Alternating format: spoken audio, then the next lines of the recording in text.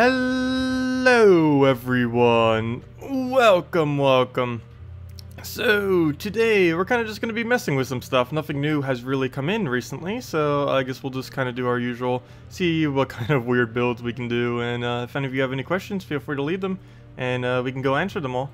Sorry that I couldn't get anything out yesterday, was kind of busy, and couldn't really do anything. It's been the first day for a while that we did absolutely nothing, no stream, no video, but it'll happen sometimes.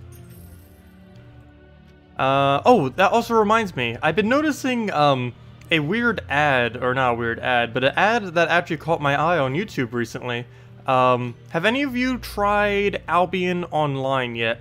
I was thinking of getting it and streaming it later today. I don't know if any of you have actually gotten it yet, or messed around with it. It looks kind of interesting.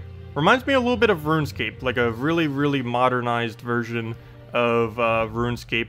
It's an open world sandbox MMO is basically what it is, and some people have been asking me to play sandbox games, some other people have been asking me to try some MMOs, and that would kind of be the middle ground between all of them, and something that actually seems interesting.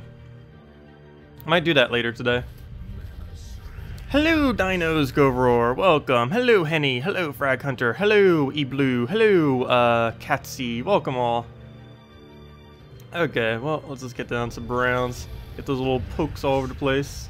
And we have no drops. It feels weird not doing Guild Wars every single day. Have any of you felt that yet? It's like I got so used to the schedule already. It's like, oh, every single day, just go do the thing. And then it's like, oh yeah, now we don't do it for like 1, 2, 3 weeks. Hopefully it comes back really nice when they end up making all the changes to the Guild Wars. Hello Miko, hello Falkroy, welcome. And there we go, poke.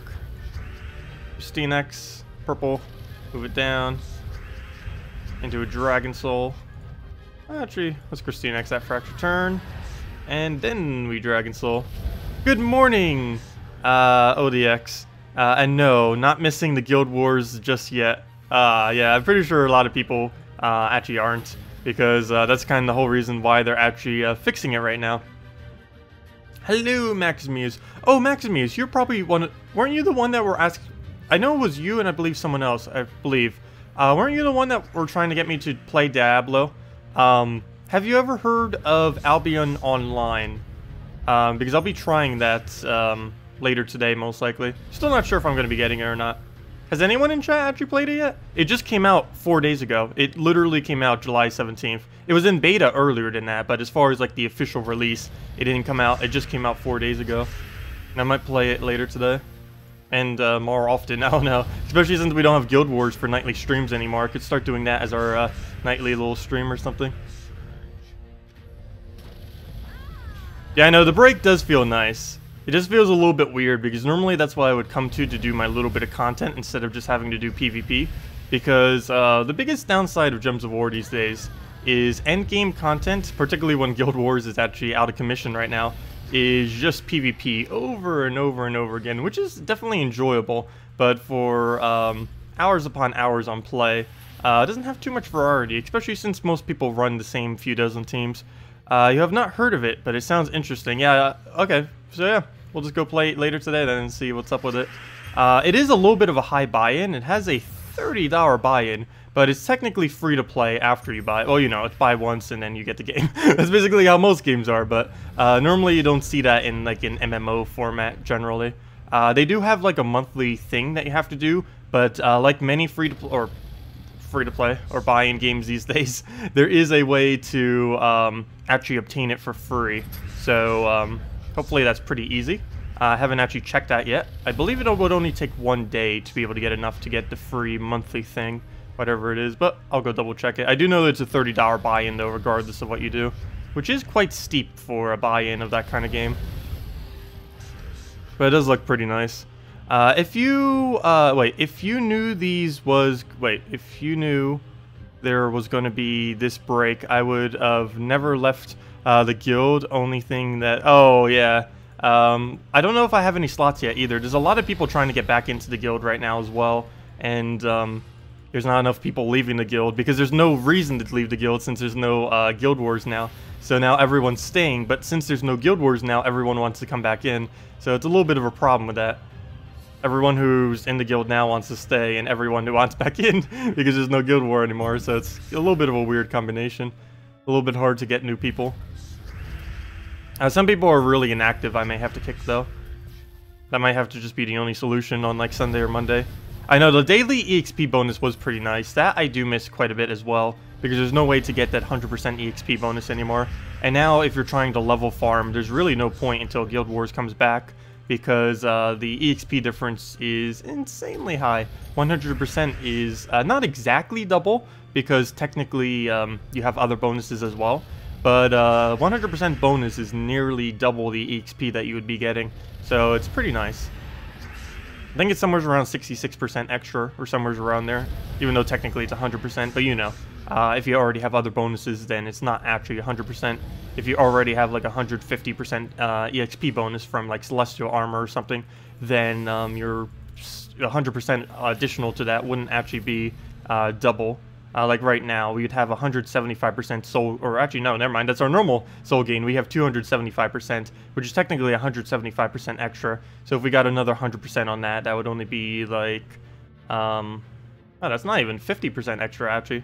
That's like 40, 30, 33, somewhere around there. 30 to 40-ish extra percent EXP, but that's more than what you would normally be getting. Hello, Alexander, welcome. Oh, thank you, Wix. Welcome as well. Yeah, if any of you have any questions, anything you want me to go over, just let me know. Otherwise, we're kind of just going to be chilling today, messing around with stuff, and just doing kind of usual. And everyone in chat, have you missed anything? Nope, we actually just got on like 6 minutes ago, so all we've been doing is just doing some standard PvP. Actually, my rating right now is ridiculously low because I haven't been playing all week due to no Guild Wars anymore. So I haven't really been playing much. Haven't had much need to. No new content, no new anything at the moment. Let's see, what's the next big thing that's coming?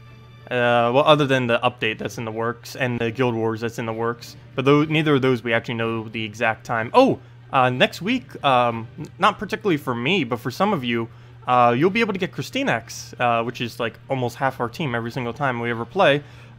Next week is Silverglade, so definitely if you have any event keys, save them all for next week, if you still have any left. Silverglade means KrissTigger, and KrissTigger is currently the only legend in the event key drop hole next week, due to the kingdom only having that legend. So you'll be able to get yourself a lot of KrissTigger if you've been needing to get like 4 of them on your team for Guild Wars, or if you wanted to go with just get one just for the sake of having it. It's really, really good. One of the best troops in the game, if not the absolute best troop in the game. Deals damage to all enemies, boosts that based on, or then it gets to remove a specific color that you don't need, or just for board control. It then boosts its damage based on that, and its AoE, so that's extremely huge buff. And it also summons a Silver Dragon, which isn't that bad of a troop. Has immune to Entangle, so you can use it as a tank, and you wouldn't have to worry about not having skulls. Has Stone Skin, so you also don't need to worry about skulls. And has Crystallize, so you just automatically gain mana. It's the only troop currently in the game that can get enchanted without losing its turn. Yeah, definitely a nice troop to get and pick up if you don't already have one, or if you don't already have it to Mythic, or if you don't already have 4 copies of it. So almost everyone would need to get at least some of them.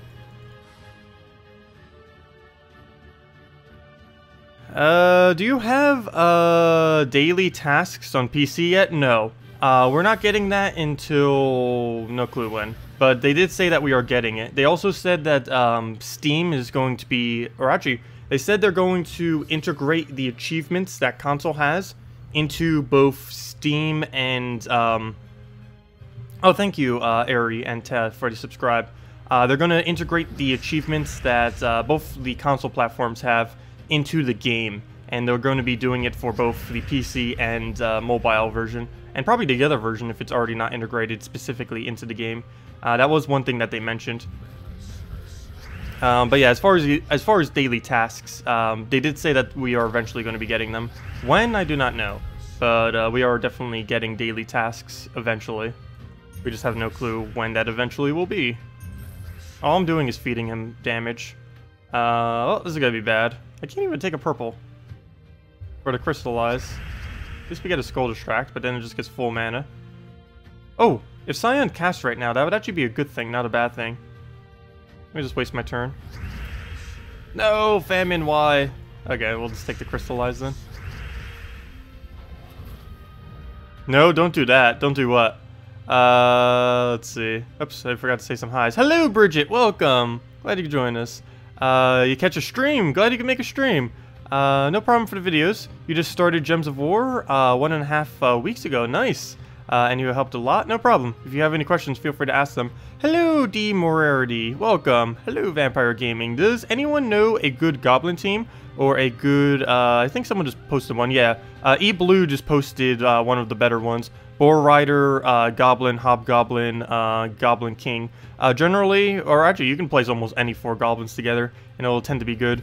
My personal preference is Boar Rider, Goblin Rocket, Goblin Shaman, and Hobgoblin as my combo. But really anything Boar Rider first slot with like 3 goblins behind it is pretty much going to be the best goblin team. Generally I do like putting Goblin Rocket on my goblin team. Mainly because I do find Goblin Rocket to be the best goblin, as well as one of the better troops in the game, mainly due to how great its looping ability was. To imagine, it used to have a 9 mana cost too.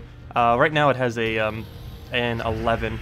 It used to be very, very, very broken back when it only had a 9. Actually, both, back in the day, both the, what's it called, for almost like a year and a half, Boar Rider and Goblin Rocket both had a 9 mana cost instead of 11.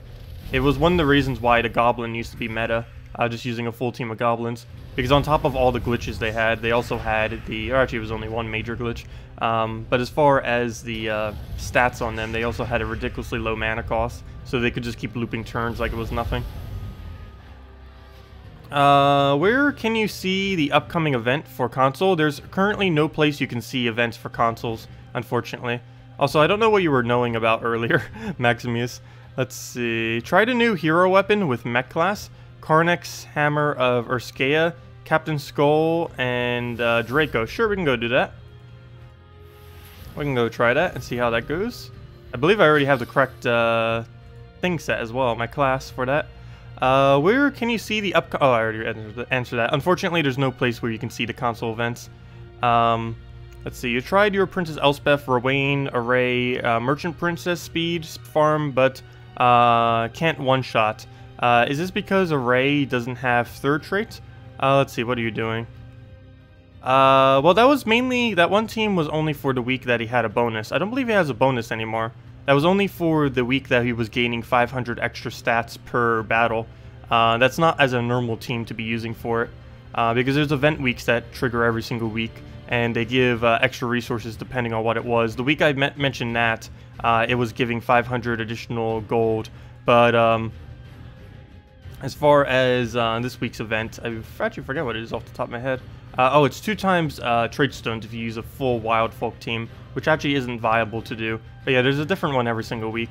So the team you just mentioned actually really isn't that viable anymore for doing explore anyways, because it's not giving the extra gold bonus anymore. It was only for that 1 week. Yeah, I know. I wish we did have the dailies on PC mobile. That is something they are looking into adding. They just haven't done it yet. Let's see, what else did I not mention? Don't expand the achievements. Oh, I wouldn't mind if they expanded achievements to like 1 billion achievements. Okay, what was the one team that was just suggested? Let me go do that before I forget it and lose it. Where'd it go? There it is. Karnex. Go get everything in for this. Oops. What? How did? Wait, I just closed it? Wait. That's weird. That is really weird. I misclicked that when I was moving my keyboard, but clicking the numpad enter closes this window. Does escape do it as well? That's weird. Both enter and escape both close the menu. Oh, and there goes a 3 off the numpad. Anyways, what was I about to go do? Karnex. Put that in. What else do we have? Karnex. Hammer. 3 hammers, only 1 useful one. And Captain.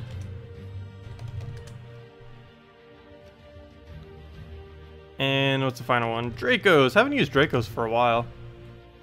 Even after he got buffed twice. He got a mana reduction to 15 instead of 17. He also has Impervious now. I wish they would buff up his final ability. If this did 1 magic reduction to everything, it would be better than 2 magic reduction to 1. Or if it was to only hit 1 enemy, It needs to do like a 4 or 5 magic reduction or something, or maybe 3, I don't know. 4 or 5 might start getting too ridiculous, because then in like a couple turns you could get something down to 0 pretty quick. But then again, there's already something that does -3 attack to everything. I don't see why they couldn't do magic as well. There's a lot of troops that can work even at 0 magic. And banner, we'll have to go with probably a Dragon Soul banner. Oops, that's not where you do banner. Let's see, probably Dragon Soul banner. I don't think we need the extra bit of yellow because we can just explode it out. And this will allow us to get mana a bit quicker. I can figure out where it is, just past it, and there we go. Okay, in we go. And we'll see what this can do. Let's see. Codes. Yes, codes do work. We only have 2. I don't know if I'll have any more for tomorrow. But we'll give both of them out today. And hopefully Salty will give me more. She said that she was going to give me more on Thursday.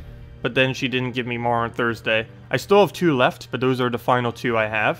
And she doesn't give me more sometime between now and next stream. I will not have any for tomorrow. But we do have 2 for today, which we'll be giving out at a later time. First one we normally do about 2 hours in. The second one we normally do around 4 hours in. Sometimes they are off a little bit. Sometimes a little bit earlier or later. Just depends, but those are generally the times we end up doing it. What's the new troop like? Which new troop? The new troop next week, or which new troop? There's a lot of new troops that just came in recently, so I'm not quite sure which one you're referring to. Okay. Enrage first ally. Oh yeah. I almost forgot that this automatically hits first ally every time. It was something that came in during the patch, or, you know, during the new kingdom, and almost forgot about it. There's another one that came too, one of them that we can't even really, or we didn't end up getting until Monday, which I didn't even bother using. I believe all it does is summon an Urskea, and has a, it's summon Urskea plus something else. I believe spawn 9 red or something. Haven't really bothered using it. Mainly because we just got it on Monday, and prior to then we didn't really need to. Okay, so we'll kill that out. The split damage seems so low, but that might be because I'm so used to using, what's his name? I'm so used to using Ketris the Bull for its split damage, and other troops that can do it, like Infernus and stuff. Okay, well, we'll disable that. I'm not too worried about the Entangle. Now I am, because he killed that out. And we'll just keep exploding. I don't really see what Karnex is, I mean not Karnex, I don't really see what Draco's purpose is on this team. He doesn't appear to be really doing much. The other combo seems fine though, like a Karnex into this weapon, that seems pretty decent. And of course Captain Skullbeard just for mana generation seems good. It just, this doesn't really seem to be doing much. Though then again, actually this battle it is doing an okay amount, but still. I just really hate that it has, it basically does 0 damage unless you get lucky. And it's not consistent enough to really be able to do anything. Anything that's excessively random based tends to be bad. Oops, why'd I do that? I tried stopping its extra turn by giving him an extra turn. I didn't see it in the other direction. I saw it in one direction, but didn't see that taking it would also do it in the other way. Okay, now we just have to wait until we get mana. There we go. Oop. Okay, there we go. Final skull, poke down. Oh, never mind, it's on console. Oh, yeah, I forgot about that. Yeah, the one on PC mobile passed, but the one for console is still around. That is correct, my bad. So yeah, that team actually would work on console. I didn't realize that was being mentioned to console then. What was the main thing that was being, mentioned? Oh yeah, whoever was saying the code thing earlier, yes, redeem codes do not work on console, unfortunately. Also, hello, John, sorry about that. Didn't see it there because someone else was, let's see. Oh yeah, it was because of the other message here. Let's see, you tried your Princess Elspeth for Wayne team, but can't one-shot. It probably is because you don't have the array. It could also be because you don't have enough armor on your Rowain. Because that's the main thing that's contributing to you being able to one-shot on Rowain, is whatever her armor value is. Because every armor she has is 2 additional damage, because she has a 2 times boost ratio off her thing. So mine is doing ridiculous damage. It's doing 94? Yeah, 94. 94 plus 21, that's 115 damage per cast. So yeah, 115 damage per cast is basically what my Rowain is doing right now. So that is quite a hefty amount of damage. and yours is definitely doing less unless you have everything maxed out. So yeah, having the array upgraded for that team would be pretty useful, though if you don't already have some of the armor kingdoms, just going for more armor kingdoms would also be equally as useful to do. Like getting them to level 10 if you don't already have. You should definitely make sure you have all the armor kingdoms to level 10 before you bother with Rowan. That's something I don't normally mention with Rowan, but prior to having all the armor kingdoms, she is relatively towards the weaker side, mainly because she's so dependent on having armor. Yeah, well, let's take some purple there. If he kills Karnex, Gorgolfa, it doesn't really matter. We'll just move the brown down and go from there. Did you know that if the assassin class's third trait triggers on Gloomleaf, it kills itself, kills the assassin too? I know that it does that with Archer. I have not seen it happen with Assassin. I have not seen it with Assassin. I do know that it works with Archer though.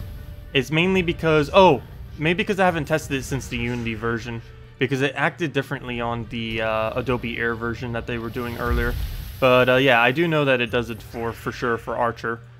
Because it's essentially what it is doing with the Assassin class and the Archer class, or at least now, since that did happen, is it's basically, it's not actually an instant kill, which is a little bit weird. It's actually like a very, very, very high number. Even though it says instant kill, they probably have it as like 9999999 or something, some kind of ridiculous number. But yeah, it's not actually... like, it's not like it just triggers an instant kill on it. It used to do that on Adobe Air, like Assassin class. It's why it didn't used to die, is it would trigger something that would be an instant kill. Basically like what, what's his name is? Dracos. How his thing is just an instant kill. It basically applied that to whatever last slot is. But now what it does is just a really big number of extra damage. So a Gloomleaf will reflect it infinitely back into itself. So yeah, watch out. That is like the only purpose that Gloomleaf really has. Is anti-Archer class, and I guess now anti-Assassin, now that it apparently works. You saw that there won't be Guild Wars for a few weeks. Are you missing it? I am missing it. Most people aren't, but I don't know. It kind of felt like part of my schedule now, and now it's gone. I don't mind that it's not gone. It's a really nice break to not have to do it every single day, but I do miss it a little bit. Really curious to see what they bring it back as. That'll be horrible if they bring it back and it's still not really that desirable, because it's kind of like everything that they're doing right now. That's the whole point of them taking it down, was to fix it to make it basically perfect. You just Shegra, and was what kind of team you could use and what banner? Oh, you just got a Shegra? Generally, the biggest thing you have to worry about with Shegra is providing it with enough red. Generally, you do this with either a Hellcat or you do it with a Inferno King if you happen to have one. Those are the best two things. Other than that, you just build the rest of the team from there. Sekima, or Sekma, whatever her name is also pretty good with a Shegra if you happen to have her. Generally, most of the things that synergize with a Shegra are legendary, unfortunately. I don't think there's any mythics that really synergize with it, but a good majority of them are either other dragons or legendaries are the main core of what actually works for the Shegra. You meant Archer. You got... oh, okay, that would make more sense. I was gonna say, yeah, because Assassin does function a little bit differently than how the Archer functions. So never mind, disregard what I said earlier. I thought you said it happened to Assassin, because that's a really big difference. Assassin, how Assassin calculates it is a lot different. It just applies basically Dracos' ability to last slot, so it doesn't actually do any skull damage to it. Yeah, that makes a lot more sense. So they didn't end up changing Assassin class then. It's still exactly the same. I haven't really bothered using it since. There's a lot of things that I haven't retested since the Unity version. Some things actually do work differently as of the Unity version now. Things they never mentioned, just like really weird mechanics. Some of them I haven't really gone around to. Oh, so why on Earth are you still there? Glitch. That glitch is back. The one where sometimes a shell of enemies stay there. You still complete the game like normal, but sometimes your traits still trigger, or sometimes it's just a visual error. Guild Wars was perfect already? I wouldn't say that. It was definitely fun. I wouldn't say perfect. Okay. I'll move that over. But yeah, I was one of the people that actually did enjoy Guild Wars exactly as it was. And we'll throw down Dragon Soul. You've got all of your mythics fully traded exactly, or except Wolf, Garrick, and War. You've decided to just wait for the appropriate arcanes in the glory shop. Yeah, that's what I did for a good majority of my troops. Obviously, nowadays I have so many that I can automatically do all of them. But when I was initially getting all of the trade stones, a good majority of them just came from waiting for the specific event week. Very rarely would I actually go to explore and farm them out. I still did. I just didn't do it excessively. I did it only as an absolute last resort. You hated Gems Guild Wars. It was part of the reason you quit. Aw. Well, they don't have it anymore, so come back. At least for the next few weeks.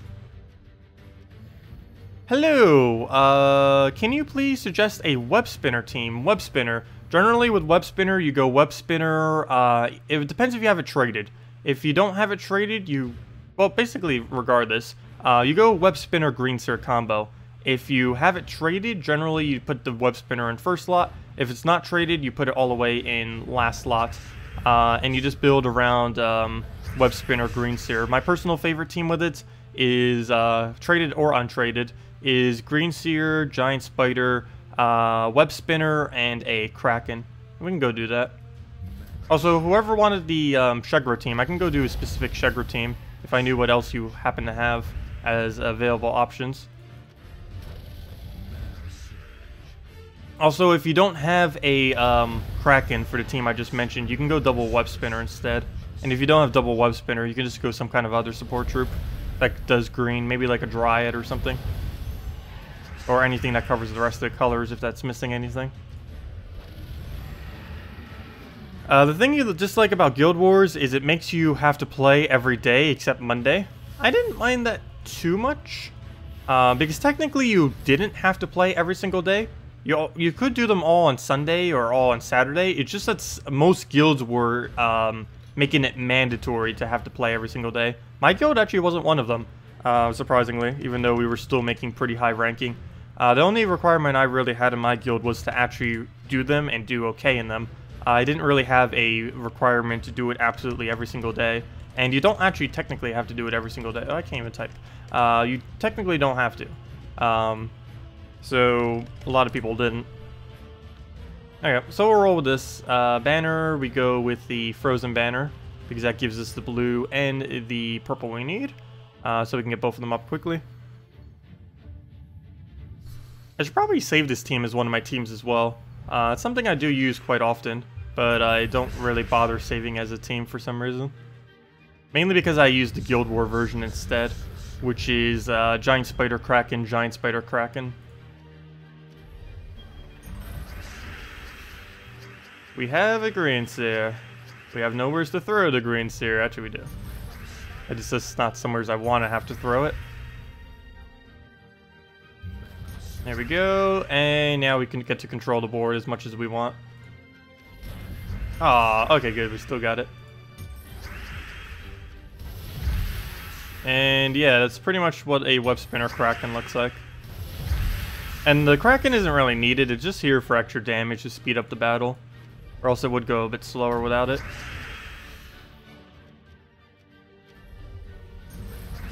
There we go.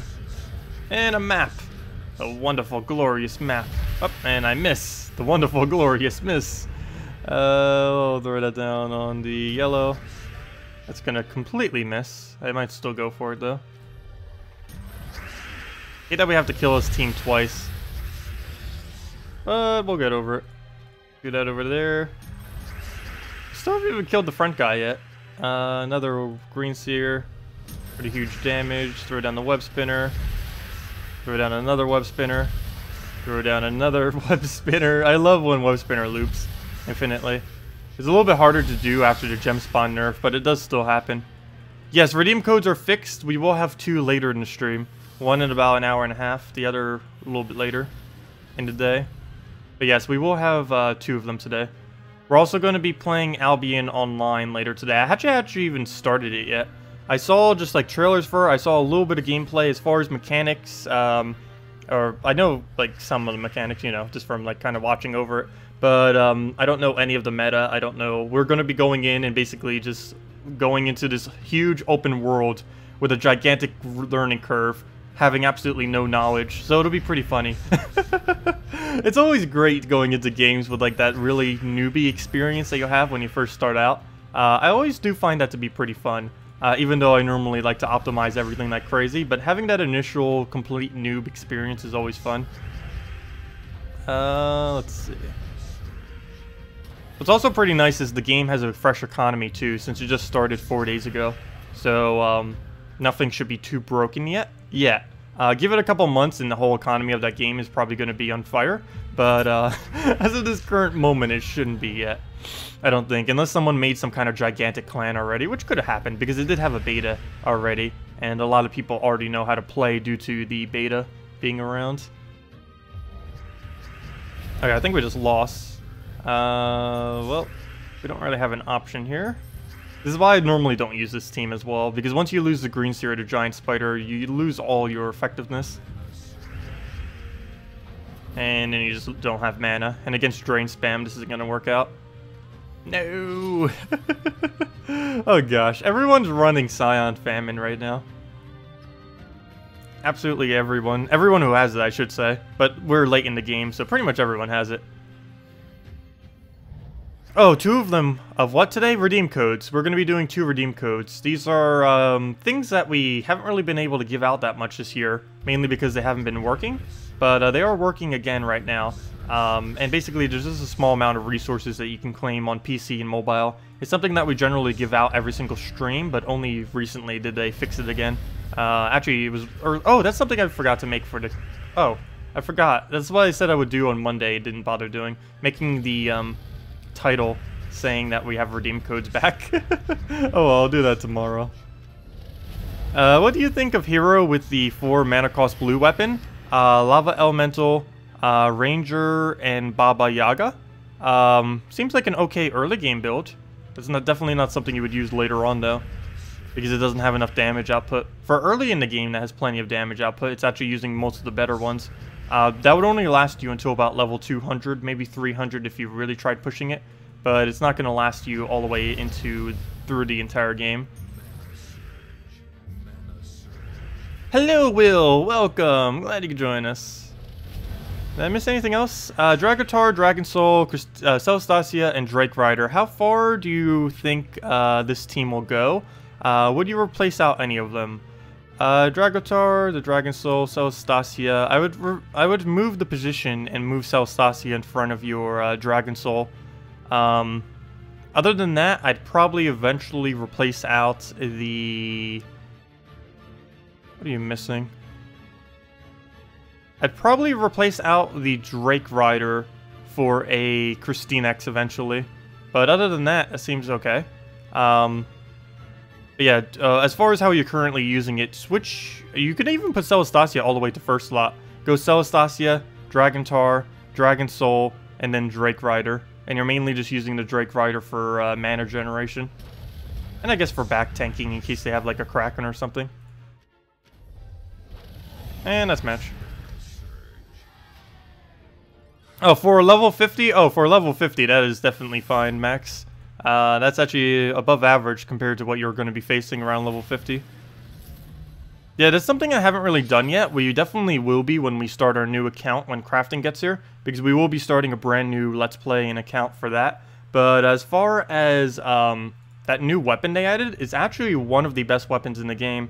Even though it's the first weapon you ever get, or at least now it's the first weapon you ever get. Sword of Heroes. It's a 4 mana cost ability, weapon, which is the lowest mana cost, or tied for the lowest mana cost of any weapon.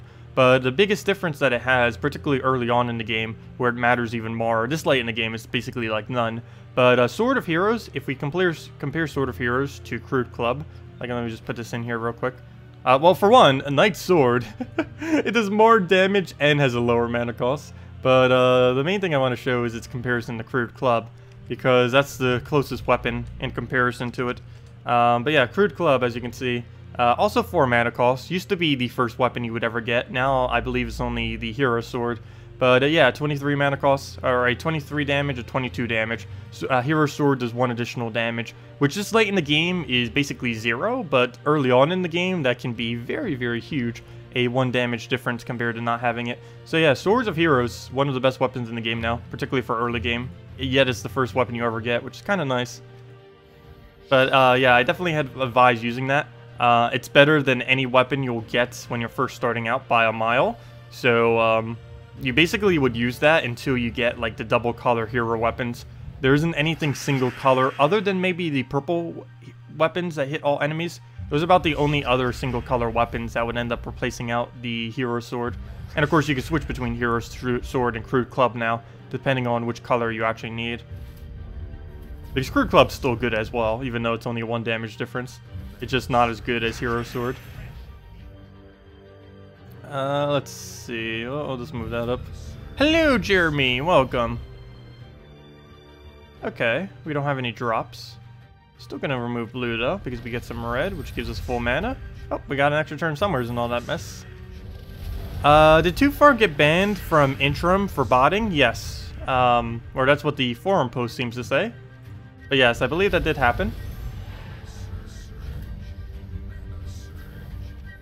I believe he was getting like number 3 on the leaderboard, but apparently it wasn't real. If I'm not mistaken, I believe they might have done it to a couple people, because isn't the leaderboard a lot lower right now than what it was prior? They must have done a bot sweep again. Because they do have an automatic bots checker, but they sometimes will go and manually bot sweep as well. Yeah, even Tootfart said in the message thingy that he did end up doing it. I think initially he denied it, and it's like, oh yeah, I did it. Let's see. Wow, we're all the way down at 36,000 this week. But yeah, the score is a little bit lower on the top. Not by much, though. Probably by... it is a Friday, so maybe that isn't too low. By the end of the week, it'll probably still hit over 100,000. I'd say probably 110, 120. What's the low of the end looking like? Nope, low end is still exactly the same as it's always been. It's going to probably be around 21,000, 22,000. Yeah, I know. Cheaters does make the game annoying when everyone else is playing fairly. Get yellow and green to 40 and get Runic Blade. Arena runs on hard in 15 minutes with... Yeah, I know. That is basically a free win on Arena, regardless of what your draft is once you get Runic Blade. I don't...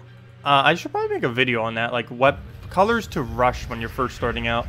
Maybe when we start the new account over, or when we start a new account, I'll kind of go over that. There's a lot of different ways that you can go about doing it. The only issue is, they said that they're likely going to be reworking weapons in the future, and that could change drastically how you're really going to go about masteries. So I'm not quite sure if they're ever going to do like a complete weapon rework or anything with that. It's probably not coming next patch, but it is something that could happen in the near future. It is something they've mentioned many times before. When they get around to it, that's a different story, but it is something that they will be doing eventually. Have you played Gwent Beta yet? Gwent. I have no clue what it is. It's addicting. I am not, but I am going to be playing Albion Online later today. It just came out 4 days ago. I would have played it yesterday if I actually had the time. I haven't even bought it yet, but I wanted to not buy it to make sure that the first time we end up doing it, it's my first time ever playing it, so that we can go through all the fumbling together, because that's going to be the fun part. Is seeing all the drastic fails when we first start out. It's a Witcher 3 card game. Interesting. I've never played Witcher 3 either, so I probably wouldn't get into that since I wouldn't really know the background to the game. Though card games are always fun. You have so many weapons, but so few of them are worth using. Yeah, I have every weapon in the game, and I don't bother using almost all of them. The few I actually ever really use, let's see. I could maybe do another best weapons video, though not that many good weapons have actually came out since I've done the last top 10 weapons in the game. But, like, what's all the really good ones? Anvil of Might occasionally. Black Manacles always. Cauldron situationally is decent. Creeping Death, I would say, is the best weapon in the entire game. You get this from the 250 wins on the Necromancer class. Place Death Mark on the strongest and weakest enemies, deal damage to all enemies. Using this with a Sorcerer class is really, really, really strong. Some people also run it on Death Knight class and use it on Defend as their option. Crypt Keeper is situationally okay if you have other good true damage. What other ones?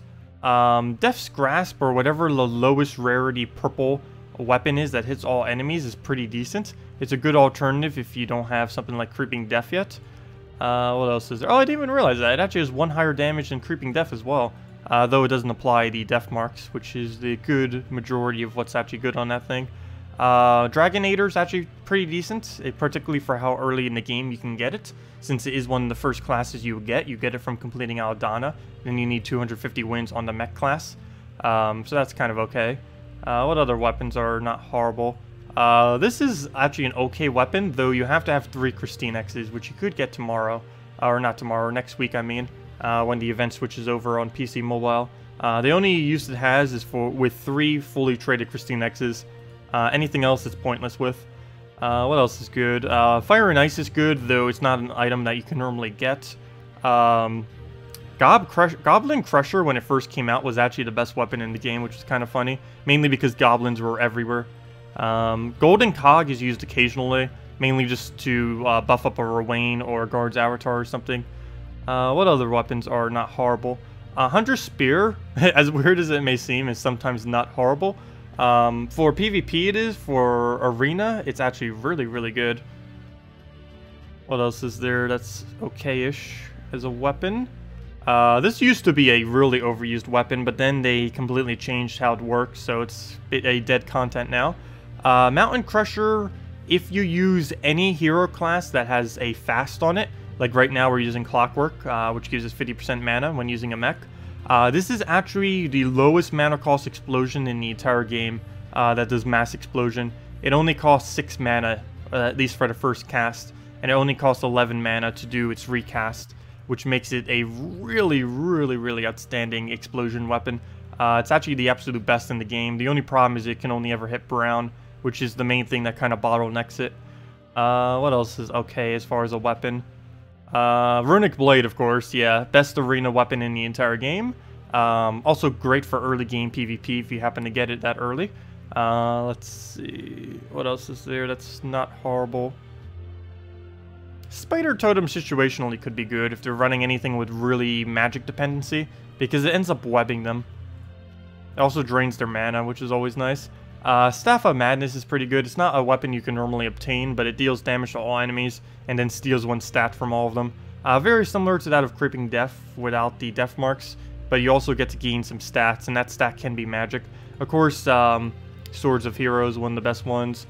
Summer's Fury is actually pretty good. It's actually the only viable red weapon that hits all enemies, as far as weapons are concerned. What other weapons are there that's not horrible? Savasi Blade, when it first came out, was amazing. This is the first custom weapon ever added. War and Peace is pretty good, because you can just hit all enemies, and you get it really easily. It gives you a little bit of attack buff. Covers nice colors. And Yajmir's Chalice is about the only other really good one. Oh, and Wicked Scythe. This is the lowest mana cost purple weapon that hits all enemies. And other than that, there's the Chalice, which used to be... It was nerfed, I think, 2 or 3 times already. But it used to be amazing back in the day, before it got all the nerfs. Still really good. Not much you can really use it for other than like Rowain buffing or something like that. But if you use it with a Green Seer, you can get a ridiculous amount of armor on it and HP for everyone. Hello, Rid. Welcome. Did you always use anti-color teams as defense for Guild Wars? No. I basically just use whatever my main PvP team is. I don't really bother switching my team out constantly. It's just a hassle to have to do. And I found that I was doing it for a little while, like when Guild Wars first came out. But then I was looking at my win rates doing it compared to not doing it. And it was basically the exact same win rate. So I was like, okay, why do I even bother switching it out every single time if I'm just going to win as consistently just using whatever I normally just use. So I kind of stopped doing that because it wasn't really doing much. It just felt like it was useless. So I just stopped. But yeah, I just used the same team. When I was doing Guild Wars and all that, I just used the same team the entire week. Let's see, what other questions did I miss? Hello, Mr. Jesse. Welcome. Oh, thank you, Chris. You think you can update some of your guides while Guild Wars is down? Yeah, I probably will be doing that. I've already been trying to do some of those. I don't like over-updating, though, because I hate giving info that's just going to be irrelevant in the near future. But, yeah, I could definitely update some videos, or maybe even, like, almost repeat some videos, like top 10 videos I've done in the past, because some top 10s are different than what the current top 10 would be for specific things. Actually, I think I haven't done a top 10 video for, like, 5 months now. It has been a while, mainly because I haven't really found anything that I haven't already done that needs to be done. I could always update already existing ones. And there's some kind of like weird ones like I could do, like the top 10 kingdoms that can make pure kingdom teams and stuff like that. That isn't really extremely relevant information though. So how much playtime do you think you have on Gems of War? I actually know the exact amount because Steam tracks it all, and I've only ever played on Steam and not on mobile at all.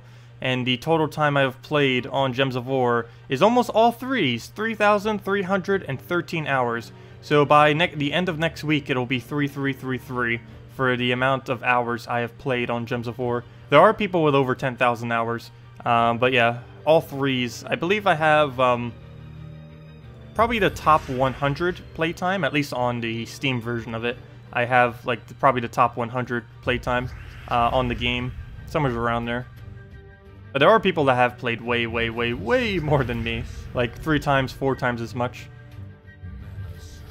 There was actually a couple of months where I ended up taking off from the game as well, where I was only playing it for like a couple hours every single week, back when I was still in college and not doing video content on it every single day.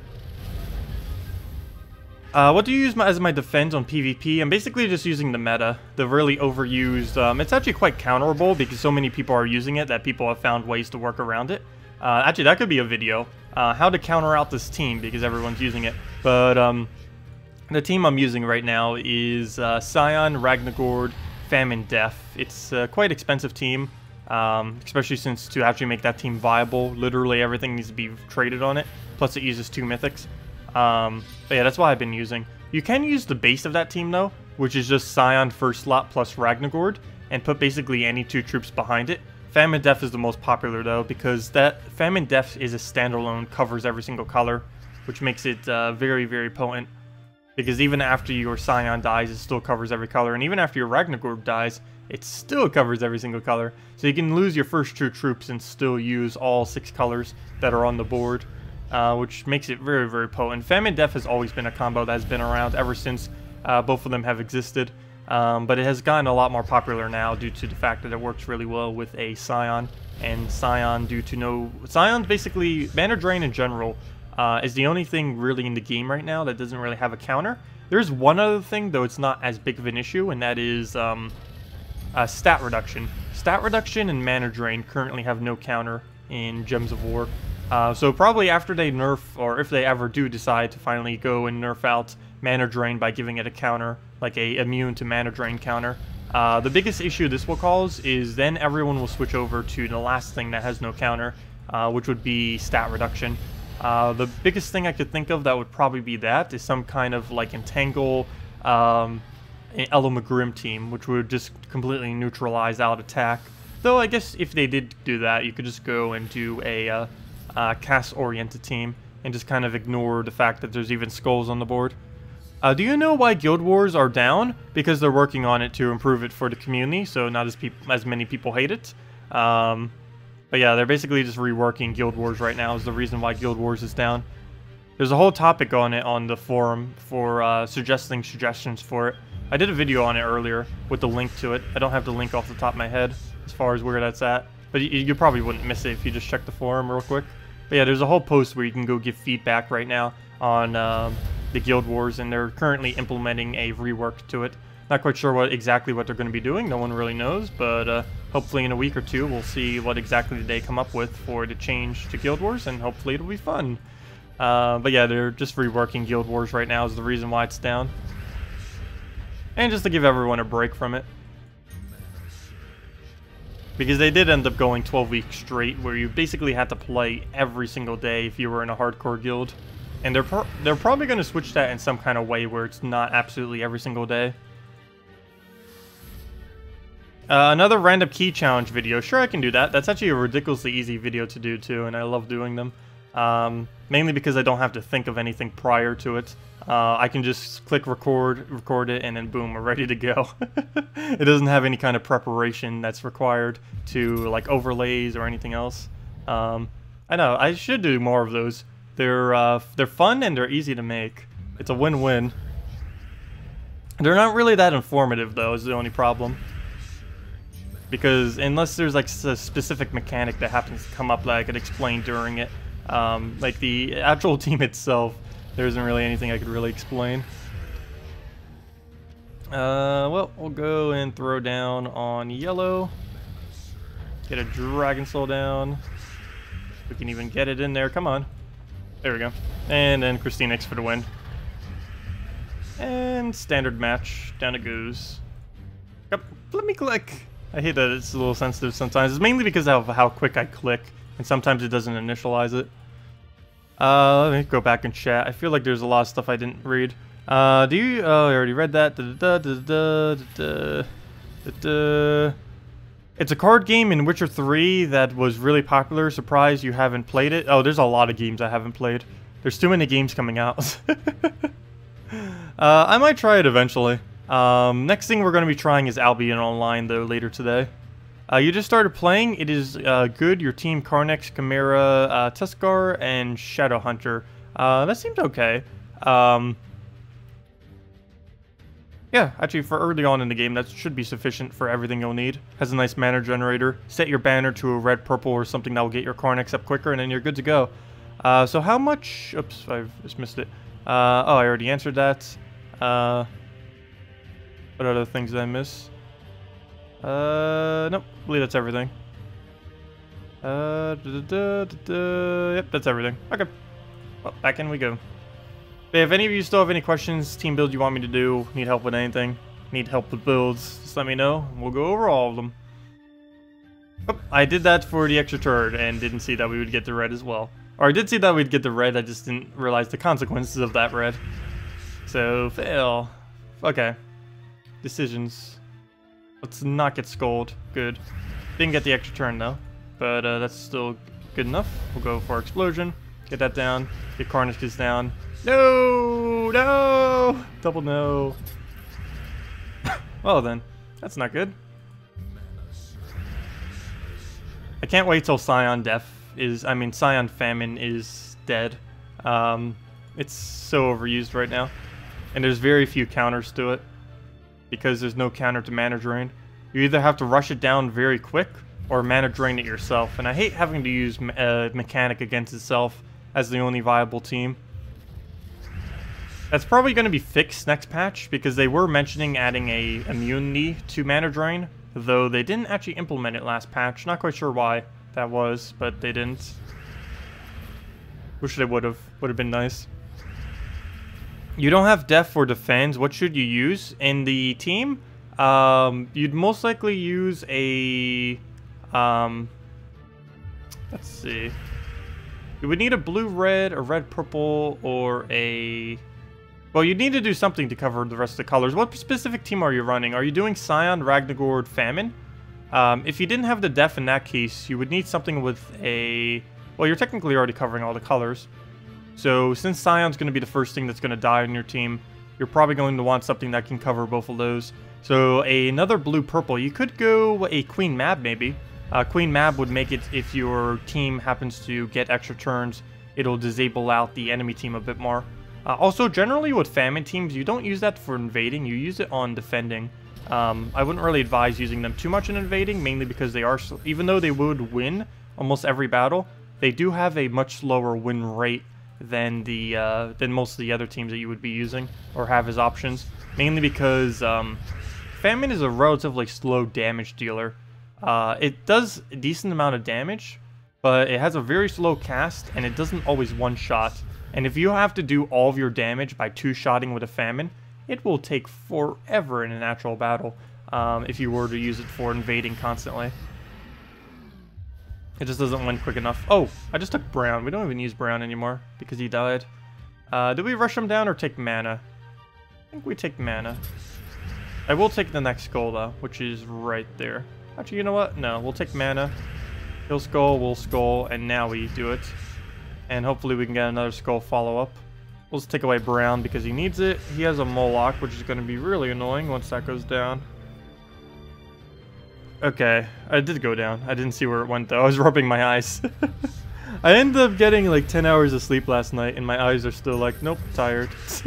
I have no clue how. I did end up going to bed a little bit earlier. I was like, wait, I finally had some free time at the end of yesterday, and I was like, should I go to bed or just stream? And I was like, no, I'll just go to bed. It was like 10 p.m. at the time. I was like, might as well just head to bed at this point.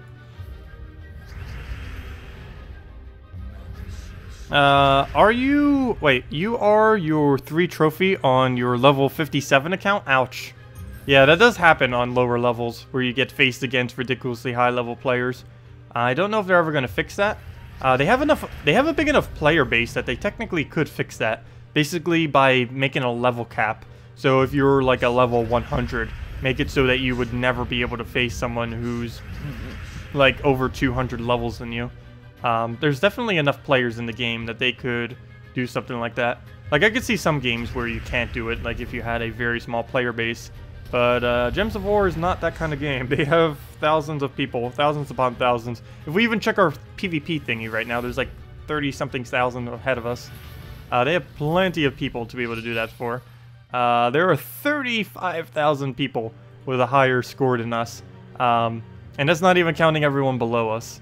But yeah, they have plenty of people to make a matchmaking that can be more level-based. The only biggest issue with this, and probably the reason why it is like it is right now, the problem is doing it to higher levels. Because if you started doing like you can't fight anyone over 200 levels or under 200 levels than you, it's going to become an issue when you're this high of a level. Mainly because everyone you fight are going to be ridiculous battles. Because sometimes we get some of the lower ones, like this guy, who aren't as bad. Oh, never mind, he's using the meta as well. Well, he has something that's not mythic. So sometimes you get like those slightly weaker ones.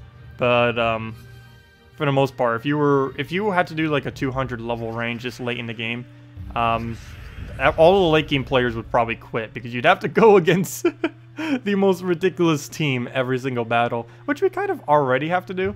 But it's not as bad right now because we do get a break in between with like the battles. But yeah, it would just be whatever the most overpowered team is every single time. PvP in general is something that they should kind of revisit as a something to rework it, to either incentivize different builds or just give more variety to it. Because right now it is pretty stale as far as like the meta right now. Because you'll end up seeing the same team, and then, or basically what will happen is whenever they kind of rework the game, since everyone this late in the game has everything, without a shadow of a doubt pretty much, except for maybe like 1 or 2 mythics or a few, basically everyone will just gravitate. They'll see like one really good team, everyone will then start gravitating towards that team, and then like a week after they've like rebalanced the game, it's like, whoop, something else just became broken. And it doesn't take that long at all, because so many people start repeating it, then everyone sees it, and it's like, oh, let's all go jump on this team, and then boom, now everyone's using that team. Which, yeah, everyone. Cyan, Ragnargord, Famine. Though, I shouldn't say anything, I'm part of the problem. I'm part of the problem. Let's see, but yeah. It's everywhere. Oh yeah, the Wisp coming on next Monday actually seems insanely good. Yeah, it's the same trait stone next week, and I would advise not spending that much. I mentioned this during the earlier video too, but I advise not spending that much glory this week and saving it for next week, because it's the exact same trait stone, except that next week's troop is actually good. Is the biggest difference there. Well, it depends if you're using event keys, I guess. If you're using event keys this week, don't even bother with the event troop. But if you're using event keys next week, then you might want to buy your red purples now. It really depends, just to make sure that you get more copies of both of them. Because if you already got a bunch of copies of the current one, there's no need to go buy more red purples right now, because you can just do it next week. But if you are going to open event keys next week, you probably want to buy a little bit more of the current troop, because you're automatically, if you're going to be opening a couple hundred event keys next week, you're basically going to be getting the new ultra rare to mythic just from doing that. So you don't really need to worry about going out of your way to get the red purple. Hello, Eric. Welcome.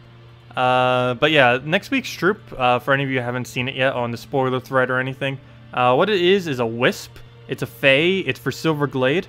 It's a red purple, decent HP, low armor. It dispels all enemies, which on its own is okay for 9 mana cost. Charms a random enemy, and that alone would be perfectly fine for its level. But what really makes it insanely powerful is jumble the board and gain an extra turn. That is very, very good. Jumble plus extra turn is always a very, very nice combo. One thing to note about this strip, though, is it does not have immune to freeze, which could make it just frozen out.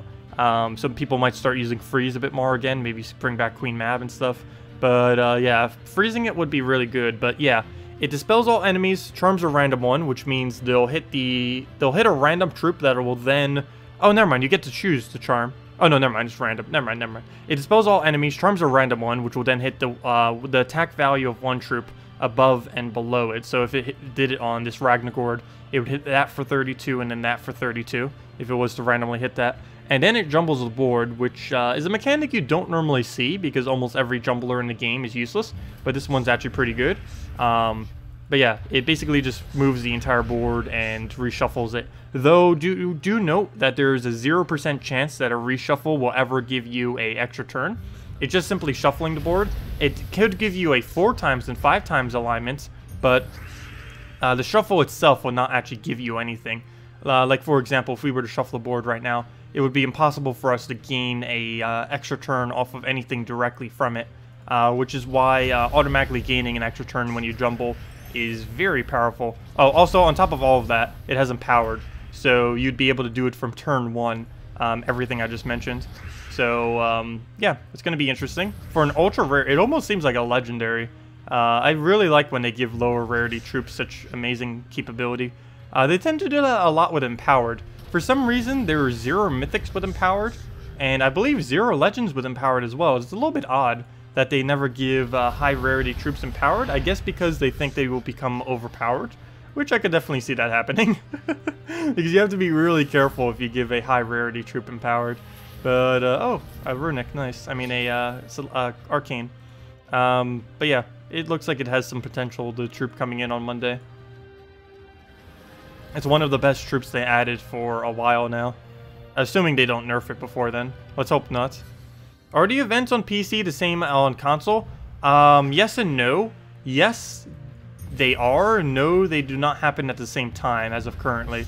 Console's patches are a little bit behind, but when they do occur, they're the exact same thing. Like, for example, if we were getting 500 extra gold for using Troop X, the same exact thing would apply to console when you guys end up getting the exact same event. But currently, there's about, I think, a 2 week. I think there's a 2-week gap between the PC mobile events and the console events. This will be fixed most likely by the end of this year. I believe they're going to be, their goal is to get console fully up to date. Though then again, that was their goal last year. But this year, it's actually feasible for them to be able to do because they're already pretty much up to date. The only gap is a 2 to 3 event gap and a 3 mythic gap. The mythics that console currently doesn't have, I believe, is, let's see, you got guys just got Ella Grim, right? So you're missing Infernus, Queen Aurora. That might be it, unless I'm missing a third one that you guys are missing. But those are the main 2 I know for sure console doesn't have. But yeah, console is pretty much caught up. All they'd have to do is just double up on some of the events, or maybe do like 2 mythics in a month or something like that twice, and that would catch you guys up as well. 4 Wisp with Empowered is going to be a first turn monster on defense. Oh, that would be really annoying. Though, player always gets first turn, so you could always try draining them or something, or going for a quick silence, or any other various things. We also don't know how the AI will act, so it is possible that the AI will be dumb enough not to cast it, which is definitely possible. It is definitely possible that the AI will be dumb enough to not really bother. You forgot Infernus? I said Infernus. I said Infernus and Queen Aurora. Was there another? Because I said Infernus. Queen Aurora and Furnace are the only two. Unless there's a third one I'm not aware of. There probably is. I believe they were 3 behind. I just can't recall, because you guys just got Element Grim, right? So you wouldn't need, so that's one less that you guys don't have. Yep, he has a drain, except that we have damage, so we win. Or, not yet, but almost. Good, he took a skull instead, so that is pretty much match. He can't stop both of them. And there we go. And hello, Colin! Welcome! Glad you could join us.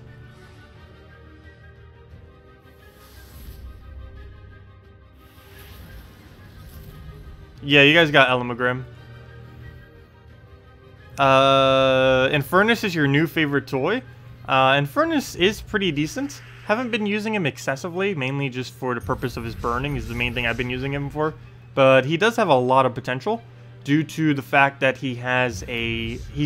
I don't know how they're actually going to be giving that to future troops, but the fact that he can create a storm when an enemy dies is quite potent. If they start adding, giving more troops that kind of capability, that'll be interesting how that ends up panning out. The ability to create a storm when something dies, because that makes it so you don't have to waste a turn having to place a storm, because almost every storm ability right now wastes your turn, which puts you back a lot. But if they start adding troops that have the potential of gaining a storm without wasting a turn, they're going to start becoming really powerful, because then you can passively generate mana for that color without actually having to waste your turn. And with explosions and stuff like that, that is going to stack out really, really quick. Particularly once they start giving storms to proper exploders.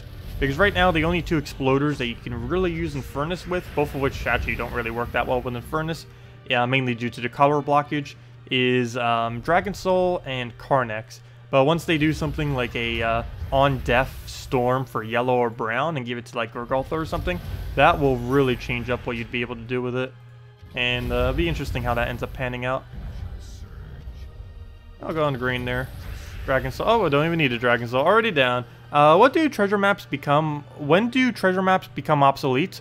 As early as the second you get your first 500 gem armor, or as late as about level 200. It really depends on how much you like them or to use them, and how good you actually are at them, or how many maps you actually have to be able to dispose.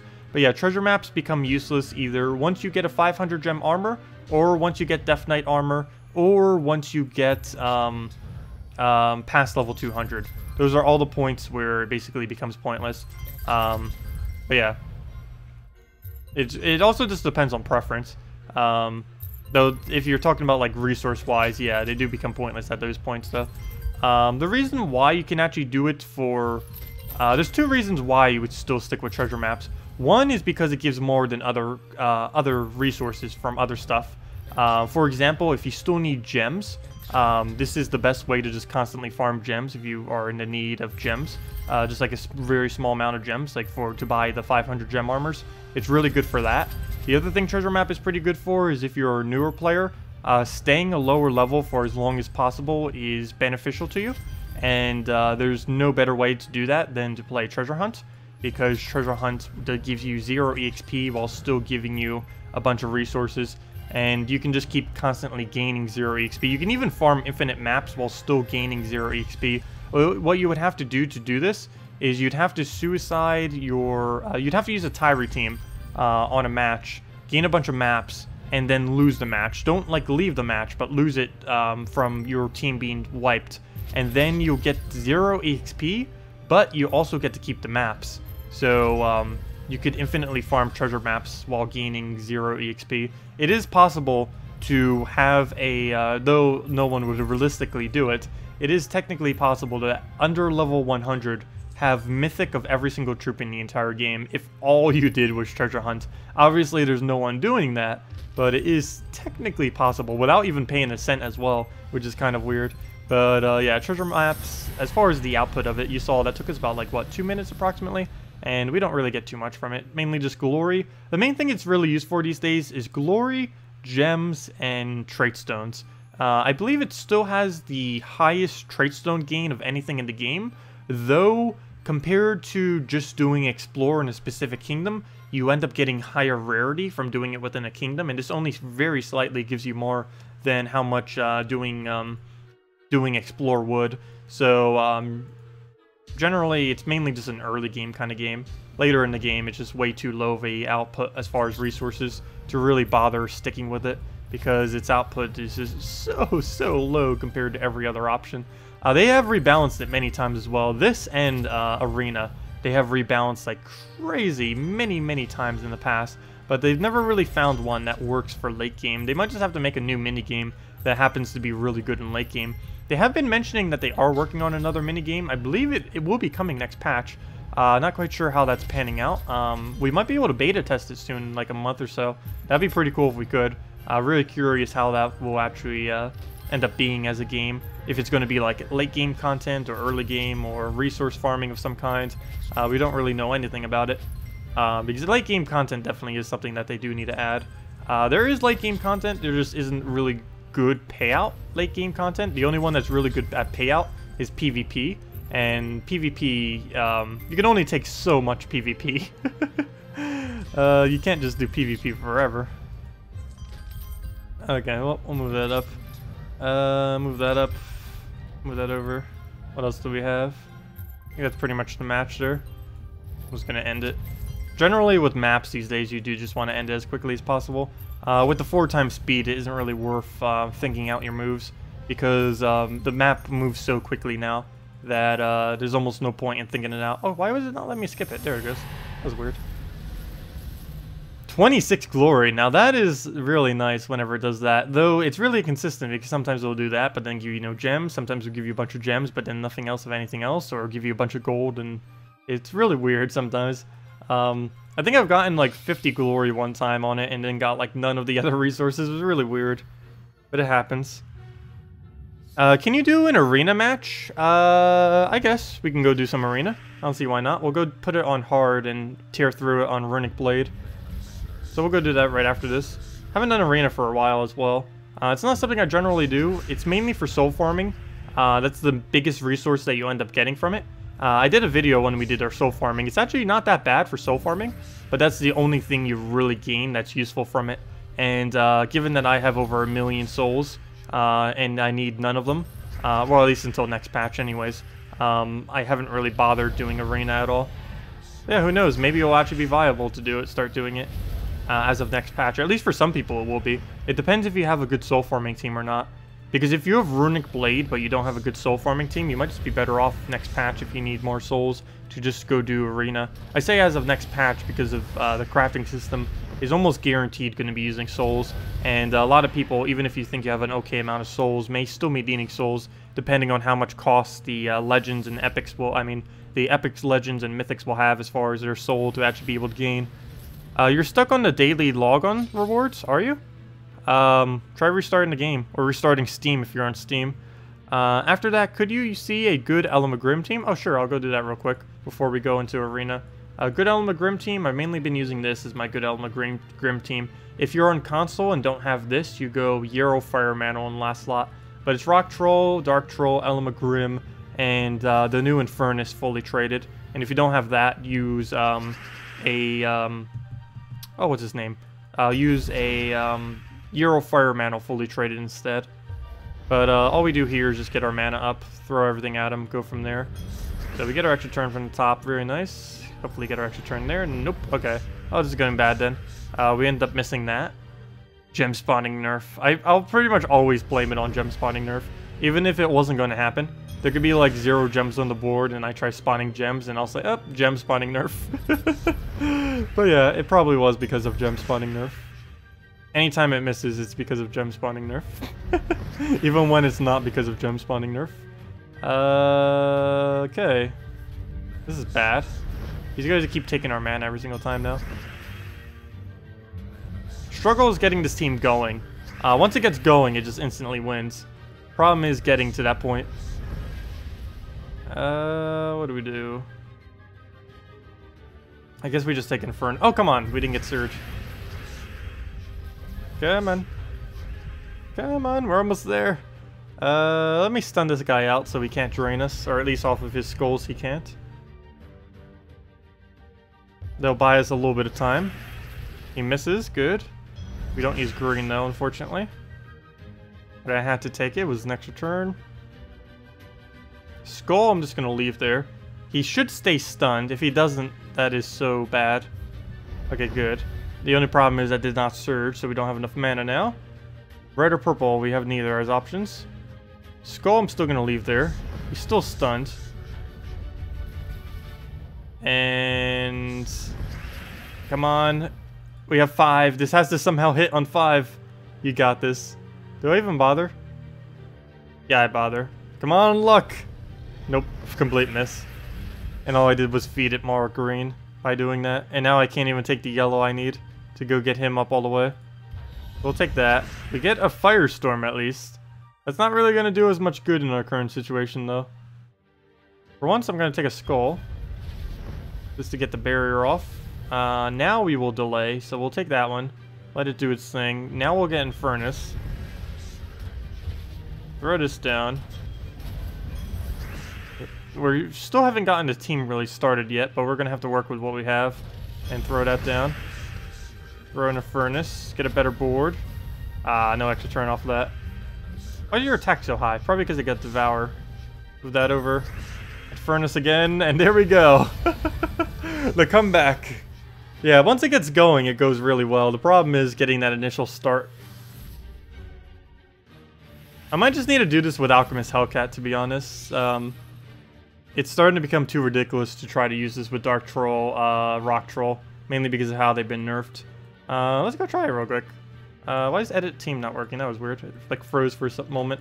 Let me go try it real quick, then we'll go do Arena. Okay, so let me go get this team built up. Oops, that's my Explorer team. Hello! Name I cannot pronounce. Welcome. Does the chance of Tradestone quality depend on which enemy you choose in PvP? No. The only thing, everywhere you ever fight has the exact same drop rate for Tradestone. The only location in the entire game that has a different drop rate for Tradestone is when you go and explore, and it has these higher rates. It has 2 times the rate on Runic, and 3 times the rate on Arcanes and Celestials. This is the only place in the entire game, is the Explorers in any kingdom, where you gain a higher rarity.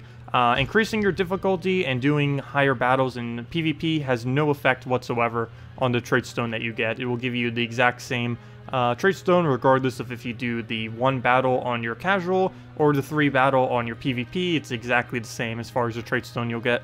It'll be completely random out of every single Tradestone in the game. And the only other selected thing is if you fight specifically in a kingdom as far as quest, these will give you traits from that kingdom. And if you do explore, it'll give you traits from that kingdom plus higher rates. And that's the only way you can actually get higher rates, or as rarity rates, is from explore. Any spaces in your guild at the moment? Unfortunately, no. And I almost have a waiting line. But yes, do keep asking, because occasionally there will be spots available. Let me just do this one... Alchemist Hellcat. There isn't today, though. The next available space probably won't be till Monday or Sunday. So maybe Monday night we'll see if we can get any. Oops, did I just type in Sunday because I said Sunday? I did. That's great. I haven't done that for a while. Typing the word that I'm saying. Fail. Elma Grim. And what was the other thing we needed? And Furnace. So let's go try this. I haven't really tried this yet. And it probably would be exponentially better due to the fact that you don't have to deal with the trolls trolling you. So we'll just go a double yellow here if I can figure out where on earth that double yellow is. They really need to make a double yellow -1 banner. A double yellow or +2 +1 -1 where the yellow is the +2 and the -1 is not on brown, red, or purple. Like a -1 green or something. That'd be great. That'd be a very, very, very powerful banner if they were to ever create that color combo. Not sure if they ever will, though. There's going to be a lot of color combos that will never get created because there's so many possible combinations that they can end up doing if they're going to do +2 +1 -1. And I don't believe they're ever going to get and cover even remotely every single color. Not quite sure if they'll ever make like custom banners. Maybe once they finally like don't do any more kingdoms, they'll add like custom banners where you can make your own out of any +2 +1 -1. That'd be pretty cool. That's probably not coming for a while though, if they ever do such a thing, because that could start breaking some things. Because there are some color combos for banners that would be very, very broken if you had the choice of absolutely everyone in the entire game as your options. The biggest issue with the team we're doing right now is we don't have any purple gem spawning, so we have to keep clearing the board until we have a good enough board where there's enough red on it. At least we don't have to worry about their attack at all. I guess we could throw some Infernus's in there, because we're going to be getting so much mana back into it. Actually, if we had double Infernus, this would be a pretty funny double Infernus team to be using. We have alignment, but it's only on purple, and that's the last color I want to get rid of. Oh wait, we have it on blue right there. He's going to have negative attack. That'd be funny if you could go into negatives. Then they hit you and heal you. I don't know, has there ever been a game that has ever implemented that? I can't recall a single game that has that kind of feature, where if a thing's attack, if a unit's attack goes into negative, is there any game that you guys know of where their attack will then heal instead of doing damage? Like, let's say if we made him to like -20 and he takes a skull, that would then heal us for 20. That's not an actual thing in this game. I can't even recall a single game that has ever done that, but that'd be pretty funny. That'd be very broken though. Unless it was like a really small attack reduction. That'd be hard to balance. Elements, the card game.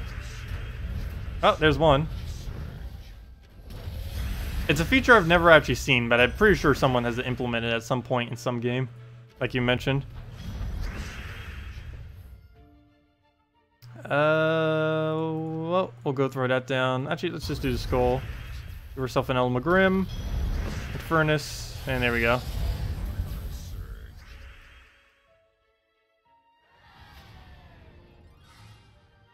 There was a gun in Borderlands 2 that healed what you shot. That seemed like it would never be useful, unless you could actually use that on your allies, if there even was allies. Oh, 2 wins, there we go. Okay, what's in our mail? Oh yeah, the level 1000. Or gaining a level over 1000 gives us some extra rewards, and we just collect that, because that's ridiculously easy. And yeah, let's go do arena real quick. Someone asked me to go do an arena run, so we'll go do an arena run on hard. Skeleton, I'll take that. Dwarf Lord. Purple, brown, blue. Ooh, now's a bit bad though, because we won't be able to cover red. I could always giant spider, I guess. Let's roll giant. Throw it on hard. We'll just keep it in the last slot, and just give ourselves runic blade, and do it off our very first draft. If I can figure out where weapon is, there it is, runic blade. There we go. Oh wait, we're missing, yeah, we'd have to go a yellow-red weapon to cover everything. Which I guess we technically could do, but runic blade is probably just better. Runic blade is so strong that even if you don't cover every color, it's probably better just sticking with runic blade. So we'll go with this and see what we can do. Yeah, giant spider for the win. Giant spider is excessively strong in arena. Particularly if you can get good purples. We have an okay purple, it's not the best, but it is probably the best common purple. So at least we got one of the better ones. It's just not the best overall purple that you can really have. Generally that would be your hero weapon if you were to truly go for the absolute best purple. But we have skeleton. I'm not going to use it yet though. Mainly because I want to get a kill or do something first before we really throw this down. Or at least poke some damage. Oh gosh, he's going to runic blade us already. That would be bad. Does it go for it? No, it's not smart enough to go for it. Good. Well, that works, I guess. We'll throw down skeleton with the poke. I need to poke just a little bit further, and then we're good to go. Oh, I just gave it a skull. What a random bad cascade. And we can't do the red to drop that down. I might just have to skip my turn, as much as I don't want to, because the only move is taking that red. So we'll let him do that. We'll take out his hero.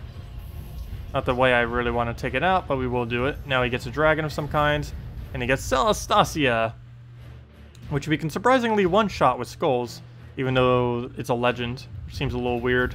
I don't know why its durability seems so low. Did it not? Oh, because the baby dragon had a lower magic, so this came in at a lower level? It has the stats as if it's a lower level. So I guess the baby dragon just didn't have the stats to make it correct, I guess. Because that's definitely not a level 15 Celestasia. No way does it only have 8 HP for armor. Even without the bonuses, it would still have way higher than that. So I guess it was the baby dragon with a lower magic doing that, causing that to happen. That was something they said they were going to fix. Technically, that is the fix that just happened right there. But it didn't fix the level that showed. It fixed the stats, but it didn't fix the level. Which is a little weird seeing it like that.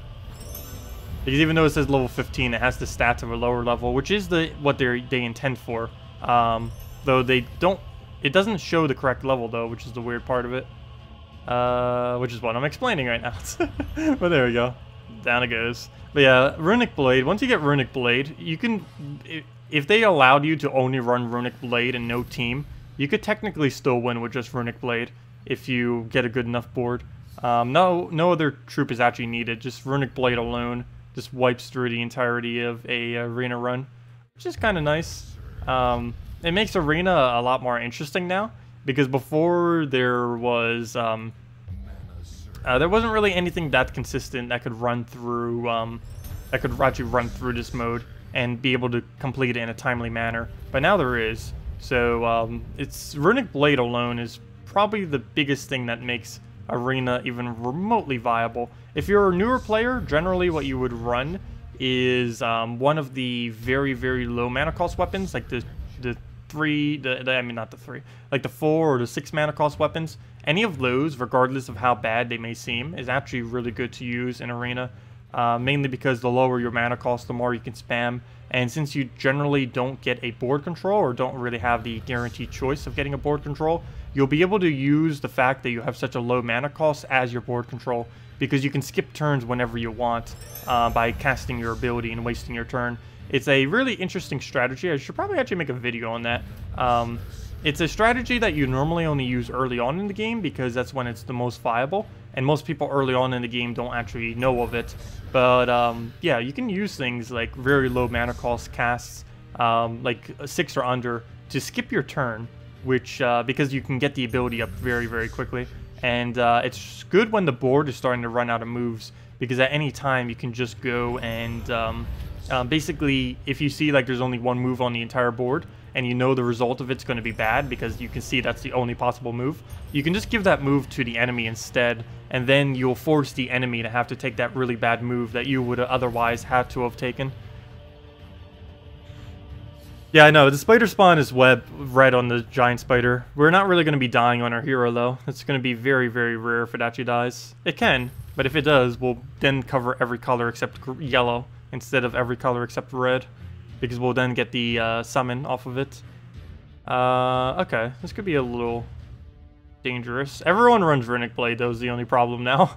No, that's the other inverse problem. Now everyone just runs Runic Blade, which I don't mind too much because it's pretty counterable, but still a little bit annoying. I guess that's kind of a downside and a plus side. It's a plus side because you get to run through arena. It's a downside because then everyone starts using it in arena. And because their team gets saved with whatever they were using, everyone's going to be running it with Runic Blade, at least this late in the game, when everyone actually has it. Earlier on in the game, you'll actually see a lot of variety for weapons as well. Okay, we'll just take a skull. And I kind of want to Runic Blade kill it. And I think I will, because that's the only way we're going to save our hero at this point, is to try Runic Blade for the last kill. Or the last shot, I mean. That could be annoying, though, and I do not want its hero to live. So I think I am going to have to go for the kill. Okay, it didn't even do anything that turn, though it might have if it would have lived. Couldn't take that chance. Okay, we get one skull, a skull distract, though... Oh no, that skull actually won't kill us. Nice. Never mind. Sweet. Okay. Now it's dead, but oh well. Oh no, it's still alive. We got this. Hero, survive. Don't die on us. Go all the way. I think we just won with it. Wow. Somehow our hero just survived that. Good job, AI. And this match. What unlocks Runic Blade? 37 green and 37 yellow, I believe. I don't believe it's actually 40-40. It's one of the really weird number ones. The main reason is this weapon used to not be obtainable. It was given out during an event, and it used to be the only thing... It used to be like many of those other old event weapons where you could only get it from the event. For some reason, they ended up adding it to Mastery. I don't know why they did this. I believe they did it for not Guild Wars, for arena purposes, because they deliberately made it arena savvy to actually be powerful in it. But yeah, it was really weird. It was the only weapon that was ever like exclusive for a little while, and then they added it to a mastery. It was really weird. But yeah, 37 green yellow, I believe, is the mastery you need for it. It's one of the weird ones that also aren't on 40-40. Every single other one's on 40-40, except I think every single one except Runic Blade, which makes it even odder. Also, speaking of odd, why on earth is he using Treant in last slot? That is the absolute last position you would ever use him in. He's basically only a first slot, very occasionally a second slot, but you never use him in any of those other two locations. Those are their only possible two, is first and second. Generally first, but very occasionally, depending on your composition, second. But fourth is definitely never where you put a Treant. I can't even think of a worse spot than fourth. That is the absolute worst possible location you can slot that thing. Yeah, we'll go for Runic Blade kill here. It'll reduce his skull attack as well to only a 7, which will do almost nothing. And he'll take another skull. Not worried about it though. What's more important right now is getting our Runic Blade mana. And if we take a bunch of damage for it, it is still worth it. Move that over. That gives us bigger Runic Blade. Watch, he's gonna kill us because I said he's bad there. And he's gonna buff up like crazy. But by the time we get there, we'll also be buffed up. So it won't matter as much. Actually, by the time we get there, we might still be able to one-shot him even though he's buffing up every single turn. Oh, I was gonna take that move. We can actually one-shot him if we get it. Wait, can we one-shot him with his weapon? If I could just one-shot him with weapon too. There we go. And that's why you don't use that in last slots. Because if he used it up front, he could have kept hitting those skulls. Very big skulls. He actually could have killed our hero probably at some point. That or I would have to have been forced to take more skulls instead of mana. Also, we'll give out the redeem code in about 30 minutes or so. Pretty much right on the next hour, I'll probably give it out. Okay, well, take that skull. What else do we have on the board? Anything worthwhile? Some green. A yellow surge. Go, yellow surge. Got it, okay. And now we just need to poke him with a skull, which we hopefully get off this cascade, and we do.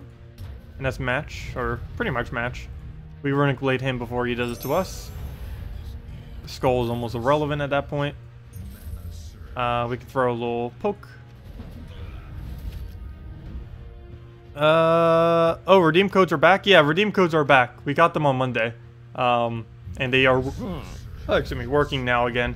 The only issue is I don't know if I'll have it tomorrow, because Salty still hasn't given me more redeem codes yet. I have enough to give out 2 today.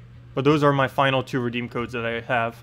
So if they don't give, or if Salty doesn't give me more between now and next stream, I won't have any next stream. But we do have them now, at least for this stream. She said she would give them to me on Thursday. And of course now it's Friday, and I still don't have them. I should have probably reminded her yesterday. That was also my fault. But she did say Thursday. And it was Thursday, and they didn't come.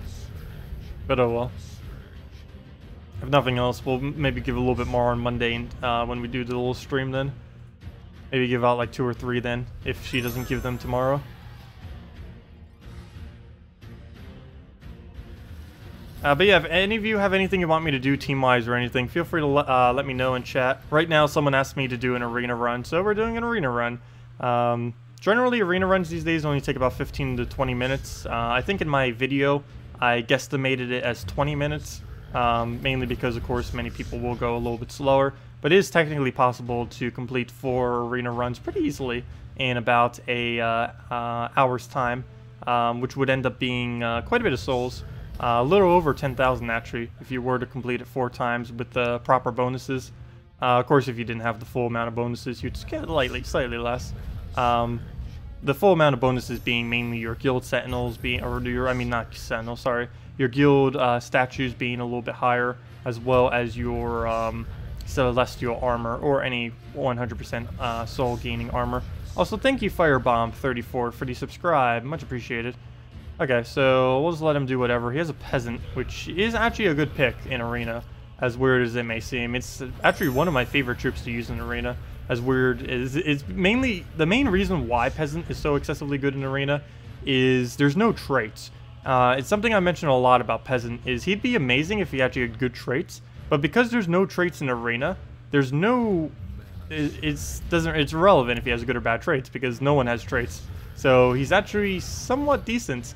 The main reason I like picking him is if you see him as your common pick, due to the fact that you always pick your commons, then rares, and ultra rares, you know for sure if you pick a Peasant that you have board control.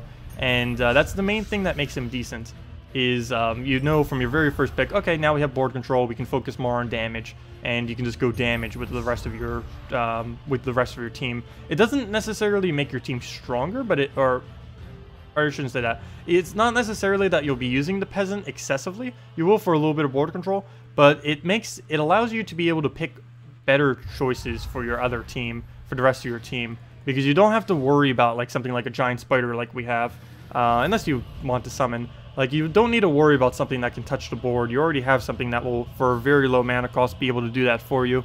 What class should you be using with Grogoltha, Dragon Soul, Christine X 2 times? It doesn't matter. You don't have any hero on the team. Your class is really, really irrelevant if you're not using it on your team. The only thing you gain from your class is the mastery bonus. And that mastery bonus is, at most, even very early on in the game, only going to give you about a 1 or 2% difference. And this late in the game where I am right now is pretty much ignorable, because it would only end up giving you about a 0.2% extra surge, 0.1, something ridiculously small. So it's basically irrelevant, the amount of extra bonus you end up getting from it. So basically it doesn't matter. Just use whatever you're using on your defend team as your class, or whatever you just want to have as your class. Or whatever one you're trying to farm up wins on. Because that's another thing I don't normally mention, because I already do that automatically whenever they come out. But it is a factor that I don't normally keep in mind much of the time, is you do have to farm up classes. You have to get 250 wins on every single class to get their weapon, if you want to get their weapon, that is. And that does take a little bit of time. And yeah, it's something I kind of forget about, because I already do it on every single class as soon as they come out. So I kind of forget that that's even a thing that you have to do sometimes. So yeah, just use a class that you need wins on. Yeah, what Bridget just said. Let's see. Where do we go? If I take mana, he gets Skull. I guess it's fine. I'd rather get some of the mana up right now, because we get even tankier once we do. He can take like 3 Skulls and would still be fine compared to how much tankier we're going to become after we get a kill. Let's take a Skull. Because I'll kill, then we get another kill. And that's pretty much match. Just need one little poke on him and we're good to go. Though technically 2, which is why I'm not going for his mana. I have to either go for green, yellow, or Skull, are the only 3 options. Come on, Skulls, come out wherever you are. There we go, we got Runic Blade, doesn't even matter if we're getting unlucky. There we go, 42 attack, 21 HP, 21 armor, 54 HP in Arena. And one more battle, and then we just did a clean sweep on hard mode. There we go.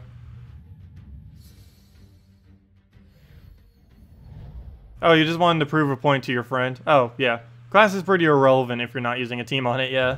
That generally tends to be the way. Unless you're farming a specific weapon, that's about the only thing you would ever specifically change your class for. With that team. Okay. Runic Blade is not enough damage. We need Skulls or something to press damage with. Purple would work too. I guess we'll go for some green. Could always go for a backup Giant Spider to replace out that which just died. Though we'd create purples that we wouldn't be able to use. But I'm still going to do it because we can get rid of red when I do it. No extra turn on it. He ended up moving it. And there we go. Now we can. So get rid of red. Though then again, now we do use red. Could have probably done it on yellow instead. Runic Blade's still not within kill range. That's quite frustrating. Come on. And there he goes, wasting his turn. There we go. Now we can get going. Do I distract? No, I'm not going to bother distracting. Oh, I should have distracted. Oh, if it gets a kill off that. Okay, good, it didn't. Whoa. Should have distracted. If it would have gotten that kill, that would have been devastating. Luckily it didn't. And now we win because of it. We'll just poison it. We'll do that first. Also, I believe I was the person that ended up getting this to 100%. Wait, he just killed himself? Wait, what troop was he using? There we go. Well, there we go. I was actually the person who got that spider spawn to be able to do poison 100%. I think the devs watched one of my Let's Play videos, and we ended up losing a battle because the little tiny spider didn't have 100% poison. And then they gave it 100% poison like 1 or 2 weeks later. I didn't even ask them to do that. It's just like, oh, we saw your video. Or they didn't actually say that, but I assume they saw my video. And it's like, oh, yeah, we should probably switch that to 100%. And then like a week or 2 later they did. But yeah, this is the main thing that makes the arena worth doing, particularly for newer players, is that amount of souls right there. You would probably be getting slightly lower than that due to bonuses and stuff like that. But yeah, perfect arena runs, or just any arena run where you win 8 are really good resources.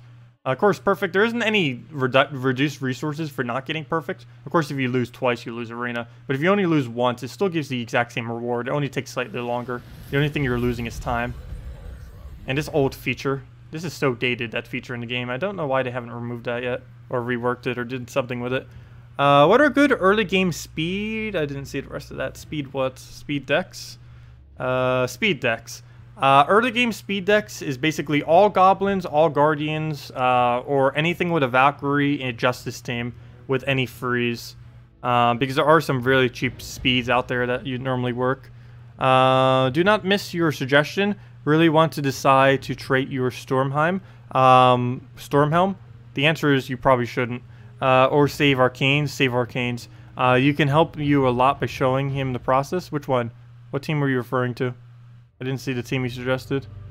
Scrolling through it right now, I don't see it though.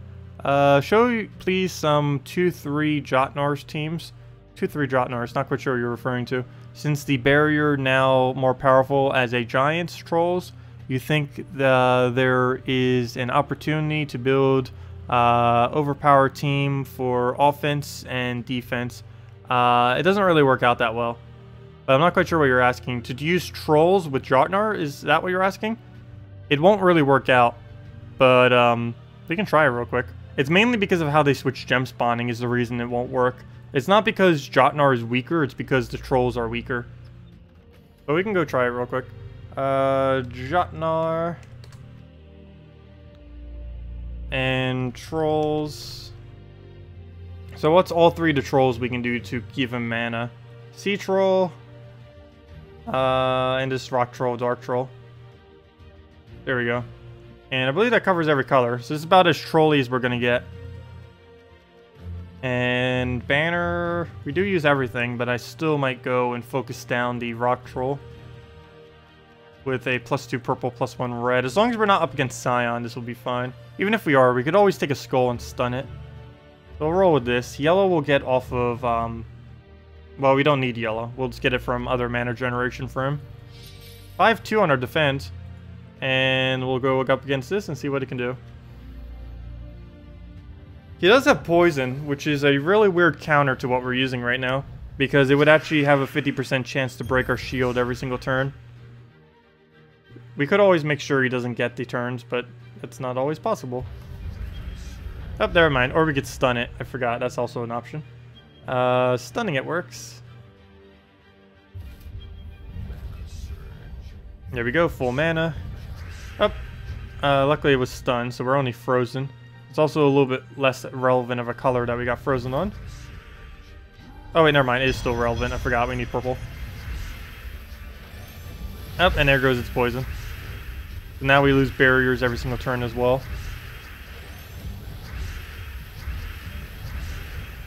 Yeah, I don't think what we're using right now is going to work. We already lost, so let's go into the next battle. Retreat. We can try it again, but yeah, you're not really going to be able to use Jotnar with trolls, or with giants, or with almost anything at the moment. Can I try Unicorn, Carnax, let's see. Can I try Queen Aurora, Carnax, Bunnynog, and Snowman? I don't know what you're asking for that team. Unless the bunny's the jackalope. I'm not quite sure what team you're asking for with those pictures. First slot's definitely Queen Aurora. Pretty sure second slot is Corvash. The fourth slot's probably the Snowman. From, what's this called? The Glacial Peaks. And, I don't know what the bunny is. I guess it could be the, Jackalope from the same kingdom. Yeah, I guess we could try that. Is that the right team? Queen Aurora, Corvash, Jackalope, and the Snowman guy. I forget his name. I think it's called Snow Guardian or something. Wait, why did we not get silent? Oh yeah, because you're stunned. I was gonna say. That was weird. How much damage do we have? What's his max damage that he has? Which is 40... So we can do 64 damage to a single target. Doesn't seem too bad.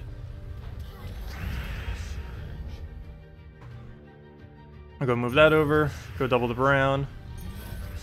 Double the purple. No, not enough mana.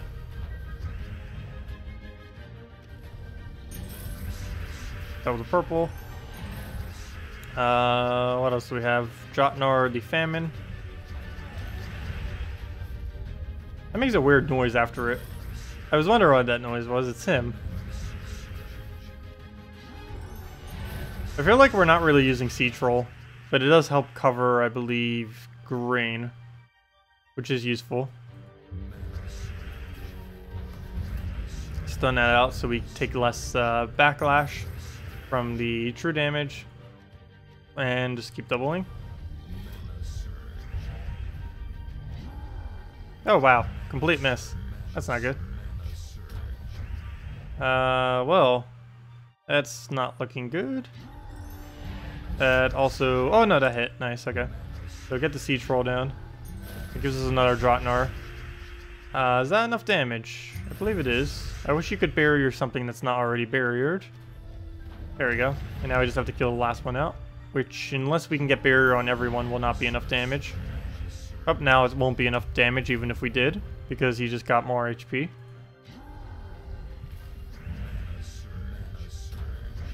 One last cast, and that's all you get until it dies. And now we're death marked. We could still lose this, technically. But then again, we're not death marked on him, so we still would win regardless, I guess. So now we just have to double cast. But yeah, Jotnar is not that good. I would not advise putting traits into him, ever. Until they buff him. They did say that they were going to buff him. When they're doing that, I do not know. But they did say that they are looking into buffing Jotnar. They just haven't done it yet.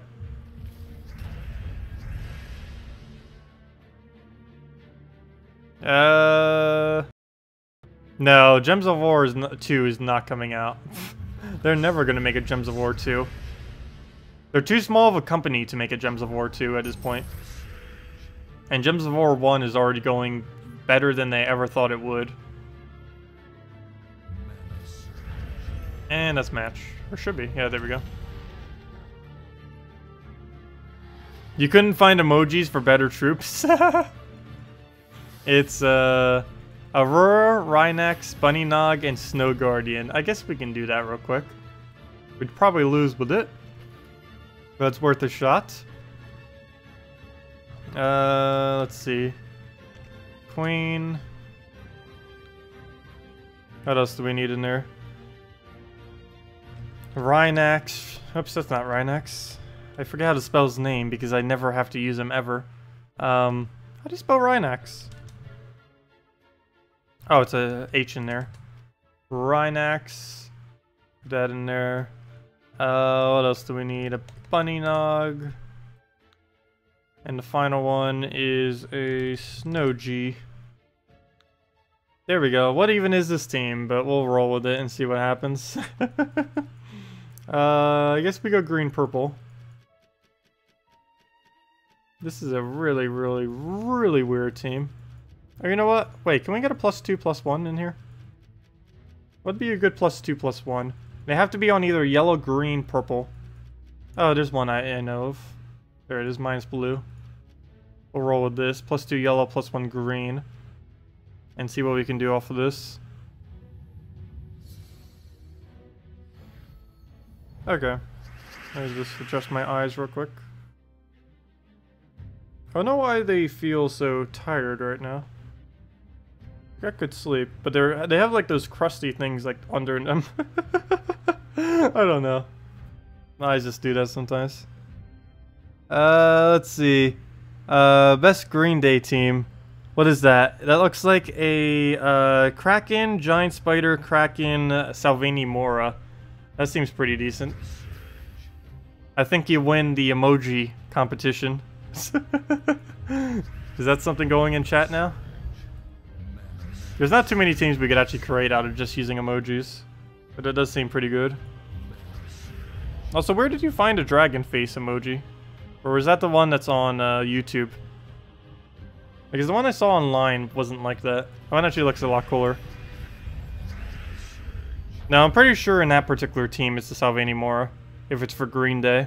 Though I guess KrissTigger could also work. Either would be decently as good.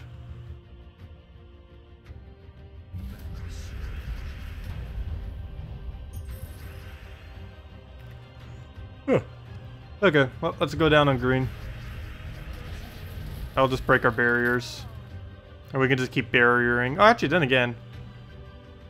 We don't have any way to heal it. Probably shouldn't have done what I did. Because we're going to die on first slot.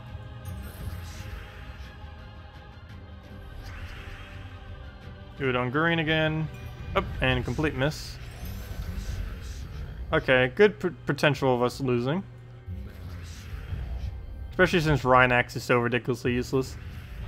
Oh, well, there goes our first troop. We don't use yellow anymore. Yeah. We're also up against 0 knights, even though Justice looks like a knight. Yeah, it's just going to gain too much HP for us to do anything. Also, I have no clue why I'm going for Valkyrie first. I just kind of started going for Valkyrie and then didn't stop.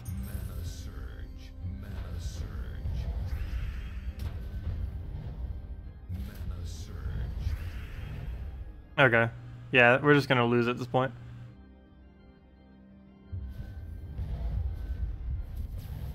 Move that up, get our skull. I'm feeding him way too much magic as well. Every single time we poke with that. Or poke with anything and it's gonna gain more stats. Oh, could actually taken a skull there while still getting some mana. Yeah, this is gonna be match. Let's see. Deaf, chicken. What is chicken? And what's gorilla? I don't think there is any gorillas. Is that a gorilla? It looks like a gorilla to me. No, that's an elephant. What is that then? Tuskar? But yeah, let me go do the other one. Oh, penguin, penguin, penguin, penguin. That's funny. The penguin squad. 4 times penguin is pretty funny, even though it's not actually viable. But let me go do the other team. Let's see. Oh, KrissTigger, not Salvini Mora. Yeah, let me go do that one then. Let's go put that in. Kraken. Oops, wrong menu. Kraken. Come on, Kraken. Kraken. Kraken. Giant S. Giant S. And then a KrissTigger. There we go. Banner will go for +2 blue, +1 purple. And go from there. All ready to go. Okay, that works out. So let's go and move over on purple. Move down on a blue. And now we have no option. Yay! Well, we'll try for a blue sky, and we don't get it. No blue skies today. Hook on a skull, damage. Everything we do is damage. Our team breathing does damage to them. Let's see, we'll throw it on the Kraken. And can we get an okay drop from here? Red into purple into not green. Still going for it. Okay. So we'll work on that Kraken since we kind of already started on it. Especially since he's removing purple now. So that also reduces his damage indirectly. Now we throw the Kraken. No, we missed. And he drained my cast that I was about to do. Okay, well, another giant spider goes down. Not much room for it though. He's kind of blocking it. And that's about to die.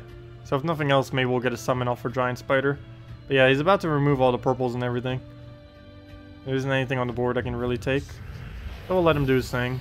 Giant Spider we still have no cast for because he keeps removing everything. We'll just take a green then. Come on, why do you get all the Sky Skulls? Okay, we'll just throw down on yellow. Looks like a lot. So we'll do that. He uses it on everything on his team as well. He seems to be using his yellow team as defend or something right now. We'll throw down browns. Get some damage, get some manas. That gives him the full. Does he have higher magic than us?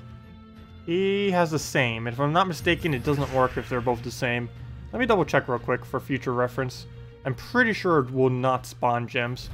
Yeah, it doesn't. If they're the exact same, they will not do it. They have to be, it has to be a higher magic, not the same magic. I believe it says that on the card too. If the enemy's magic is greater, yeah. If it's the same, it won't. It has to be greater than the value that you're throwing at it. Yeah, let's do that for some damage. Do that for some more damage. And throw Christine next in the Kraken. And then that is the match. And that is the match. There we go. Should we go run 4 times penguins? I think we're gonna run 4 times penguins. Let's slap all the things with the penguin. Not bad. Okay, let's go slap with penguins. I'll do the slightly easier battle because we're running literally penguins. They're small, delicate penguins. Actually, my penguin isn't even mythic yet. I forget which guild guardians are mythic at the moment, but wow, we have exactly 4 copies of it. That is pretty lucky. How do I have exactly 4? Did I ascend? Yeah, I ascended some copies, that's why. I have exactly 4 penguins. That's weird. There we go, penguin slap time. This is a really devastating slap. That must be like a ridiculous kind of slap if you compare this to some other abilities out there. It has a 45 damage slap, and it can one-shot them if there's 13 or more blues on the board, which is almost never going to happen because we have to take blue every single time it goes onto the board. But, yeah, penguins. Because why not? Someone asked for it. Let's see. Okay. There's going to be a lot of turns we will not be able to do anything. The only 2 things we use are skulls and blue.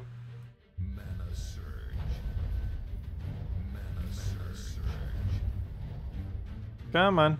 I need to get this blue storm going so we can get more blue. Ow. Don't kill the penguin! Not before he casts anyways. After he casts, I guess it's fine if he kills first slot. Well, we got a Carnex kill. It just slapped away a Carnex. Amazing. Why does it not tell me? I don't know why, but on all these troops, on all the guild guardians that have the 13 requirement for triple damage, it doesn't actually show if there's 13 or more blue on the board. Okay, we'll throw that on you. You're more of a threat right now than a Crimson Bat, I believe. Okay, we need blue drops. I need to do cascades that are really big so that we can try getting the blues where we need. No! Don't do what you're doing. There we go. We got a random blue. Oh, Valkyrie. That would actually help us. Let me try getting rid of one of its extra turn spots. Got her slap back again. Not enough blues on the board, but I will go for a kill on the Tesla. And I'll replenish the blue storm. Please stop gaining extra turns. I know I'm giving you the storm. There's no reason to keep going, though. Well, we'll take it down. Ah, I didn't get it. Come on, we have the increased chance, and I'm still not getting it. There goes the Valkyrie. There goes our Def. Ow. The penguin! We lost one. Ah, he keeps taking blues, so we don't get triple. Okay, let's just keep throwing at his only last using blue. Oh no! So much blues, and we don't even have the capability to use it. We'll just take that then. And now we have another turn that we can't do anything. So we'll take his reds, if nothing else. Come on, blue, there we go. We need another blue. The problem is the AI will take our blues every single time. Maybe it'll give us a nice Valkyrie alignment before the end of the battle or something. Let's give it a skull. And hopefully his Valkyrie goes in our favor. Otherwise, we lose. Yep, we lose. Oh wait, it's not over yet. We still have a chance. The penguin shall survive. Okay, there goes. We have one penguin. You got this. You got this. We don't have triple damage, do we? 1, 2, 3, 4, 5, 6, 7, 8, 9, 10. Oh, we do! The penguin slap with only 1 HP for the win. There we go. Penguin slap. And we just won with 4 penguins with 1 HP left. See, 1 HP makes a huge difference. Remember when I said the next time we see 1 HP, it would be because of this kingdom? Well, we just survived because of that right there. The extra 1 HP we got from 5 gold stars on that kingdom. Otherwise, we would have died right there. But yeah, we survived from that. So when I said the video earlier on the importance of 5 gold stars, that is the importance of 5 gold stars. So there we go. The epic penguin for the win. Nerf penguin. Nerf penguin. Able to kill out an entire team just by slapping it.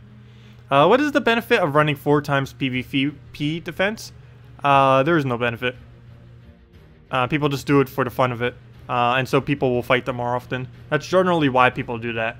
Like, for example, if there was a certain objective in PvP, let's say kill beasts in PvP, people will set a bunch of the 4 times of the exact same beast in PvP.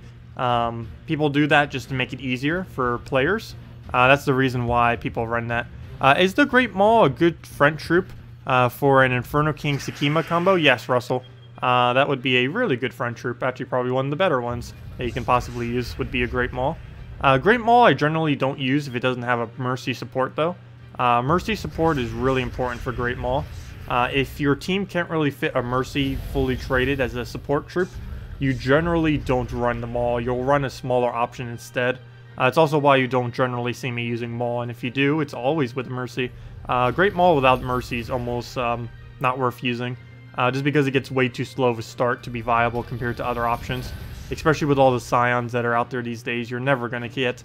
If you're using a Great Maul first slot without a Mercy, it's almost impossible for it to get mana before Scion taps you with a skull, and you're just constantly going to feed it with mana. The penguin, I know. The 4 times penguin. Because why? What even? There's 4 times armor board. But yeah, why do people do this? I believe the beast... Was it beast event last week? I don't know. But people just do that to make it easier for people. Because winning or losing a defend is almost irrelevant in PvP. It only matters on Guild Wars if you win or lose a defend. In PvP, it's basically irrelevant. Because the reward you get for losing is almost better than the reward you get for winning. So most people don't even bother winning. And that's why they run stuff like this. But yeah, this isn't actually a real team, obviously. Though it did do a pretty funny boost thing because it kept giving HP to everyone. But yeah, it's obviously really easy. It's made to be really easy. Yeah, no problem, Russell. If anyone else has any other questions, team builds you want me to do, or anything else of the such, feel free to leave them all in chat, or need help building teams or anything, just let me know, and we'll go over them all. What troops should we trait this week with Arcane Dark Trade Stones? From Glory Pack? Sure, I'll go for all of them. Dragon Soul, I'd say, is probably your best option. Sakima, yeah, is pretty good. But if you already have a Dragon Soul, you probably just want to do Dragon Soul. Because you use Dragon Soul a lot more than Sakima, even though Sakima or Sekma has better traits. So let me just go to Red Purple and basically just say every single one that's worth it. The main 3 that come to mind is Sakima, Dragon Soul, and Miststalker. But let's go through them. Amira is worth trading, but do it towards the end of your trading. It's definitely not the first thing you should trade, but it is viable to trade. Because there are some very niche situations where she's amazing. She's basically a one-shot blue troop. Her whole goal is to one-shot every blue troop on the enemy team. Or at least 2-shot them. Some instances you can one-shot with it. Avina, she's basically dead content, don't bother using her. Azurus, the only reason you would trade this, don't trade it right away unless your purpose is to use this with a Dragon Soul triple Azurus team for soul farming. It's the best soul farming team you can do with 0 mythics, so you'd probably want to go with that. Any hero classes to trait? I believe there's one that uses it. Assassin class? I believe Assassin class uses it, if I'm not mistaken. I don't recall for sure, but I believe Assassin class uses red-purple, and it would be viable to trait Assassin class as well. Carnix is worth trading, though I would go Dragon Soul first. New Troop, useless to trait. Def, I believe, uses red-purple. If it does, it's definitely worth trading. Dark Master, you just ignore. After like level 100, you don't bother using them anymore. Grim, assuming that it does use traits, is definitely worth trading if it uses red-purples. Flesh Golem, don't trait. Flesh Golem is useless, or at least for trait aspect. Early on in the game, he could be okay. Actually, I shouldn't say don't trade him at all. I believe he has a cheap Necromancy. Yeah, he has first trait Necromancy. So getting his first trait is good. Getting his second and third, not so much. The only trait you would ever actually use on him is for a Necromancy. Everything else is irrelevant. Incubus, don't trait. It's useless. Miststalker, really, really good to trait, particularly if you're a newer player. If you're under level 100 or under level 200, particularly under level 100, this should be the first thing with red purple that you trait. Every trait it has is amazing, and its ability is amazing. It's one of the best rears in the game as far as damage output, and he gains even more as he does damage as well. Plus he has poison, which of course is more potent early on in the game than it is later in the game. As far as Nekriza, don't really need traits on her. She's really expensive and her traits are kind of average, so you can just skip her. What other red purples are there? Anyone else? Rock Troll, I would skip till like absolutely last, but it is okay to trait, mainly because it has immune to devour, stun, and stone skin. Out of all the trolls, I believe it has the best traits of any troll in the game right now. So troll-wise, it's pretty good. As far as red purples, there's so many good red purples that you do trait this later down the line. I'd even trait probably in a mirror before I trait this thing. Runesmith is useless. Sakima is definitely one of the first priorities. Sakima and Dragon Soul are probably your two utmost importance for trading first. Main thing Sakima needs this for is the +2 magic whenever it takes red, allowing it to one-shot better. Succubus you ignore, Summoner you ignore, Skelterus you ignore in its current state. Also, thank you, Nate the Great, for the subscribe. Much appreciated. Dragon Soul, I'd probably say, is the absolute best thing to trait. It doesn't have, surprisingly, it doesn't have the best traits, but if you're already using Dragon Soul a lot, then you might as well trade it as well. It definitely by no means has the best traits of any red purple, but if you're already using it, then you might as well trade it. Plus, Mana Shield potentially will be gaining the capability to block against mana drain as of next patch, so that'll be pretty good. Void Portal you do want to trait, mainly because you need it for situationally within Guild Wars, assuming Guild Wars will still do summoning. If Guild Wars does not do summoning, then you might not need Void Portal anymore, but in its current state you do. Not sure if Wolfgarrick uses red purple. Even if it does, you'd kind of ignore it. Warg you ignore unless you're using a Cabarrus, and that's all of them. Okay, so yep, that's a rundown of all the red purples for whoever just asked about it. Let me go do the redeem code, by the way. I do have that, so let me go find one of them. We have two different redeem codes, so let's do redeem code number 1. Both of them are weird ones from a while back, which I didn't end up using, which is the only reason why we even still have them left. But let me go mark it, put it down, and go give the link to where you actually use this to claim it. One thing to note about redeem codes, they do unfortunately only work for PC and mobile. It will not work if you are a console player. Also, if you are on PC mobile and it's not working, it's probably because you didn't capitalize everything, or there's an invisible underscore sometimes, which gets in the way. Where's redeem code? There it is. Redeem code. Copy paste that in right there. And stream tact. You couldn't fit Tacet because it only has 10 character limit. But there we go. Let me move that over one more. Looks a bit weird. There we go. Now it's nice and even. There we go. Stream tact. And I'll go give the link for that and post it into the description as well. Give me 1 second. I have it on my paste right now. Let me go onto the website. But yeah, you go to gemsofwar.com underneath game code for any of you that don't know how to use it. I'll give the link in 1 second. It's right over here. There it is. There's the link and there's the code for any of you that want to go claim that for PC and mobile. And it gives the normal reward of 2 treasure maps, 1 gem key, 200 souls, and 2,500 gold. So let me just go claim that real quick. And we'll go from there. Redeem code, put that in. Invite code. Put that in. Oh, by the way, your invite code, if you don't know where it is, It's under settings, and then it's right there. Use whatever yours is. Do not use mine, or it won't claim it for you. It'll claim it for my account. So make sure you use your own invite code. But you just go under options, and then it's like staring you in the face. Okay, and then we click redeem, and success. They are indeed working. So into mail, into redeem code. It'll just show up in your mail. And it doesn't show the full thing there, but you do get 200 souls, even though it doesn't show it. 2 treasure maps, 1 gem key, 200 souls, and 2,500 gold. And let's see what we get from the gem key. We already used those 2 maps earlier, technically. Let's see, what's our tribute? Only a 5. That's actually really low for this account. Let's see, what's on our 1 gem key? Oh, that's funny. We got one of the new guys, except we already have like 1 billion copies of him. That's funny. We got the new ultra rare that came in last week. On actually last Friday, 1 week ago exactly from today, it ended up coming 1 week in the past. So there we go. That's not really that useful though. I think I have, how many copies of that do we have now? If I go check, that's not what I meant to check. Right there is where I meant to check. We have 72 copies of him above Mythic. Wow. It seems like with the amount of copies I have of all these cards, it feels like this kingdom's been out for a while, but it actually hasn't. We have a ridiculous amount of every single copy, except for Yaga's Hut. That was the main thing holding us back. I even called that before, like on the Friday of. It's like, oh yeah, Yaga's Hut's going to be the main thing that's going to hold us. And yep, turns out it is. We actually have 10 of the new legends already. I don't even think I have 10 of some of the older legends. I'll go check KrissTigger or something. Like, if I type in KrissTigger, I think it's only like 10. Let me go see. Yeah, look at that. We already have 10 of the new legends. Amazing. That's what happens when you have to waste so many event keys. No problem, everyone. Ooh, Dragon Cruncher. Dragon Cruncher, they really need to add a better anti-dragon troop. Currently, Dragon Cruncher is about the only one. There's one in Sword's Edge as well, but it doesn't work in late game.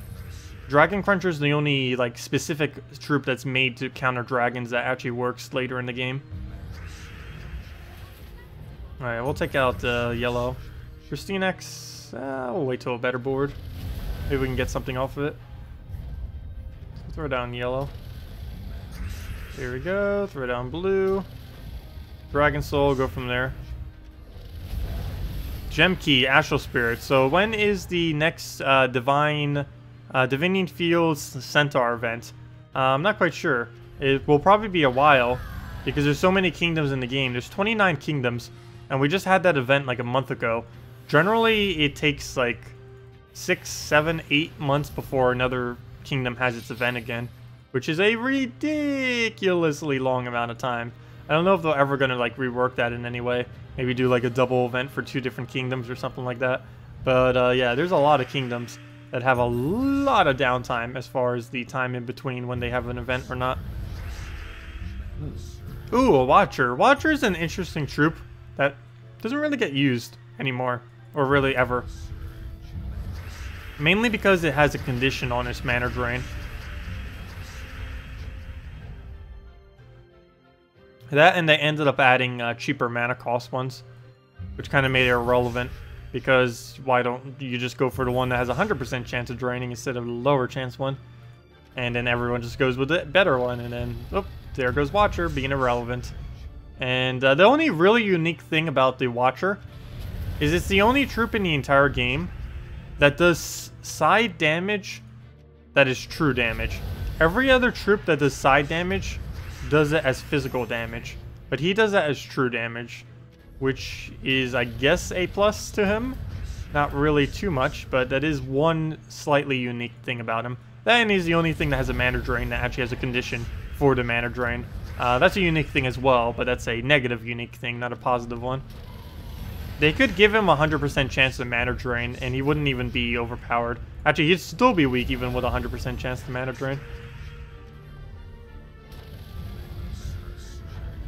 Green Slime Summoner? Ooh, Green Slime's always pretty nice. These days, Giant Spider gets used in almost every other instance. Oh, hello. Oh, cast, I guess. There we go. That was weird. I hate when it does that, when it doesn't end the enemy turn. It does that now that... Okay, we're back. There we go. Wait, I think we're back. Can you see me? I should be back. We're good, I think. What was I just explaining? It wasn't too irrelevant. But, should be back. Sorry about that. Random, crash, I guess. Not quite sure what that was. But we should be back now. You're back. Yeah, I know. Okay, there we go. Thank you. There we go. It's back. Okay, well, that was weird. We went down for like 10 seconds, not even. But, we're back. Let's see. Oh, we'll move that down. You clicked on the mail but didn't get the reward? That's weird. I've never seen that happen from the redeem codes. Throw down on the yellows. And if there's anything else you guys want me to go over, just let me know. Some relevant defend teams with 2 to 3 jinx traits. None of them currently exist anymore. Everything that used to have jinx that used to be used on defend has been nerfed. I don't think there's a single thing that has jinx anymore that hasn't gotten nerfed. First there was, the first thing that ever got nerfed, or at least changed, was, what was it called? Hydra. First it was Hydra, then it was Famine, and now we don't really have any viable ones. I could go double check, but I don't believe there's any viable jinx team anymore. Maybe in the future there will be, because there's only these 9 troops. All 9 of them are horrific on defend, except for, I guess, Nobbin Brothers. Nobbin Brothers is about the only thing left with jinx that's actually worth it. Everything else, not so much. Banshee is horrible on defend. This thing is horrible, period. Etin is only good if it has a 25% or 50% bonus. Even then, it's not really that desirable. Or maybe 50% it would be. But it's not really good unless it has bonus. Green Slime is extremely situational. But I guess instead of a giant spider, if you seriously wanted a jinx, you could do it. Hag, useless. Nobin Brothers, probably the only actual viable option. Peasant, useless. Summoner, useless later in the game, though early on in the game you could probably get away with it. Though this is kind of a waste of a troop. And Sunweaver, it will never target correctly on defend team. So basically Nobbin Brothers is the only option you have for defending with Jinx. And you're not going to put 3 of them on a team. Well, I guess you could. 3 of them on a team with a mana generator. That'd be really clunky, and the team would probably lose, but it could technically work. But yeah, I would not advise trying to build a Jinx team anymore. Nothing with Jinx is good for defending. So it's not worth doing anymore. When will PC and mobile get the 3.5 update? I don't think it's 3.5, is it? Are they skipping that many version numbers?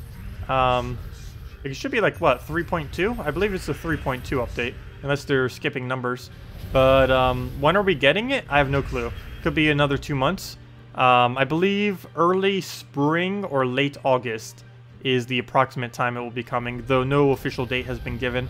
Also, they haven't given us the ability to beta test it yet, so it could still be a very, very decent amount of time before we actually get the opportunity to do so. But once I do get to beta test it, I will be, as long as they say that I can, I will share everything I possibly can about it, that we know about it. Because this should be one of the more interesting patches. Crafting system alone, even if they weren't adding a minigame or anything else, that is a really huge feature. Definitely looking forward to how they actually implement it. Because they're not just going to allow you to craft literally everything always. I think it's only going to be some things at some time. But we'll have to see exactly how it pans out.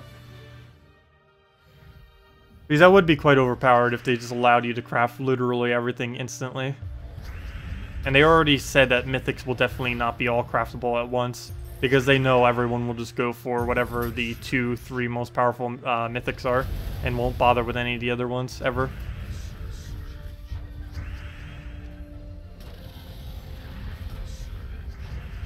And what else do we need to go do? I guess we'll move that over. Dragon Soul. And should be good from there. He doesn't have much else as far as options. We'll go on blue, go on red. Oh, never mind. He got an extra turn. That's still a match, regardless of what he does here. All we have to do is aim at anything, and there we go.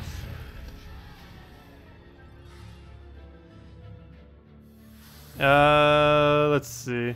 Yeah, that is one of the interesting things about him, though. Because he can deny out attack and armor. You'd have to go like 3 or Nobin Brothers, though, to be effective. Double Jinx isn't really that good. Triple Jinx is a different story, but Double Jinx isn't really that effective. At the start of the stream, we test new weapons with Carnix and Enrage. Any other variants for this? Let's see. Probably a hero weapon like Cauldron or into like a war or something might end up working. Whatever it is, it would have to be capable of one-shotting. Could maybe put a Stargazer on the team as well, because that doesn't have color conflict either. So it'd work out pretty well. And just do that with something that has like true damage. We could try doing it with Orion. You know, I don't say Orion anymore. Orion? I used to say Orion instead of Orion. I don't. That's one of the weird things that I used to mispronounce that I don't actually mispronounce anymore. Can't wait for higher speeds on mobile. That is coming soon. They're beta testing it now. I'm not sure when it's getting launched. If I had to guess, I'd say probably by the end of this month, actually. Though I have no confirmation on that. But it also depends how long Apple takes, because Apple still needs to approve it. So it could take even longer. But as far as them actually having it done, they'll probably have it done by the end of this month. It really just comes down to when will Apple approve it. So early August, mobile should be getting their update to basically be completely up to date with PC. Because this is like pretty much the first time ever where PC is behind, mobile is behind PC. I don't think PC was ever behind, mainly because Steam is allowed to be updated at any time. So as soon as they have an update, it takes them like no time at all to get it implemented. It will take them just a few hours, whereas it will take them a few weeks to do it on any of the mobile versions, particularly the Apple side, because it takes a lot longer for them to approve on Apple than it does on Android. What was I about to go do? Oh yeah, someone asked for Enrage first lot team. Let's see. So we're going to go use the hammer. Hammer. What else do we need? We have hammer, we have... let's see. I don't know what I want to use for a first slot on this team. Definitely want a Stargazer. Get that in there. Go over to troops. Stargazer, hammer. While we're at this, we might as well just put a blue, yellow there. Oh, we could go Sunweaver and then... Sunweaver, not really one that I like to really use that often, but this will work in this particular team. And anything at first slot. Probably gonna go for war. Let's see, what would be a cheaper option? What's a really low mana cost troop that has okay attack? What is armor piercing? We have these 9. Really? He's actually the lowest mana cost? I remember when Glade Warden was the strongest troop in the game. He was useless, and still is kind of useless. But there was one patch when they added 100% armor piercing instead of 50%, where he was used like crazy. It was when traits first came out. I think I'm actually going to use it, surprisingly. I think it will work out. It's a really weird first slot, but I think we can make it. Then again, you know what? Let me go and do something a bit more consistent, I guess. That's not less RNG based. Let's just go do, what's his name? What is his name? Anointed. So we'll roll with this then. There we go. And banner, we'll just go for either double blue, double red of some kind. I don't want to block it out completely. I might just have to go for a double blue and nothing else, because I don't want to minus anything. We don't have anything that can be really minused decently. We'll go double blue. We'll get our red naturally. Then again, we could do the minus green banner. Doesn't that give us what we need? No it doesn't. Never mind. Let's go. Yeah, it does. Wait. Where'd it go? Because it gives us +2 blue, +1 yellow. That would work. Where'd it go, though? Leonis Empire is what I'm looking for. So we'll roll with this. Ogre? Ogre would kind of work. The problem is he's only a 1 cast. Everything beyond... Oh wait, I just realized something though. We have Stargazer. Ah, maybe Ogre would be better. Because there's one big struggle with this. And that is, we have to take red as all of our mana. But I guess that'll work if we keep doing stuff like that. So now we can enrage it. Get our poke down. We already have enough even without it. We'll just throw our poke. I probably should have thrown that at the other target. But yeah, we're ready to go as soon as we take a skull.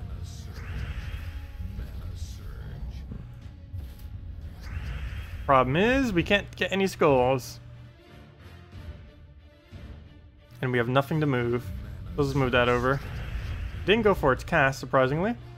Though we can't really go for ours either.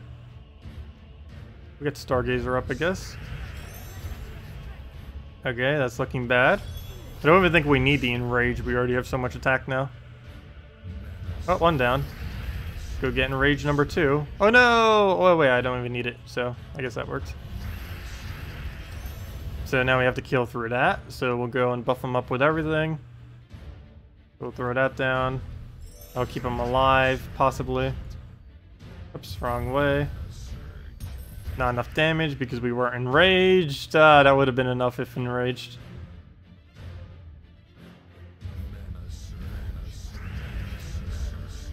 And I can't enrage it now. I'd have to go and try poking it or do something. I guess we could try double poking. Then again, that would enrage it doing so. Oh no, we lost our troop. No. Okay. Well, backup plan is kill it with that. And now we just have to kill her now. And then we're good to go. But yeah, I don't really think this weapon for enraging is really that viable. There are some very, very weird kind of attack kind of combinations you can use. But for its mana cost, it's not worth a 1.5 multiplier. You're better off just using things that naturally, permanently increase your attack. Because the amount of support you would need to really make something like this work is too much to be worth actually using. And there we go. That was way overkill, but there. What is that in first slot on the enemy team? Oh, what was on the enemy team? I believe it was one of the newer Skea ones, wasn't it? Let me double check. We can check it after our defense. It was using... Oh, that's King Macaulay, or Mikhail. That's the new legend that was added to the game. It's this guy. He's viable mainly as a frontline attack dealer because he can constantly enrage himself. But yeah, I've been using him in this. Actually, I don't think I showed him all stream, but yeah. He's the new legend that came out last Friday. You can still get him in event keys right now as well. Though next week's event is a lot better. But he is in the event key drop hole right now if you want him. So definitely get him if you still want him. He's basically just a mass enrager. He just keeps enraging himself. Every time you take browns, he gets enraged. And you can do this with Apothecary, with brown skull spammers for a pretty okay team. It's not excessively over the top, but it's definitely pretty consistent. And it does get a very decent win rate doing a team like this. So it's okay. It's not anything over the top, but it definitely wins battles. Okay. Well, we'll go for the middle there. Hit our skull. Oh, he also does more damage if he's enraged. I forget what his base value is. He's basically Salvani Moro when he's at base value. And then he also gains an additional 6 if he's enraged, which is relatively easy to do. And Apothecary gets the cleanse, so you don't even need to worry about freeze or anything like that. Really nice. Let's move that down, get it on yellow again. And then Shegra, and then that's match. But yeah, that's basically what he looks like these days. Or then again, he just came out. What about these days? He literally just came out last week. But yeah, I would definitely get at least one of him if you don't already have him. No need to really get too much more than that, though. Hello, Termina. Welcome. Glad you could join us. Always good to see new faces around. If you have any questions, feel free to leave them. We stream every Friday and Saturday from 10 a.m. to 4 p.m. Eastern Standard Time with Gems of War. And we always just go over new content if there's any. This week there happens to be none, but other than that, we just go over questions, mess around with stuff, and just have fun. And chill for the weekend. Also, I will be playing... oh yeah, I might as well ask this again. Bridget, you might actually know about this game. It seems like something that you may play. I'm not sure. Probably not, actually. Does anyone in chat know about Albion Online? Have any of you played that yet? I'm really curious to hear one of your opinions of anyone who has actually played it yet. I've seen some stuff of it, and it does seem interesting. And we probably will be playing that after this. I'm just kind of curious what anyone who has actually played it yet thinks of it. Because I haven't actually gotten to talk to anyone directly. I've only seen like some videos and stuff. Some videos of people doing it, but not like anyone I actually know. If you haven't played Albion Online, it's a MMO sandbox game. Very similar to that of RuneScape. And it's really, really open world. More so than some of the other ones that I've played in the past. It's going to have a very steep learning curve, but it does seem interesting enough that I will get it. No, Albion Online, Albion Online just left beta literally 4 days ago. So I figured, hey, might as well try it. It's basically just started up, so... yeah, Albion Online 4 days ago, July 17th it launched. It has been in beta for, I think, like almost a year now. But it just officially launched 4 days ago, so it's relatively new. Like, launched on, what, Tuesday? No, it launched on Monday, was when it launched. Just gave him skulls, but I need the cleanse more than I need the... Oh, well, now we don't need the cleanse. Well, I guess we kind of still do, because I need the cleanse to get rid of the freeze on him. So we'll do that. Throw that down on Brown, because we pretty much already won. And then with Shegra, even with a white, we can still destroy him with skulls. And that's pretty much match. Not all the way yet, though. Throw a little poke. And he gives us a skull. Oh, no, he doesn't. No! He got an extra turn and all that mess. Now we have to go and do the last little tap on him. The struggles of not having that last little bit of damage. No. We will not take that move. Trying to bait out. There we go. Perfect. Oh, no! Wait, we're entangled. Fail. I didn't see that. Well, now we have to wait it out. That or go white damage. I don't think that's enough, though. Nope. We still have to do one more. We should go kill him with Keeper of Souls. Even through Entangle, we technically could kill him if we get lucky enough. Let's see. Oh, we got Burn as well. Oh, wait. Oops. I didn't take that enough 4 times, so it does 0 damage. There we go. So close. Trying to kill him through Entangle with skulls. Oh, never mind. We could just cleanse. Why did I forget about that? I keep forgetting that we have cleanse on her. There we go.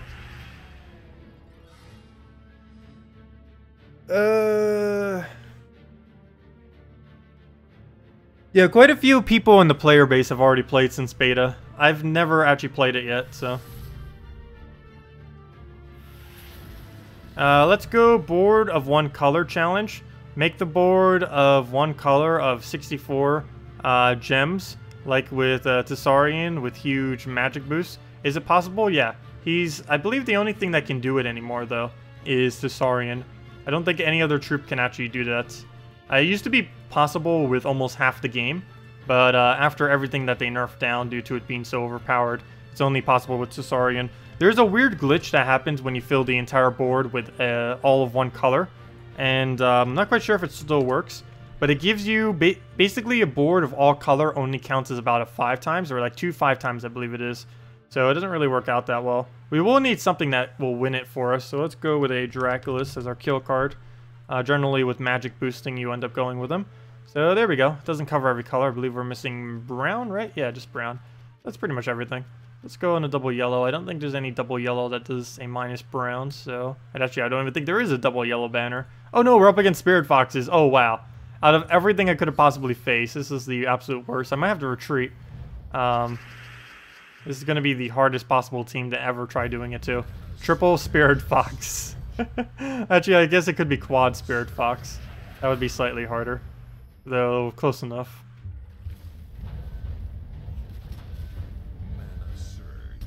Okay, but yeah, let's go fill the entire board with a color. Yeah, let's just retreat. Oops, I did not mean to minimize that. Where'd it go? There it is. Let's just retreat from this battle. No point in trying to do this against the Spirit Fox. That'd be too ridiculously hard. Scion, I also want to try avoiding. That's too weak of a team. That has freeze. Can we get something that's actually doable? Let's repick this one. That has Scion. There we go. Double. Oh, there we go. We're almost using the same team, so we'll try it against this guy. Real-time PvP is your least favorite thing in the world. I actually don't mind it at all. Real-time PvP. As long as it's not laggy real-time PvP. Laggy real-time PvP is the worst. But yeah, I do prefer turn-based PvP, but there are some instances of real-time that I do like it. One thing that I kind of like, which is kind of weird, about this game, or about Albion Online, or at least as it appears to be, in large group battles, every single person, while still relevant, it is a lot less relevant. So even if you're doing bad, or even if you are slightly lagging a bit, it's not really that big a deal, unless you're like a healer or something, in which case it's a huge deal. But for the most part, it probably wouldn't be that big of a deal. Which is kind of nice, because it spreads out the responsibility across everyone in the group. Oh, I got an extra turn there. No! Okay, so we'll move that over. What else do we do? Lose. Trying to set this up is a little hard when we can't get it looping. Okay, we'll throw this on green. Should probably throw it on purple, actually. How much are magic looking like? It's not enough. It doesn't look like we're going to be able to reach. Does not look like we'll reach. Okay, he has both of those. We'll just let him do whatever with them. Move that down. Do down skulls. I don't care if a humility goes down. I'd prefer it wouldn't. But if it does, it's not a big deal. We just double skull poked him, which just gave him even more magic, and it made him survive as well. No, I wanted you to survive through that so we could actually use it. Okay, we'll take that down. Finally killed one. Though I gotta watch out, he could kill us anytime. Wait, how is this magic so low on his Draculus? Only 21. But then again, ours is pretty low too. There we go, ssaszix can do it now. So let's go do it. As suggested. So we'll do that. And there we go. We can now make the entire board yellow. But yeah, it's not really that effective. There we go. But the entire board went yellow. I probably should have slowed it down. But you can check back in the stream fail. We can only cast it once as well. But yeah, that's what it looks like. I should probably slow it down and do that again. Forgot to slow it down because it goes for like 1 second and it's like a one whole full board, and then boom, it's gone. Let's try that again. Oh, we actually got the exact same team again too, so let's go try it one more time. But yeah, that's what it looks like. Do you know what the next event key only legendary is? KrissTigger next week. Buy them all. Next week is KrissTigger, and it's the most valuable an event key is going to be for a while. So stock up. Or I think it is. Let me actually double check that. Or assuming it's actually going off the schedule. Or then again, maybe not. It's actually quite a few viable ones coming up soon. But still, Silverglade is really nice. The reason I say that is Kazale, not next week, but the week after next week, we're getting a new legend for Kazale. And that legend drop pool also has Grugolfa for people who don't have Grugolfa. But next week is Silverglade, which means KrissTigger. It's going to be the only legend in the drop pool. So everything you get that are legends and event keys next week are going to be KrissTigger's, which is one of the strongest troops in the game right now. So definitely stock up like crazy. Maybe even get it to 4 copies of Mythic, because you do, assuming they keep Guild Wars somewhat the same, you do use 4 times of a KrissTigger in, you can use it on both Blue and Green Day in Guild Wars. Assuming that's still a thing after they rework it. But it's definitely really nice to have. Regardless, you always use 2 of them in like Dragon teams and stuff. So even if they don't end up doing the whole 4 thing, it's nice to have it to Mythic of 2 copies, or just have 4 copies of it on Legendary, or even 4 copies of it on Mythic, depending if you actually have the resources to get that many. Oops, I almost just casted them. I forgot. We have to wait until we can fill up the entire board with the color, just so we can do the thing. Also, we'll give out the other redeem code in about an hour and a half or so. You have like 20 KrissTigger's at Mythic? Wow. I only have 10. I don't even have that many. Let's see.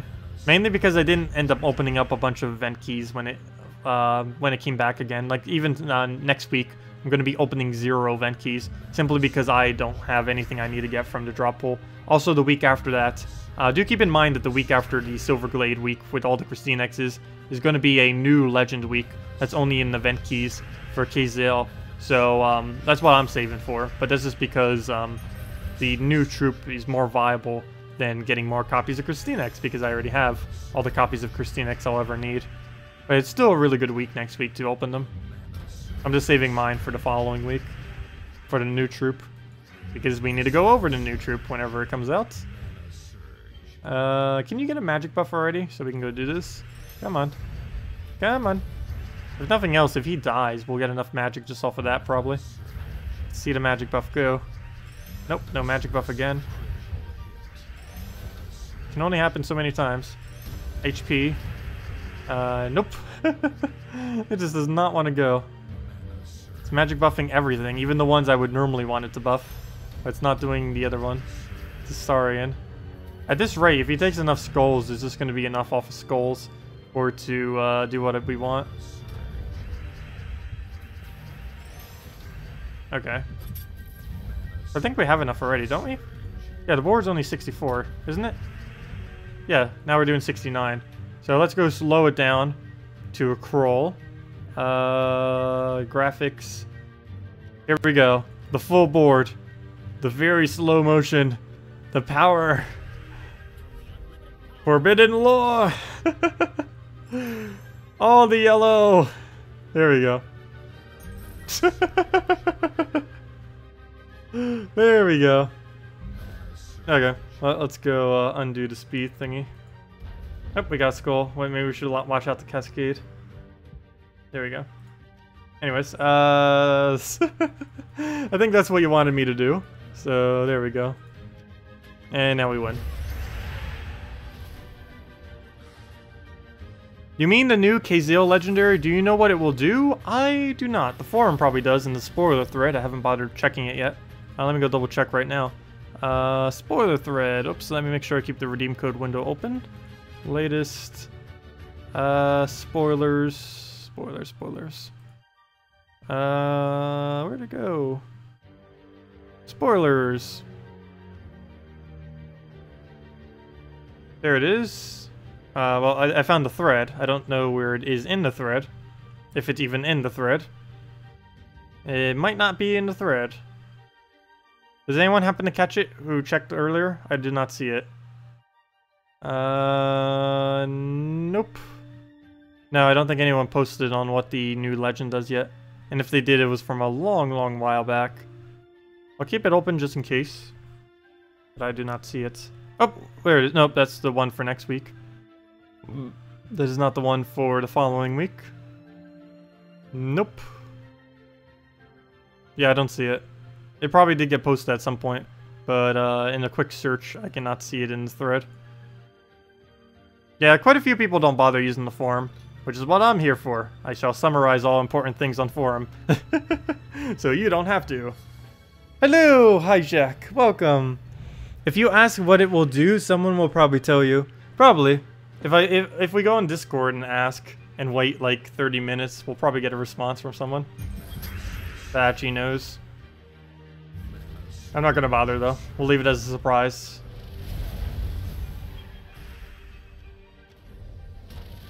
Whatever it is, it's probably worth it though. There's a lot of combos you can do within Kazil. Mainly because you have Gorgolfa and Emperina. Those two things can be comboed with quite a bit, particularly Gorgolfa. Emperina, not as much, but there are some really funny combos you can do with it as far as never dying combos. Especially since Death Mark is a lot less used right now. People are mainly using Drain Spam. They're not really using instant kills as much. They still are, but it's starting to die down a little compared to what they were before. That's funny. Death Mark is starting to die down a little. But yeah, it's not being used as much. Mainly because of the nerf on it. Wow, we're still only 33,000 down as far as people. There are over 33,000 people above us right now. We'd have to go up 33,000 people in order to reach top 100. I feel like that number keeps getting bigger and bigger every single week as well. Well, this week is just because we're not doing as much, but you know, like over time, it has been getting bigger and bigger. I think there's, across all platforms, I think there's almost over 100,000 people playing this game these days. Because that's just PC mobile, that's not even counting anyone on console, and that's also only showing people who are active, who are actually more active than I am. So there's definitely a lot of people below me as well. Can I use a PvP team again? Which one? Which one was that? It's Sakima, Shadow Dragon, Alchemist, and Amnesia. Sure. It's only using Sakima as a damage source, though. It's also really dangerous where you have her, but we can go try her. It's really high risk, high reward. I normally wouldn't build a team like that, mainly because if you lose your Sakima, you might as well just retreat from the battle, because you won't have anything left.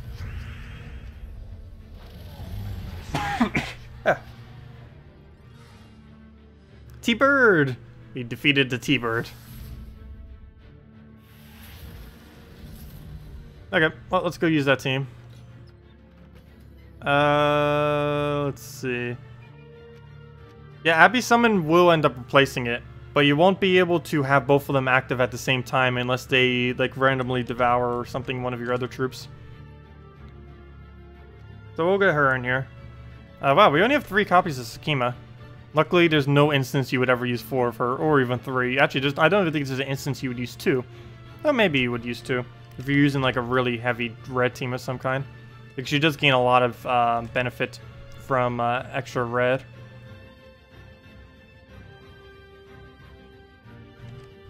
And an Amnesia.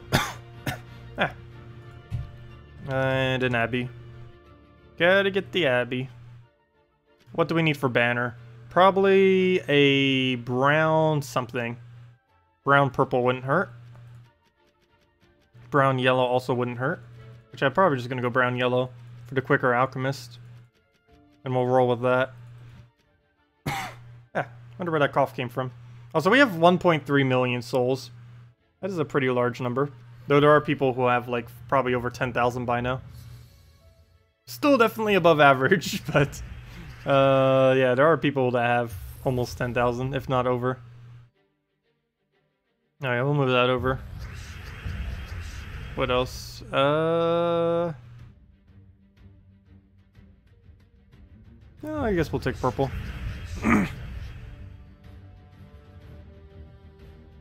And this is not going over too well.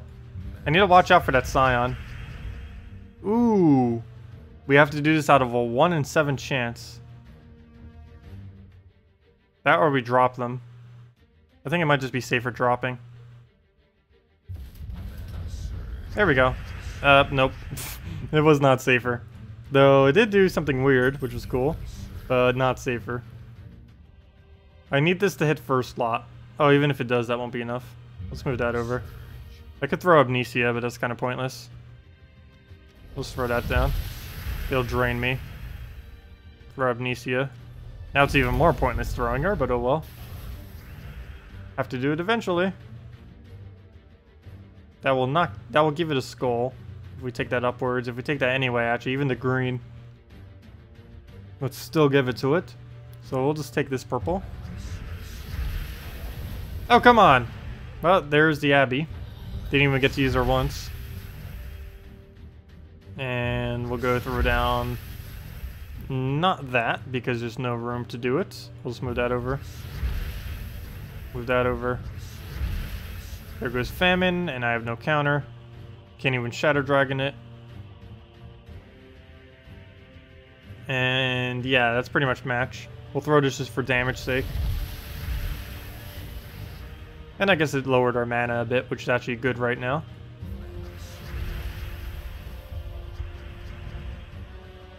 And we'll move that over. He'll poke us. I gotta get rid of it on purple. That's one of the last colors we'll want to hit it on, but we need a move. Oh, I forgot to take blue. Oh, that was a mistake.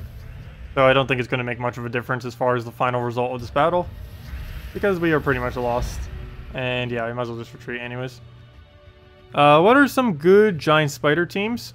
Good Giant Spider Green Seer teams. Generally, just always put it with a Kraken. Oops, we already don't have a slot for it. Putting it with a Kraken is about the best you can really do for that. Green Seer or a Web Spinner. One of the two. Or both. Both also works. And then any combination of double Web Spinner, double Kraken, or one of each for the rest of your team. Let's just go double Kraken, because why not? You can use a web spinner there, you could use double web spinner.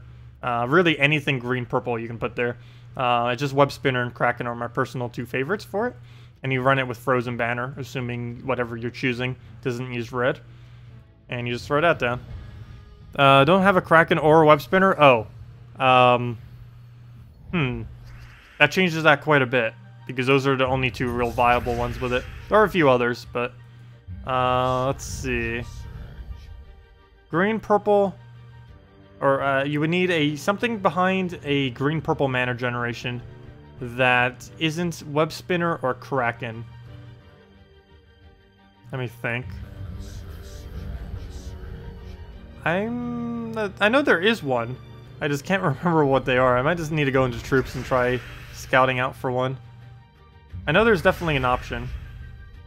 Sylvani Mora wouldn't be horrible. KrissTigger would be good if you happen to have that. Also, you can get KrissTigger next week.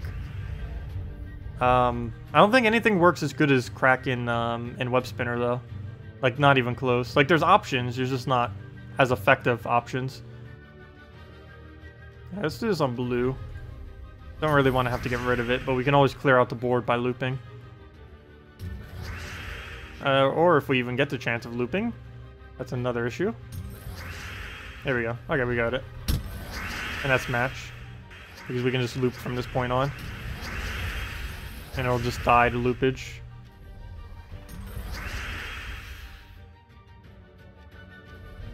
Okay, we'll have to do that on purple. The last color we'll ever want to aim at. And now we have nothing to do. Luckily it gives us one off the top. Throw that on red. Throw that on brown. Oh, I love this team. Throw that on blue. It's not the quickest, but it's definitely pretty consistent. Though it could still lose if you end up dying on before it starts going. Okay, get rid of purple again to clear out the boards and get a bunch of skulls. And now we have no option, so we'll just throw Kraken. And we get Devour off of it. And we throw Kraken again. And we get extra turn and the Devour. Or we did on the first one, not the second one. And now we're out of moves. So we just wait till more purple drop. Get our mana back. And start it all again.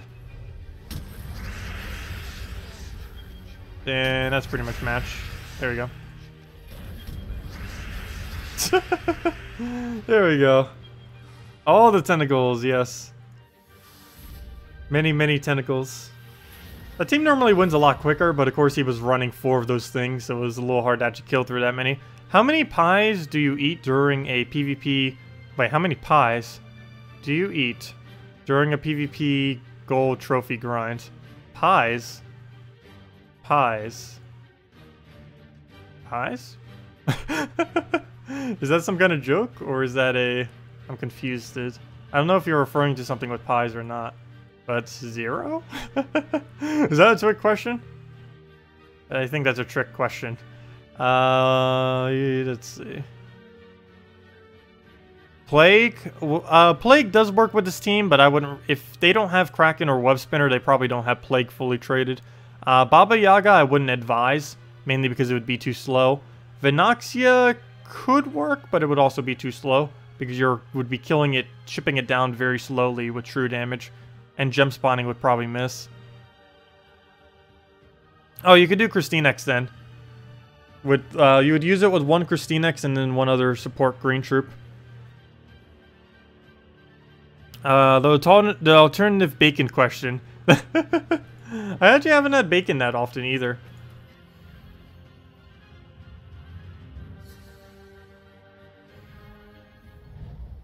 You ask yourself how many people do more than 1k games in ranked matches? There's several dozen people that do that every single week.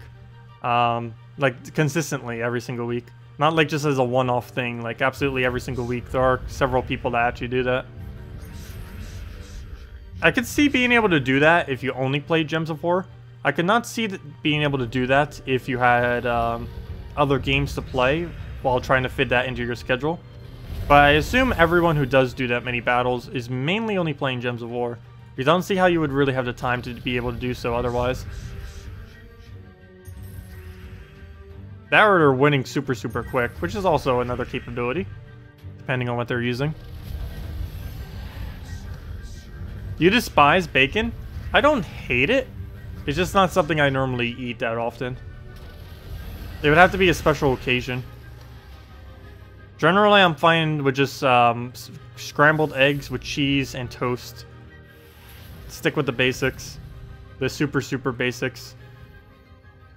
Sometimes I'll even make a sandwich out of that, even though there's no difference between making a sandwich and not making a sandwich. It's literally just the same stuff, just stacked.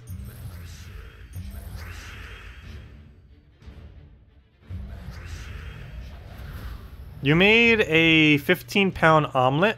Wow. That sounds good. 15-pound omelet. That'd probably be way too much food, though, for one person. You'd have to split that, like, 4 ways.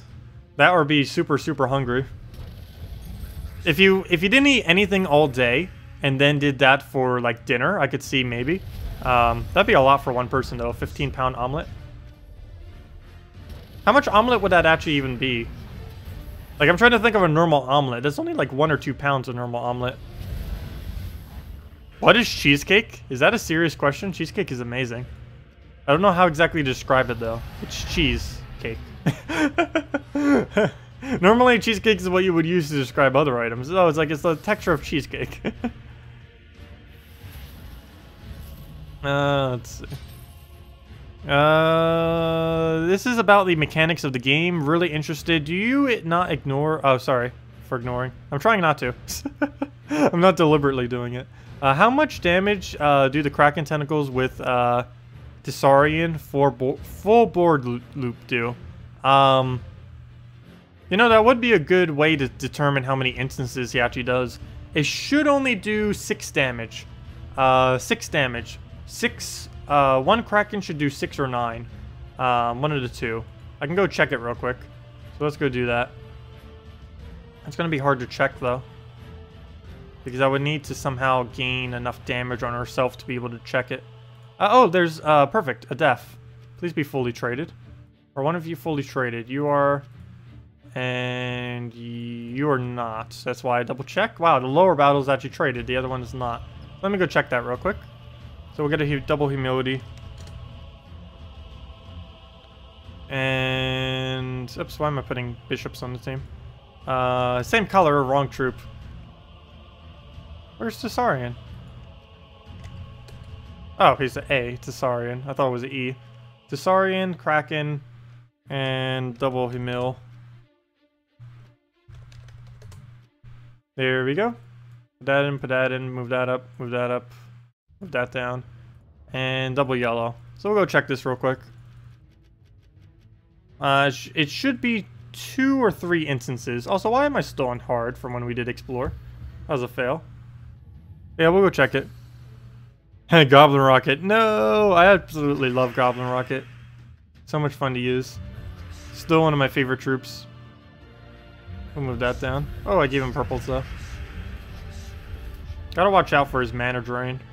He does technically have a mana drain. It won't always hit, but it will occasionally hit. Oh no, he's gonna Bone Dragon us. I need to keep distracting him.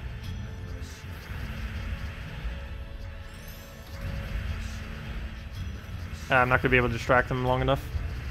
No, he's gonna Bone Dragon us. We're not gonna be able to get enough magic to be able to do it. Ow. Ow. Ow. There we go. Yep, he has Bone Dragon again. This might not be possible against this team. No, we didn't get enough magic. Retreat. Ah. Let's see if we can find another def. That would actually make this a lot easier. If it was a standard, like, def team. I could have probably done it against Famine def as well. Scion, Famine, no trait. Def, no trait. I don't know if we'll be able to get it. We'll see. There we go. There we go. Def double Famine. That'll work. Annoying Scion, but it should still work. Show Garuda team with, you finally got him? Sure. I can go do Garuda team. Garuda's generally just used with a Gurgolfa up front with a bunch of other support troops that do AoE. We'll go show Garuda after this. Put that up. Throw this down on brown. Oh, come on. I did that for extra turn and we still don't get it. Well, let's just commit to brown even though we don't use the color at all. It's probably a bad idea given that he's running famines. But oh well. Let's do it on red. I'd rather it be on def than on the other thing. Okay, throw it on red again. Can we get magic on it already? Throw it on red again. Nope. Throw it on red again. Throw it on red again. And again. And can you please hit magic already? And again. Nope, still haven't hit magic. If nothing else, in a few more turns, we'll just automatically have enough to do it. I should probably start doing purple now. Now that he got this famine out the way. Oh, he better not kill that. I need both of them alive. Okay, there we go. We got it.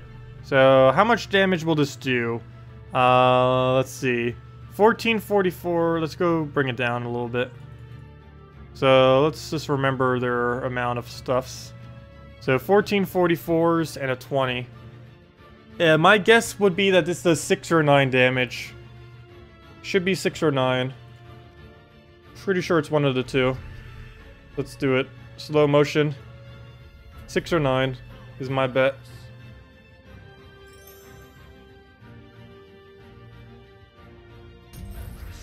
Or 3, which is what I thought it was before 2, which would only be... It counts as a single 5 times, which is what I also said as one of them. Though I should have guessed that one as well. I forgot that that is also a thing. But yeah, it only counts as 1 pair. It's a really weird glitch that still behaves exactly the same, even on the Unity version. When the entire board is the exact same color, it only counts as 1 pair. It has to do with how the 5 times are normally calculated for the for an automatic surge thingy, and because it's a nice like square shape. This happens whenever you make a perfect square as well. If you make a 3x3 perfect square, it counts as 1. If you make a 4x4, or 5x5, or 6x6, any perfect square counts as 1 5 times match. It's really weird, but that is how that behaves. So yeah. So that's not any new information. But now we know. We have confirmed it. So yeah, it still behaves exactly the same. It's one of the reasons why gem spawning isn't really used in infinite amounts. That and because it starts getting overpowered. But they have nerfed every other troop except ssaszix, because that's how his whole gimmick is that he can create based off his magic. But there used to be half the game used to be able to do that pretty much. But then they end up nerfing them all because yeah, that would have been too overpowered. When they could, the sweet spot for when that's most effective is around 30 gems. Is about the absolute best that you can do on the board. 30 to 40, march towards 30 is the absolute best. Okay, or I know that from back when it used to be possible. I assume the same would still be true, given that that still works exactly the same. Okay, someone asked for a Garuda team, so let me go build Garuda up. It would probably just be the standard, actually it's basically my main team, just with Garuda on it. This is actually the main team I showed when he first came out. Yeah, it works really well. It's basically, instead of a second Christine X, you just go for the Garuda. You still set the same banner, because you're going for the Red Storm focus, to be able to get your Dragon Soul up a bit quicker. Oh, you don't have any Gorgolfa yet? Wait, were you the one that asked for this team? I guess you could do it without Gorgolfa. Not quite sure what you use as a brown alternative. Could try using Sylvanie Mora first slot. You wouldn't have as much mana generation though. But you'd still be able to get it down. Okay, let's get reds and purples. Should be our main focus. Occasionally grabbing Gorgolfa, but mainly reds and purples. Move that over. Do we have any drops that are worth taking? Doesn't look like it. So we'll purple up there. Dragon Soul away to board. And now we start going Garuda crazy. And of course, with every single board effect, it's always great to have explosions with them, because you get a lot of their color off the cascade. which generally will give you a pretty good chance at extra turns. Not always, though. It likes to be a troll. But there's a good chance that you would get an extra turn off of any explosion. Of course, now it's just going to give me 0, because why not? Let's just throw down this. He'll get skull distracted. Oops, never mind. Into an extra turn. Not a good way to skull distract by any means. Throw that down. There are huge hits. Only problem is he gets the same effect. He's using his bloaters too, so he's getting the same benefit that we're getting from the board being having a huge amount of reds. He's doing the combo I'm trying to do, but he's doing it against us. Fail. He can actually win with barely any stats at all. That's amazing. He could win. He's using the combo we were just using against us, as far as the strategy behind the damage. Oh gosh, he got the resummon. I think he just won. He was able to get it, we were not able to get it. The whole loopage that we were doing. Still winnable. Just very unlikely at this point. Oh, yeah, there we go. Wow. Well, there we go. So you can see, based on how his team worked, that it does work. It's just he got to utilize it instead of us. That will happen sometimes. Fail. Try with Salvani more? Oh yeah, sure. Let me go do that. Actually, let me just retreat from this battle then. Retreat. No, don't quit. Retreat. Yeah, let me go try it with Salvani. We won't have to worry about skulls doing it this way. Actually, I'll probably still use it in that order. Yeah, we'll still use it in that order. Because we're going to get KrissTigger to retank for us.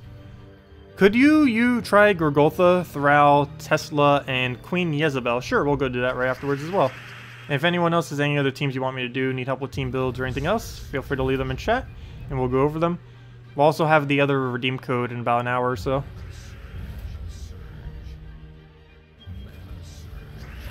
Oh, of course, first turn Devour. Well, this was supposed to be a Garuda team. We're kind of missing our Garuda, so now it's a Dragon team. Well, that was short-lived. We were a Garuda team for a couple moments, then it died. But that's not even going to matter at this point. Because we already got such a good start that we don't even need the effect of Garuda to win it.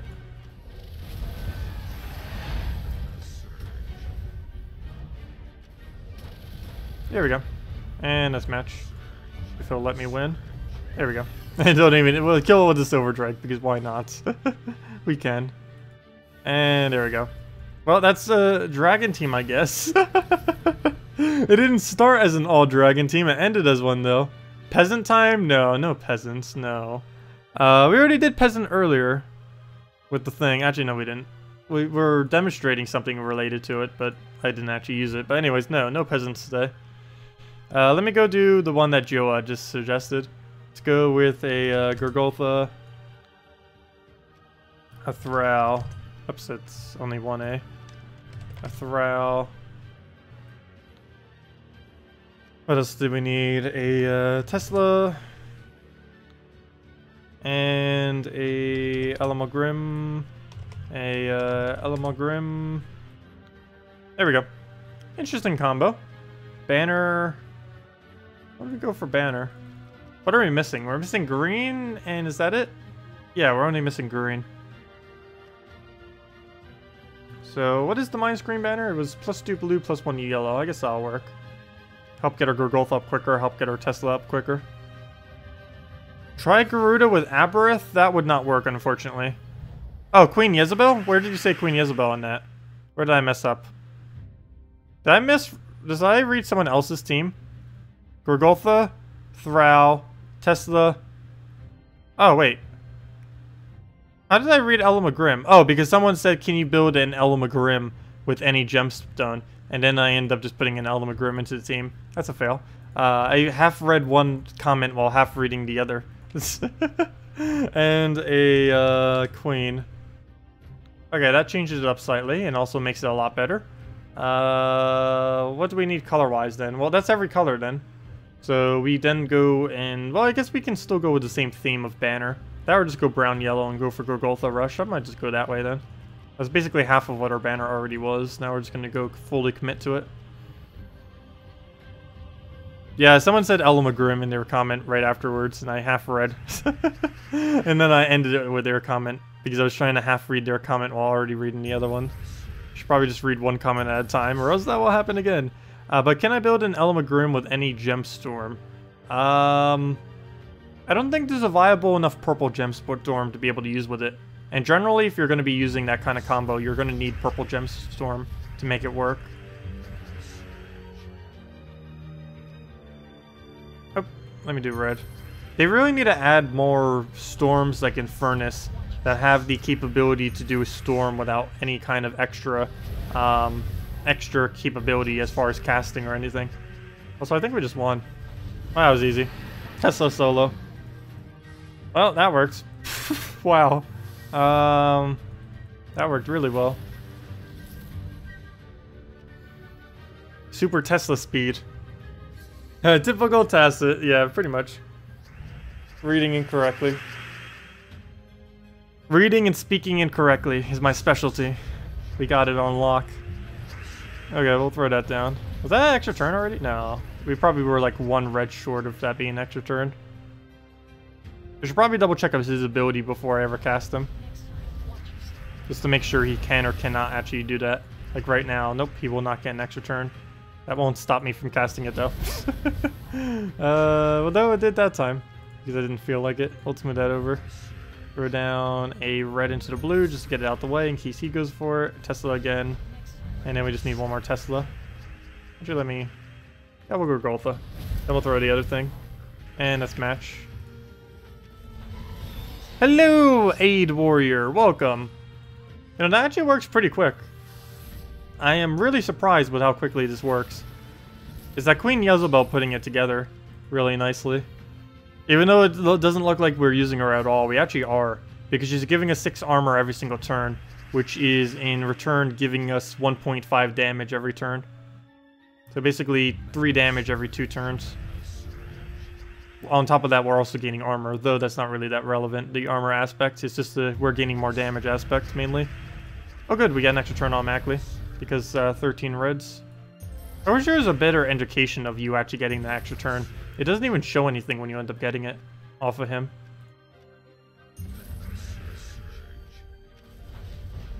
Okay, I'm gonna need to kill that out. Oh no, that is exactly what I was trying to avoid.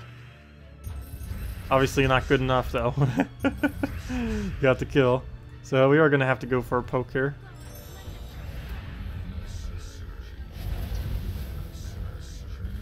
End ton. There we go. I'm not gonna bother poking. We're just gonna go for another Tesla. No! We need to get Tesla mana. There we go. And that's match. Oh, it's Human Week on console. Ah, that's why you're using it. But yeah, it seems to be pretty solid. It's going pretty quick as well. And it seems consistent enough, since it is using Gorgoltha first slot.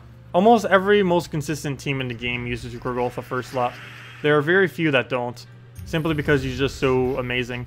And even though they added Enrage to kind of discourage this a little bit, Enrage has played almost no effect in discouraging the use of Gorgoltha or other things that are pretty tanky. That was basically everyone's concern when they initially released it, was if they were going to add like this Enrage, if it would actually basically kill out Gorgoltha and basically everything else that's really good at resisting skulls.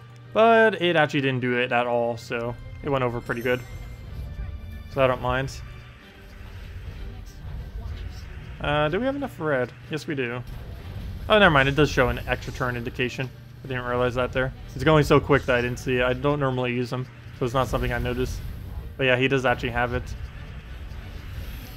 Guess what you got from the key from the code? What did you get? I have no clue. You got a KrissTigger. Let's go with KrissTigger. It's probably a mythic. I hope it was a mythic. That would have been nice. If you get a random mythic out of nowhere. Naga Queen! Aww. Nope.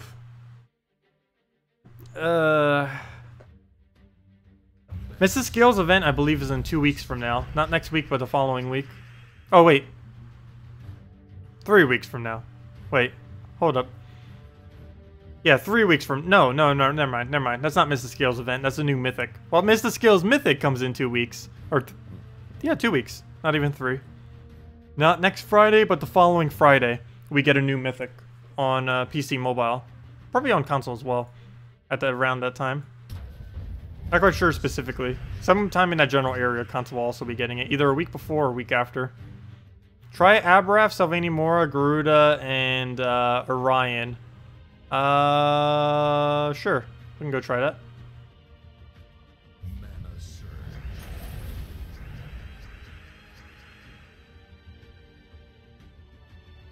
Where do we go? Not too many good options at the moment. I guess we'll throw a blank Tesla. Because we really only need 2. We could just rush up Tesla at this point and be fine. I can't believe people are still using him. Maybe jokingly? I'm not quite sure what's up with that. Because he is quite useless after the event week. Even during the event week, he was actually pretty bad. Very, very few instances that he was actually useful.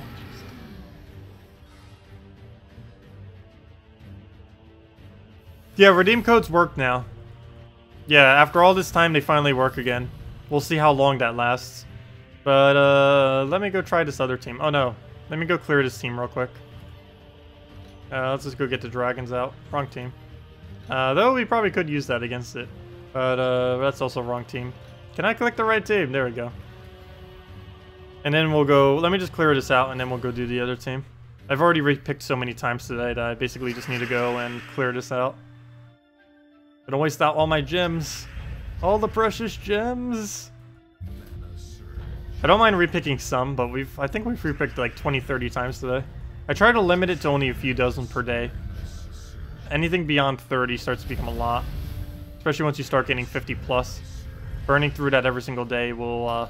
I still gain gems way quicker than that, but it will make it so I might eventually reach the point where I might not be able to obtain everything when new troops come out. So I gotta be really careful about that. And that's match. Merchant, I got a rock. You need a code for only Mythic Tacet? Can you help a buddy out? They would never give that out.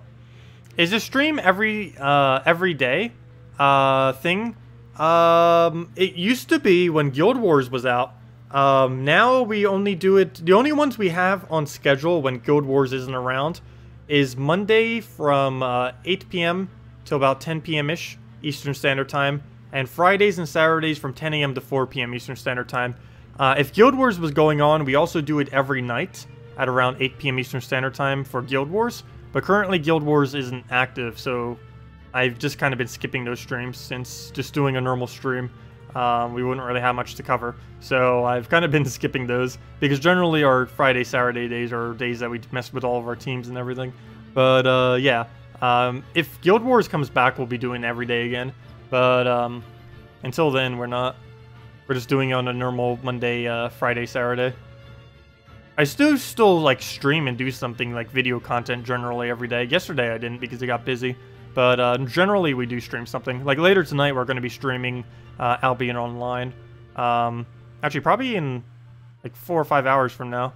I will need a slight break between the end of this stream and the other one, though. Let's see. Okay, there's been so many things just asked of me real quick. Let me see, which one do we do? Let's do... Tome of Wizardry? Really? You just got it on your second account? What even is the Tome of Wizardry? I believe it's a column destroy, isn't it? Why would you want to do that? Like, it's a plus sign, I mean. Isn't that the plus sign? Destroy? Let me go double check real quick. Troops. Wizard. Hero. Explode a gem for 7 gems. It's not really worth it. You'd be better off using Goblin Rocket in every single instance ever. And any team that you would basically just use otherwise, you'd basically just use that in and just fit it in around other looping troops. But it doesn't automatically gain an extra turn or do damage, which is the biggest downsides of it. All it is a single explode that you can target. And for 7 mana, that's not really worth it. Bombardier is basically the same thing, but it does damage for only 1 mana cost more. You still get the explode, you get damage, and you get a burn chance, which is super effective early on in the game. You're really not worth using Tome of Wizardry. And what was that one team that was just asked? Aberaf, Sylvania Mora, Garuda, and the oGuin. Let's see. Aberaf, Sylvania Mora,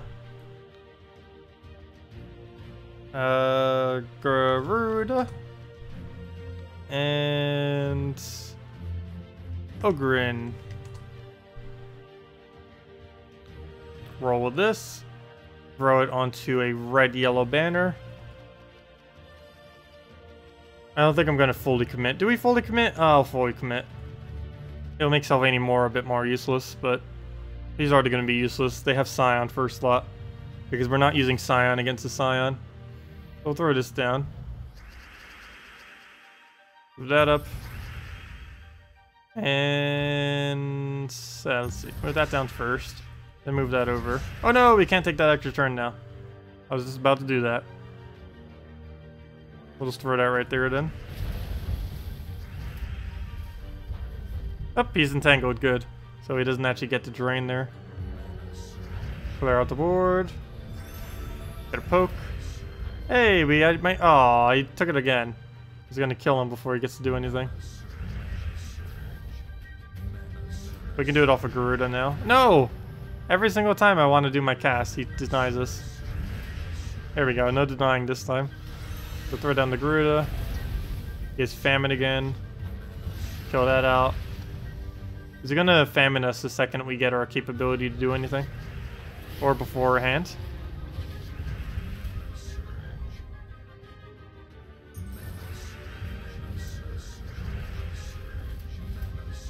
No, Famine, stop. There we go, we got Garuda again. We'll get a cast off yet. There we go. Okay, he'll get Skull distracted. We'll throw that down. And oh, how many reds are there? Oh yeah, it doesn't tell me. Fail. 1, 2, 3, 4, 5, 6, 7, 8, 9, 10. Not enough. But we can still go for a kill. Oh, never mind. Hello, Stealthy. Keep forgetting. Fail, Stealthy.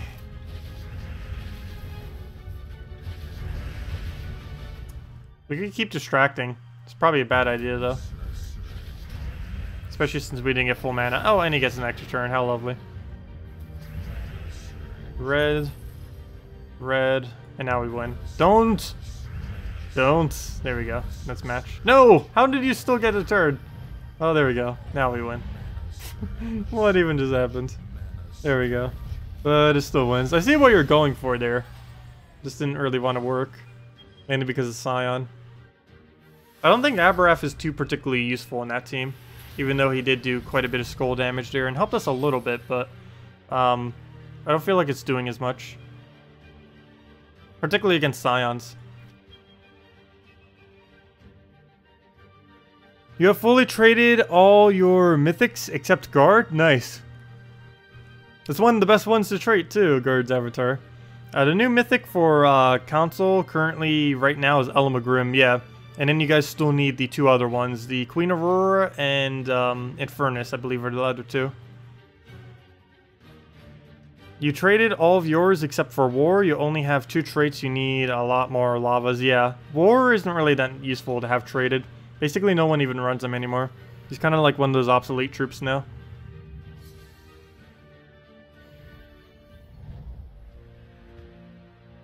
Oh, TDS stands for the Dragon Soul. I believe someone else said it in chat, but yeah. TDS stands for Dragon Soul. Quite a few of the extremely commonly used troops in the game just get abbreviated. I still sometimes forget some of the abbreviations too. But, yeah. Like, most of the, like, core ones I remember. Some of the more discrete ones I don't really remember, though. Trying to think of one that's, like, a little bit more discrete. Normally when someone just abbreviates a name that's longer, when it's actually normally done a lot shorter. Because some of them are just abbreviated with a single syllable, or like a couple letters. Like Sylvania Mora is just SYLV is normally what's called, or Salad Dragon. But generally, if it's just being abbreviated, just call it SYLV. It doesn't actually have its initials because it would only be an S, and that would be hard to determine who's an S. Also, no one ever thinks you mean Salvasi because Salvasi is so weak. Whenever you say SYLV, even though there's 2 troops that start with that, everyone just knows you mean Salvani Mora.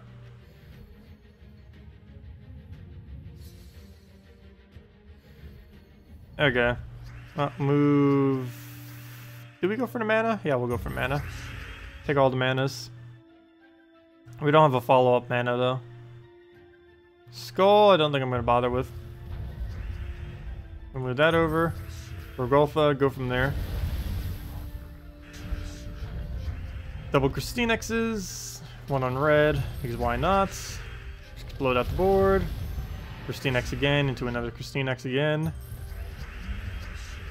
Oh, I meant to do that on blue, but actually that works too.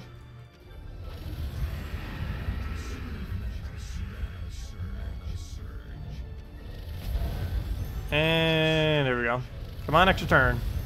Nope. We'll end it with whatever. Should be enough damage. No, 2 off. And we don't have any follow-up other than Gorgolfa. And it revives, of course.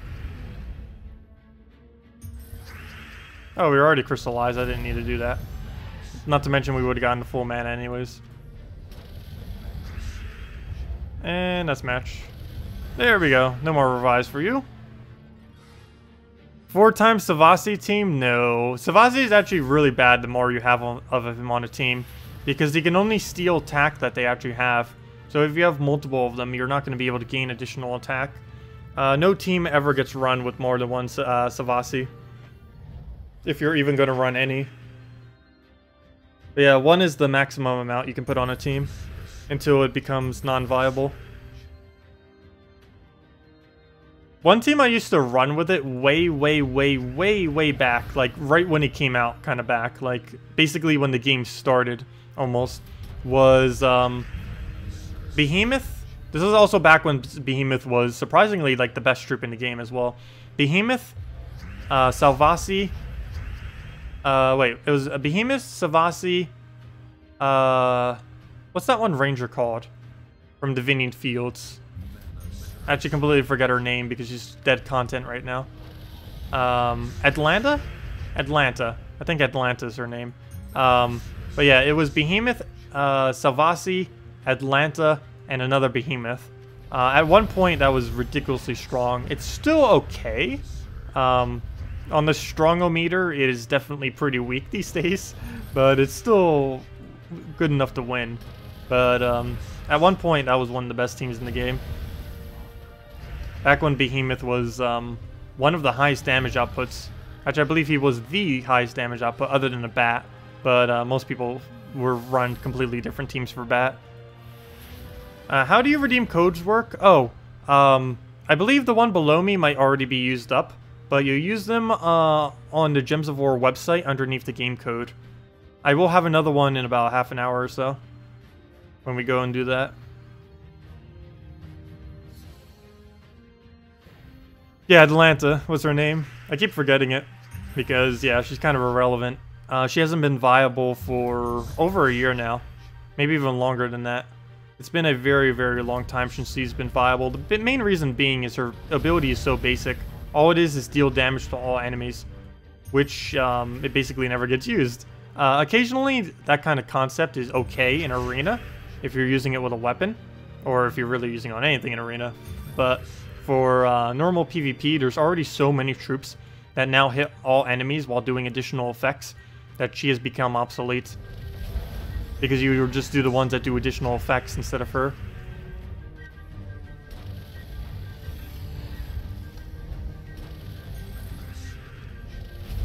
And that's match. Let me cast. There we go. Another Naga? All the Nagas.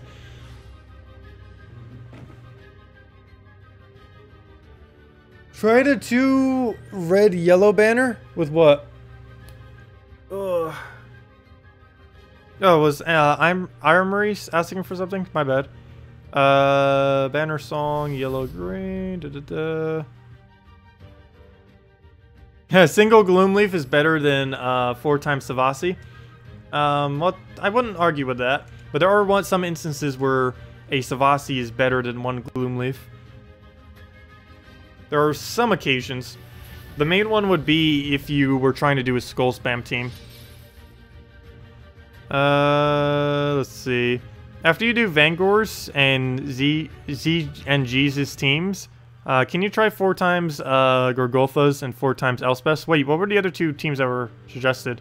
What did Vangor suggest? Team idea. Bone Scorpion, War, Sphinx, Sacred Guardian. A little bit odd, but we'll try it. Let's go put it over top. Oh, not against Drake Riders, though. Ah, even worse. Well, actually, Drake Riders would have been fine. It would just take forever. Salad for the win. Who said that earlier about Salad Dragon? Salads are pretty good. I do like salads. Salad these days have actually been one of my favorite foods. I don't know why I've been eating so many more salads lately, but I do like them. They're really quick and easy, and you don't really need to prepare them. They're really, really easy. And I'm a lazy cooker, so salads. What else do we have? Bone Scorpion, War. Wait. Oh, never mind. War Sphinx, not War. I read that weirdly. War Sphinx. Never mind. Oh, there basically is a new War Sphinx coming in on Monday as well, which is going to pan out. See how that pans out. Sacred Guardian. Sacred G. And what else do we need?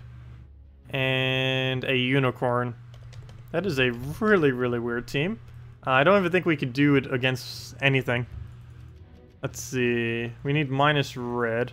We'd probably go Frozen Banner then. Then again, we'd get way more blue than we would ever need.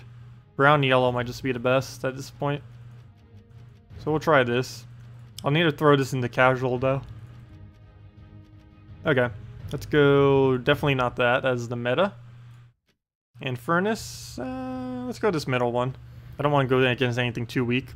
But it's possible to go up against a opponent so weak that we can win off of just skulls alone without even having to worry about casting.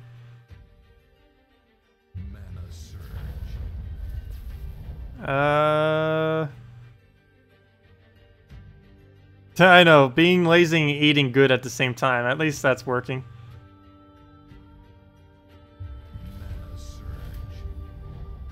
Have been trying to eat healthier lately. Keyword trying. Let's see. Skull, I'm probably just going to ignore. Who needs the buff the most? Probably first slot. Wait, why did it do 0? Did it just do 0? That was weird. Anyways, let me poke it.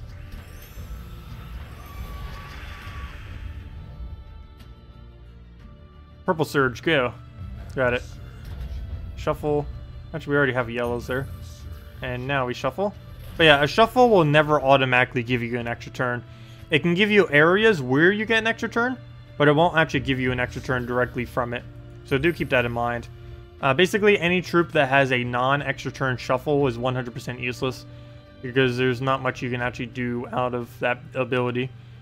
There are like some instances where that ability, a random shuffle that doesn't give an extra turn, might be okay, but generally it is a negative aspect, not a positive one. There's really no point in doing it. Poison a random enemy for every skull destroyed. Wait, is this guy really that weak? Forgot about that. I forgot how weak this guy was. Okay, well, we'll poison 2 of them then. And we get a skull. And one of them that we poisoned was also the one that got hit by skull, unfortunately. And we'll just keep poking from the top down. As long as he doesn't devour, we should be fine.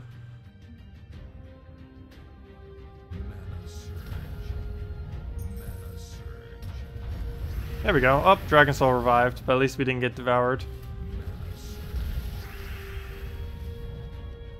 Let me kill this thing before it does something. Then again, he has a second devour even after we do. Alright, let's double poison again, because why not? Shuffle. Move that up. And this is just poke it again. Please don't devour. Good. They did extra turn like crazy though. Get the manas, get a shuffle. Nothing good from the shuffle. And we'll just buff up. What's also sometimes bad about the shuffle, though it doesn't normally happen, is you can get a shuffle where you end up moving everything to the point where the next move the enemy takes will end up shuffling for them. Like you shuffle, they'll take an extra turn, or you'll take your thing, then they'll take their move into an extra turn, and then they get to shuffle again off the no more moves left. And that can also be annoying.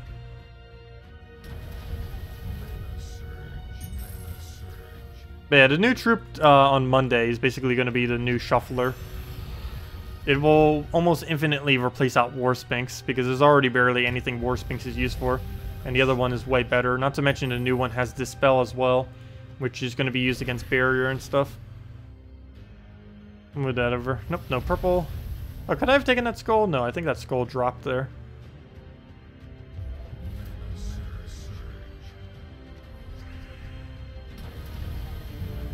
Too bad multiple instances of poison don't add up. Yeah, that'd be interesting if poison actually stacked. That would be really overpowered though with Vinoxia. Let's see. Vinoxia, Web Spinner, and Shadow Dragon would be exponentially better if that was actually the case. Maybe even Poison Master. But yeah, that would be a bit dangerous if it actually stacked. Even if they add a stack limit of like 5, that would still be pretty dangerous. That'd be 2.5 true damage every single turn, essentially. Because, of course, it would be a 50% chance to do 5. Which is really, really high damage. Of course, Burn does 3 damage every turn. But that's physical damage, not true damage. Also, Poison removes Barrier as well. Which is another factor. Whereas Burn doesn't move Barrier until it hits HP. Which is kind of weird, because it used to break Barrier at any point. Now it only does it once it reaches HP. That's something that was changed a little while back. I have no clue why. It might have even been a bug. Oh, I should have held on to those blues. Now we don't have anything to do with blue. On the board, that is. Well, we'll just throw this down. Get the Crystallize, get some HP. The other one's probably dying, so I'm not even going to worry about keeping it alive. And as long as Devour doesn't, as long as Kraken doesn't Devour, I was about to say as long as Devour doesn't Kraken, but as long as we kill that out, should be good. We need to try denying out its mana if we can, would be quite beneficial to us. Just take our mana and our mana match. There we go. Well, that was a really weird team to try, but we did it. Any team with Web Spinner, Lethal Toxin, Abuse, like Skull Spam, generally, if you do use a team like that, it's just oriented towards a Green Seer of some kind. 4 times Elspeth, 4 times Baby Dragon. We can go 4 times Elspeth. We'll do that next, after this. Green Seer. Web Spinner. The Web Spinner in there. And now we just need support for it. This one you don't normally put Giant Spider on as a support. But we can go get a Shegra. And one other troop. Because we could always go Spring Imp or just another Web Spinner. Just go safe and play another Web Spinner. Just in case one dies, so we still have a backup. Okay, and Banner, we can just go yellow-purple or something. Or yellow-green, or purple-green. Let's go yellow-green. Yellow-green, where are you? Yellow-green? I know you're in there. You're a little blowhorn thing. There it is. Alright, we'll roll with this. Okay. So, nice starting board. Really nice starting board. Ridiculously nice starting board. Ah, we missed the extra turn though. Not too big a deal. I'm not gonna go for any skulls. I'll just wait till... Oh, you know what? I should have gone for that skull. Mistakes. We actually could have killed that out so he wouldn't be able to do anything to us. Yeah, I probably should have went for that skull. I was kind of hoping that our gem spawns would have overrid it. And that's why you go double Web Spinner. Did we actually lose because of that? I think we did. Yeah, we just lost because of that fail. I should have went for the skull. The struggles of not taking it. It's like, oh, I'll be fine. What's the worst thing that one turn leaving a Scion there can do? That's why you take every skull ever away from Scion if you have mana. Even if you think nothing could possibly go wrong, that is why you always take it. Scion is so annoying. Can't wait till they nerf it. Doesn't even really need nerfing. It's just mana drain in general. It's not specifically Scion. It's just the concept of mana drain with no counter is what's doing it. Okay, can we go to poison so we can actually hit him for higher numbers? There we go. Oh, one web spinner down, but that's why you go 2 web spinners. Because one is pretty much always going to die. They're really flimsy. They have nothing resistant towards skulls, so they are going to die pretty quick. Alright, let's get our loop going. Where's our web spinner capability? There we go. We'll just do it on yellow or something. And then just get web spinners down. No! Okay, never mind. We still somehow got an extra turn and all that mess. There we go. One shot. Everything you do is basically one shot with skulls with this team. There we go. There we go. With that over, web spinner again, or take a skull. There we go. Free skull, and we still had plenty. But yeah, it works. It's just if you try doing this against skull spam or mass mana drain, are normally the 2 things that'll counter out pretty easy. Even though this is a skull spam team, it is countered by another skull spam team because you don't have any resistance to skulls. You'd either have to kill them before they kill you. But generally, other skull spam teams will have resistance to some skulls, at least to a minor degree. Okay, let's not get trolled by the Scion again. Let's not have that happen. Looks like even blues. Oh, already trolled. We lost. That didn't take long. Yeah, we lost. I need to take green seer mana to even remotely have a chance here. So we'll do just that. And what do we do from here? Blue won't work. Brown will work. So we'll do that. Do it on brown. That gives us double web spinner. I can't kill it with a skull. So we'll just do web. Now we could kill it with a skull. So I think I'm going for another web. Oh, let me use my other guy. He's doing more damage. Shegra we could throw. I'm not going to bother yet though. Now we'll throw to Shegra because he can't miss. And with that over, now we can one-shot everything if we could actually get the skulls where we need them to. Unfortunately, none of them are really where they need to be. I'm still going for it. I'll take that. And that's match. But yeah, that's web spinner. It works out okay. Not the greatest. It's really risky at times, but it works.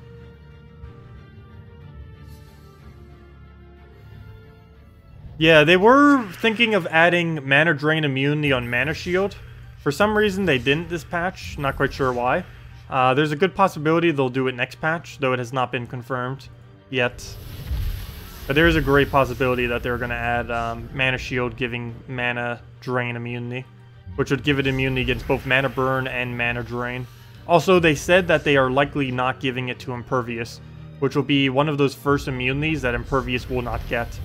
So only Mana Shield. Mana Shield is basically going to be an amazing trait if they end up making that fix. Because it'll be the only counter to Mana Drain, and most notably, it's on Dragon Soul. So everyone's going to shift over to Dragon Soul and other related teams using like mana-resistant things. But hopefully they'll die down enough that we won't really have to deal with that as much. Because we wouldn't want to always have to use Mana Shields. If everyone keeps still using like Famine and stuff, we're going to have to keep using anything that has Mana Shield, which is going to be a little annoying because there's not too many Mana Shield options. Dragon Soul is the most notable one as of currently. There are a few others. Most of them are just utility and stuff though. As far as actual damage output and support and soul gain and everything else, Dragon Soul would cover it.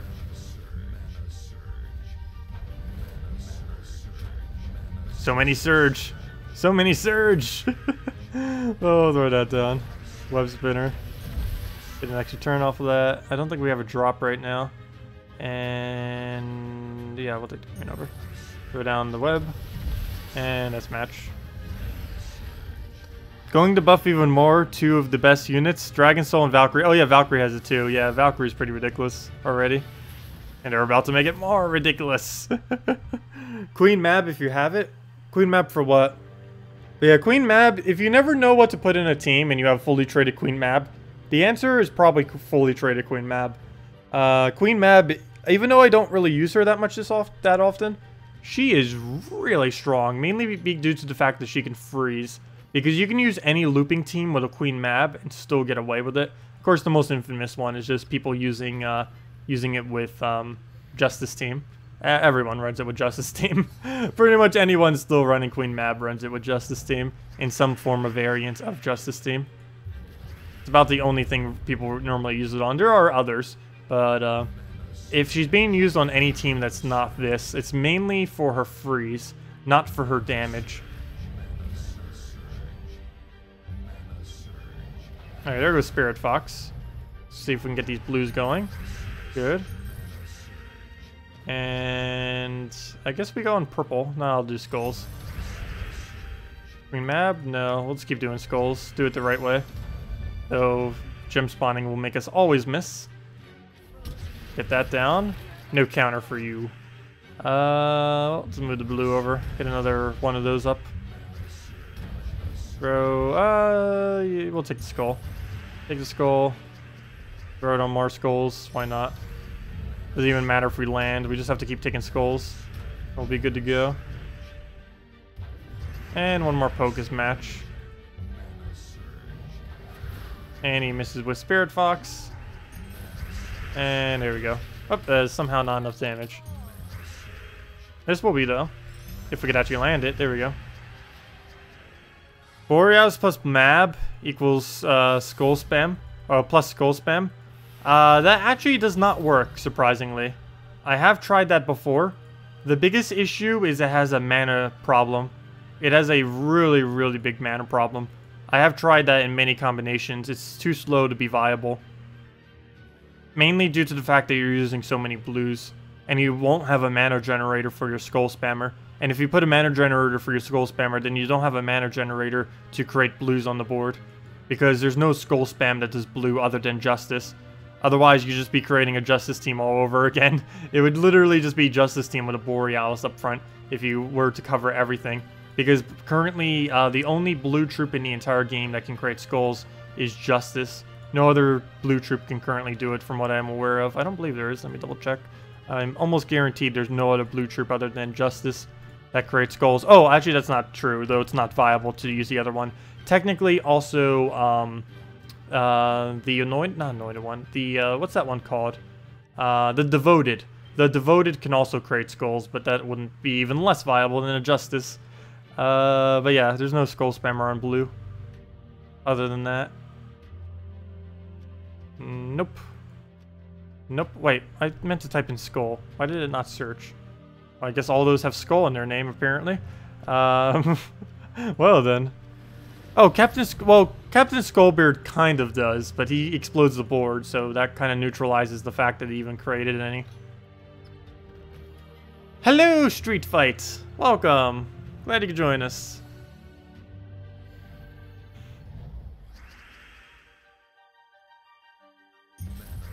Let's see. Bridget has been here the whole time, hasn't she? Wait, did she leave? I didn't even notice. But yeah, welcome back. Oh yeah, she did leave. She didn't say anything for a while. That or she just wasn't talking during the entire time. Sometimes people go away for a little bit and they just don't talk. But they're actually still here. Actually, that's a good majority of the people that watch, actually. Because normally we have, well, we always normally maintain a double-digit people watching, but we only have, like, about single digits normally talking in stream at any given time. That's mainly just because people just don't talk. Some people just watch in the background or whatever else they might do with it. I don't mind. 4 times Elspeth. Oh yeah, sorry. Yes, you have asked that like a billion times this stream. Let me go do that. It's something we've done many times before, but it's always a pretty fun concept to do. Because you basically get a completely random team out of whatever ends up happening. But yeah, we'll go do that right after this battle. And if anyone else has anything else you want me to do that I might have overlooked or skipped or whatever's, feel free to leave them in chat and we'll go around to them. Also, why did I leave them the skull? That was a fail. I'll take out the green, get the little drop there. Doesn't actually give us much. Then we Christine X hopefully next turn. There we go, perfect. And that's match. He has Yedge and Rage on it. That's not gonna work. And down it goes. Okay, so let's go do 4 times Elspeth. I'm not gonna bother with 4 times Baby Dragon this time around. 4 times Elspeth actually does have a chance of winning. whereas 4 times Baby Dragon will basically always fail. Also, thank you, Ander Herrero, Ander Herrero for the subscribe. Much appreciated. Okay, where was I? I was about to go and 4 times Elspeth. L, another L, and another L. And where's the minus green banner? I'll probably regret doing this, but oh well. We'll keep 1 Elspeth alive just so we can keep doing the abilities. First things first, we'll kill out the first Elspeth to get a better first slot, and then we'll move from there. Okay, that's a first slot. Yeah, that's a troop. That's about all. Another bad one. We'll keep the last one alive, I guess. Wait, shouldn't this make them unburnable? Should make her unburnable after. Yeah, it makes a completely new troop. Oh, this is awful, team. Who should I replace? I have another one I can do. I'm gonna replace the guy who's entangled and burned, even though he has an ability. There we go, Night Coronet. That's a lot better.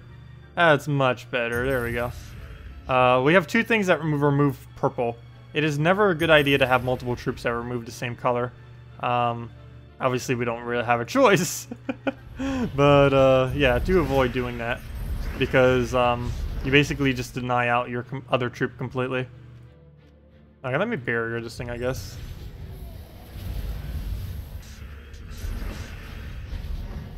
Okay. I want to try getting another Night Coronet. Not quite sure if we're going to get that far, though.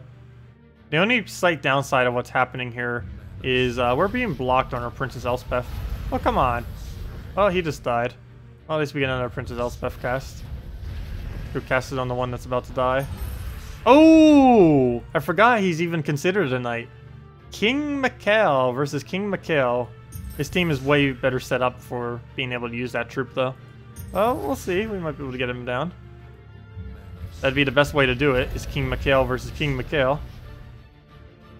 What do we do here? I guess blue down. We might need a replacement for him soon if he takes too much damage. Actually, we might need to replace out this thing. Actually, I might need to replace out herself. She's about to die. Well, this isn't looking good. I guess we'll buff. Oh, she died. Well, that's over. Well, that's over. Yeah. No. Well, that's, yeah. That is 4 times Elspeths. Obviously not a viable team, but it's fun to mess around with. I'll try it one more time. And see how good it does against this. Main thing we'll have to worry about is Corvash. If we miss and give him all the blues, that'd be awful. So you know it's gonna happen. Let me take a skull first. Oh, bad idea. Very bad idea. Let me kill out that one. Oh, wait. I should have used herself to do that. Fail. Well, at least I got my mana back, so I guess it doesn't actually matter. Let's do it on yourself to get rid of Entangle. Night Coronet. Okay, this team is looking okay. Let me do that on yourself again.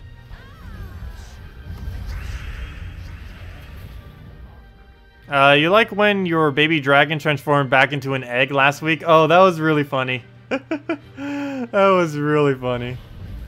Yeah, that does still happen. It's no longer possible for a baby dragon to form into a baby dragon, but a baby dragon can still form into a baby egg, which is even funnier than a baby dragon forming into baby dragon.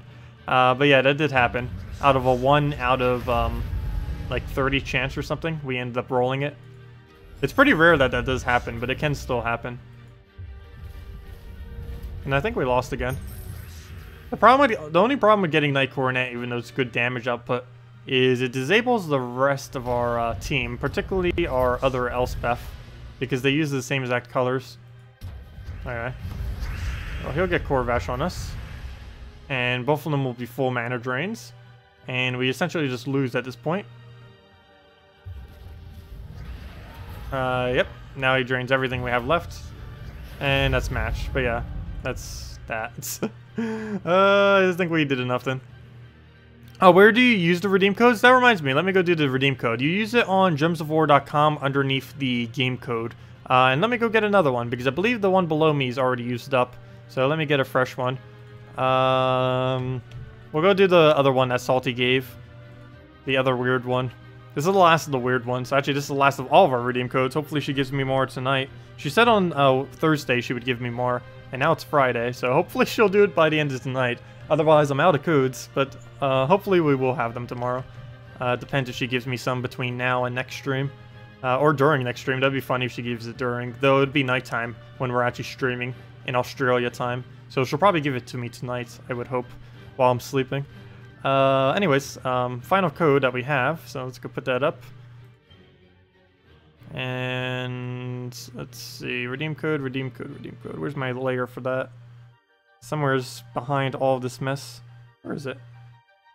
I might need to take a break. My eyes are starting to be like really... My eyes are not cooperating right now. Let's see, move that there. Let's see. Paste that in there.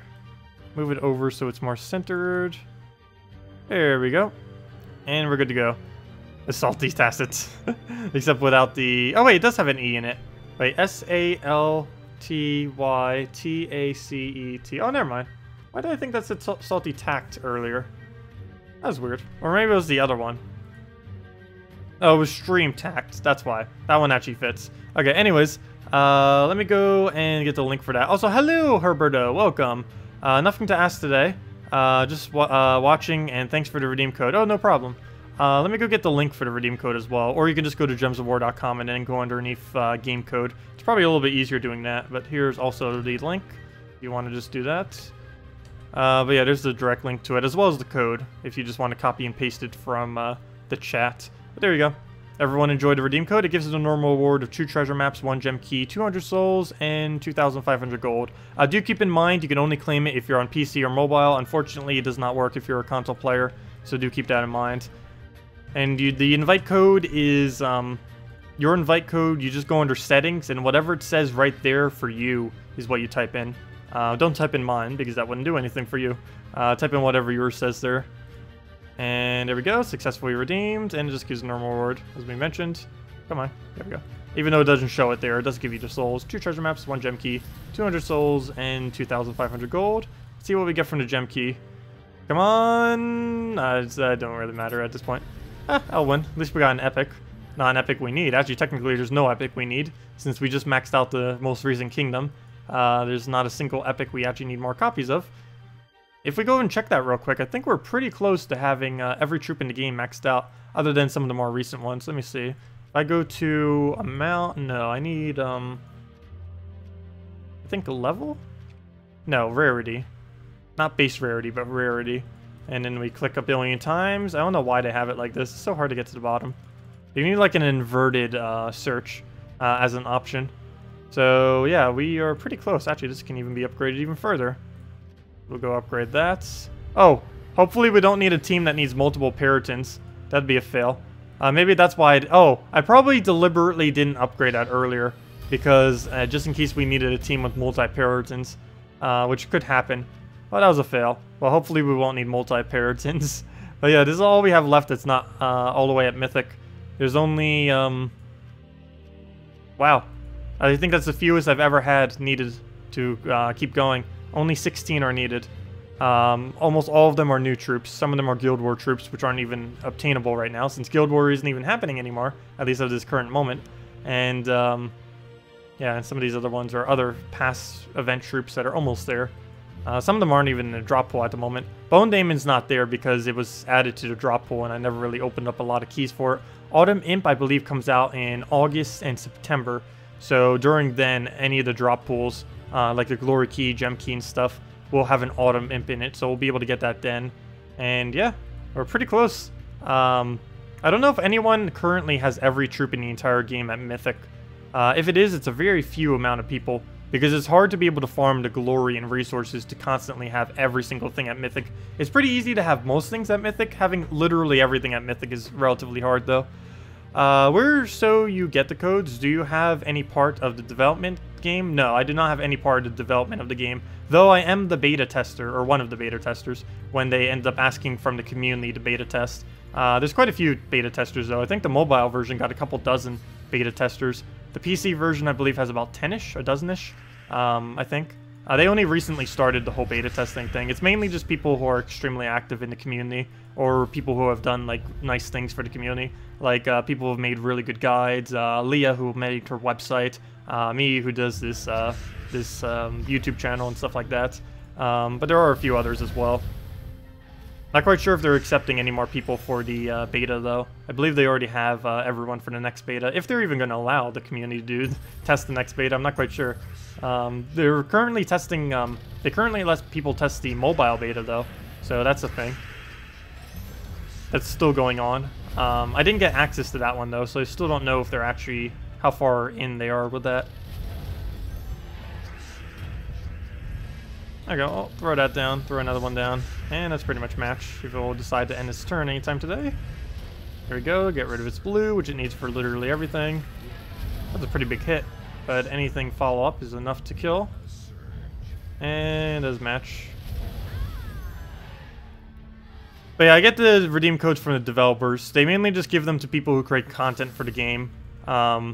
Generally, anyone who streams or does YouTube for the game, and if you ask them for some, they'll give it to you. Even if you're like ridiculously small, you could have like 10 subscribers and they'd probably still give you some codes. Because there's not too many people who actually make content for the game. And many of the people that have done it in the past have moved on to other stuff, or just have moved on with other stuff in life, and they don't really do it anymore.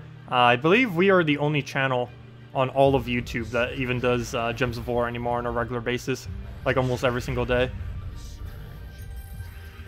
Let's see. Well, we'll take that over. What else do we do?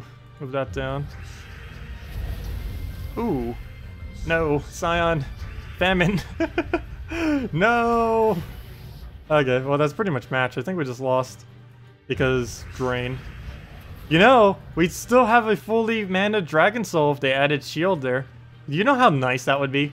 Imagine with this team getting wiped by a famine and it's like, oh yeah, we still have Dragon Soul, let's go. I'd probably use double Dragon Soul instead of double KrissTigger once that happens. Because double Dragon Soul would be a lot more stable against mana drain than what double KrissTigger would be after they make that change, if they make that change. Okay. How do we go about this? I guess we go for a red. Move that down. He'll get Skull distracted. We have like no mana on it, so it's not going to do much. I was hoping that would surge. Now we have the problem of not being able to cast. We'll just keep Skull distracting. I don't even care if I feed her a little bit of mana. Well, I kind of do, but in that particular instance, it won't hurt as badly. Trying to get KrissTigger up. There's no mana for it though here. Oh yeah, there is. Never mind. We can just move it across. Oh, one goes down. We do get a summon, which we'll use as our new tank. Yellow, because we don't need it. Oh, we might still be able to come back from this. Depends where he throws his famine. We'll decide how this battle will go. Or if we can get Dragon Soul up. Ooh, I forgot about that. That's in the way. Another skull. Another one. Nice. Ooh. How much damage can we get? Actually, let's focus on getting an extra turn here. Not damage. I don't think we really need the damage. Because there's no way we're going to one-shot them with how much damage we're doing. Or then again, we'd have to hit... Let's see, there'd have to be... Oh no, actually we can just kill Famine. He's the only one that's really annoying. That's fine. Never mind, there we go. Sweet. Okay, so that was a comeback. Barely. How are you managing to do 2 accounts? You heard it was really difficult on the new Unity engine. It's difficult to reclaim an old account, but it's really easy to do a new account. All I have to do a second account now, if I wanted to make one from scratch, is just start another Steam account. That's all I have to do. So that's ridiculously easy. Trying to reclaim an account that you didn't link to an email prior to the switch that they made is almost impossible. I tried contacting them. They did something incorrect both times. I might try a third time, but yeah. It's quite a hassle. There is one other way that you can do it. It's really convoluted and complex though. I might have to do that if we truly wanted to do one of the other ones. But as far as starting a new account, it's ridiculously easy. All I have to do is just make another Steam account. It takes like 1 minute. Then just play Gems of War and then it will instantly be a brand new account. But yeah, it's really easy to make a second account now. It's just old accounts. Reclaiming old accounts is just what's hard to do now. Starting from scratch is ridiculously easy. Even more so than what it was before. Actually, now it's simpler to start from scratch, because before you had to go and do a bunch of file manipulation to be able to start from scratch. Now all you do is just start a new Steam account. Okay. I need him to not famine. No! Yeah, I saw that coming. Obviously. Okay, well, we'll let him do whatever. Oh, we could have taken a red turn there if he would have not done anything. Well, let's kill him, out of safety's sake, so we don't get drained off of skulls, just in case. Now we just played a waiting game of getting KrissTigger up, and then move from there. Purple, I think we ignore, because we might as well just focus KrissTigger's. Would be the better option here. We'll throw down yellow for the blue, which will give us full mana. Oh wait, never mind, we already got full mana regardless. And that is match. There we go. I did ask for a password for my other account. And they didn't give me one. I can ask again. I asked twice, and they did something incorrect both times. And I said it, and then they didn't reply back. I could try a third time. It's not that important that we get those other 2 accounts back, though. They were always just for fun. Every single one of those accounts, I really don't care if we get them back. They were all just for fun and the learning experience for other players. And so we could do the little Let's Play videos for them as well. But I have no need to actually play on any of those accounts. They were just kind of there for experimentation purposes. Let's see. Oh, I'll just take a red. Oh, take the blue. Almost didn't do that. Take out the red. Take out... we need a better board than that. Take out the red again. Oh, should have taken yellow. Speaking of yellow, I guess we get some blue out of it. And that's pretty much match. Assuming he doesn't devour. Oh, there we go. That is match. PM Salty and explain it. You don't think support reads tickets properly? No, they do not. They do not whatsoever read tickets properly. Or at least some tickets, I should say. Support has been really good in the past, as of recently, or at least when trying to get this situated, they have not been as good. I have heard from some other people that they're still just as good, though. Like when I end up mentioning, like, oh, they're horrible now. But no, I don't know, maybe just my experience recently with it has been. But I know in the past, they used to have amazing, amazing support. They do have different people doing support now than what they used to, though. I believe they still have some of the same people doing it, but it's not like the same normal people, if that makes sense. Let's see, we'll throw that down. Dragon Soul. Golfa. Took 5 days. Yeah, they just never sent mine. They did it for my main account, but that's not what I asked for. But they did technically send it to me. They just didn't send it for the right account.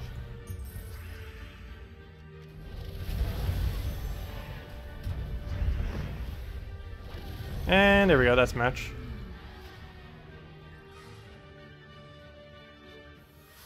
But yeah, if anyone's just getting here, make sure to use the redeem code below. Should still be active. You use it on gemsofwar.com underneath the game code. Hey, another arcane, a green purple, nice. And if you guys want me to go over any teams, need help building any teams, want me to mess with anything, just let me know, and we'll go do it. I'll probably stop at the end of this hour, so probably in about 15 minutes. Just cut it off a little bit earlier, go eat, and then we can go try that other game and see what that is like. If you want to send some money, what is the best buy? Oh, if you want to spend some money, what is the best buy? Oh, I've been meaning to make a video on that too. I should probably go do that soon, because there have been some people requesting for that. I was going to do it yesterday, but then I kind of got caught up with the stuff. But yeah, best buy in the game, there's two absolute best things that you can buy. It's the daily gems that only cost $5 for 225 gems. You do get this in a slow 15-day pace, but but it gives more gems than every other low cost thing. If you only had like $5 and that was all you're going to spend on the game, that would definitely be the best value to spend it on the daily gems, because none of the other $5 options are really scaled even remotely close to the daily gems. And if you were going to spend a little bit more money than that, the absolute best single purchase you can make is Death Knight armor, for a couple of reasons. Death Knight armor is the only thing in the entire game pretty much that's not obtainable for free. It gives 100% gold, soul, and EXP gains in all battles, which is very, very useful. It also gives you the appearance of the Death Knight armor if you want to wear it as a kind of item as prestige, though not really that prestigious anymore because everyone gets it due to its bonuses. And it also gives you a bunch of keys. Those are about the only two purchases that I really deem as worth it. Everything else is a matter of preference. Those are like the only two purchases I would find are worth the money. There are some other things that are kind of worth it, which I guess I'll go over in the video later. But it's mainly just things like guild seals. Some people buy arcanes and trace stones just in general because they hate having to farm them, even though it isn't that much longer to actually farm them than it is to buy them, assuming hourly rate, assuming an hourly pay, or you know, like minimum wage. I mean, that's what I meant to say. But yeah, those are only two basically. Is Death Knight armor and daily gems. It took a week to get a password for your second account, but that was because they had trouble finding the account. Yeah, that would probably end up happening as well when I end up sending it. That or they just didn't understand what I was saying. That or they couldn't find it and they just didn't say that they couldn't find it, and just kind of diverted it. I'm not quite sure. But yeah, I'll double check again. It's not really that important that I get the accounts back, so it's not really on my priority list at the moment. Okay, well, we'll just take the reds from there. What else do we need to do? I'll take green over. Take out the yellow. Super tanky right there. I guess he's still using the team as if it was last week. Oh, he's tanky because of Fener. I was wondering what that noise was. I wasn't even paying attention when he did that. It's like, oh yeah, he's buffing up. Yeah, he actually buffed it up on the correct unit. I'm surprised the AI actually hits the correct unit. Normally it doesn't. Oh, there we go. Normally it would just aim like some kind of completely random troop on the team. It's really bad at aiming buffs. Actually, it's bad at aiming almost everything, but particularly buffs. Particularly when you need to use them on not first slot. Like if you were using a build that was trying to buff up second slot for whatever reason, maybe even third slot, maybe we're trying to give armor to your third slot. For maybe it was a Rowan or something and you wanted to give it armor, the AI will never hit third slot unless it's itself. Sometimes the buffer likes to be greedy and it just aims at itself, which is like the worst possible target normally for a buffer to aim at, because generally the team is set up in a way that's supposed to buff something else, not itself, which is why buffers are never used on defend, or at least in the current state of the game they aren't. Alright, we'll move that down. Get ourselves a Christine X. They found your account, or you found your first account, but I told them you had access to that one. It was your level 36 account. You couldn't access any. They kept looking. Oh, and then they just eventually found it. That's cool. Yeah, the ones I lost was the 120 level account and the other, like, smaller 56 account. Both of them had, like, 2 or 3 mythics on them, though, which is kind of cool. We got really lucky. We got really lucky on some of those drops on them. Not to mention our second account, our second Let's Play account that we did, ended up getting Dragon Soul as its very first legend, which was completely broken, as you can see. Now, actually, Dragon Soul isn't as powerful this late in the game, but it's still powerful. Oh, I should have mirrored him. He's using my, the Skull variant team of this. He's using the Urskea with the Apothecary, Keeper Souls, Shagro. We showed this earlier in the stream. This actually is probably my favorite team out of anything you can build out of the New Kingdom. King Mikhail with this team would probably have to be my favorite. Not the best, but it does what it needs to do. Watch it destroy me. It probably could, because we're using Gorgolfa, and if he enrages into it, we're in trouble. Oh, he just enraged into it. That is exactly why. He can almost kill out all of our HP effortlessly. If he gets... Oh, he did it again. Well, yeah, that's the power of it. Just ignores all the traits. Let me get rid of his browns before something bad happens again. Just out of safety's sake. Well, we killed it now, so it's just an easy win. He doesn't really have any skull protection against anything. So once you actually kill out them cow, it's actually pretty easy to tear through the rest as well. Team just falls apart.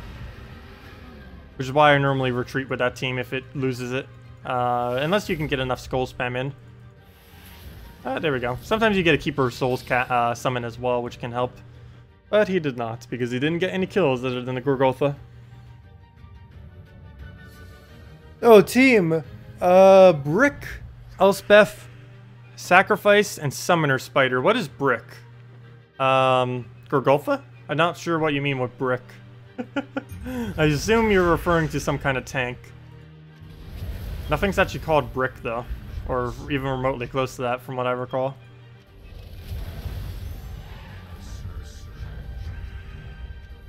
Where do we go? We'll throw it down on yellows. Get ourselves a poke. The mighty poke of pokiness. What do we need to get rid of? I guess green, why not? Blue would probably also been a good option, but it didn't have as big of a boost ratio. Oh, that's another video I need to go over. I can't believe I haven't done that yet. Boost ratio. I need to write that down, because I will forget that one if I don't. Need to go over boost ratio. Most people understand boost ratio. The main confusing part about it is when it has a multiplier on it. Like for example, Courage. 4 times damage boosted by burning enemies. Some people think that, like for example, let's just say with this thing, that this will do 4 times as much if there's a burning enemy. So they think this will do like 60 attack or something. When it's actually 4 additional attack for every single troop that is burning on the enemy team. So there's 3 enemies burning, then that's 12 additional attack to that. It's not 4 times higher. That would be ridiculously broken. Oh, meat shield.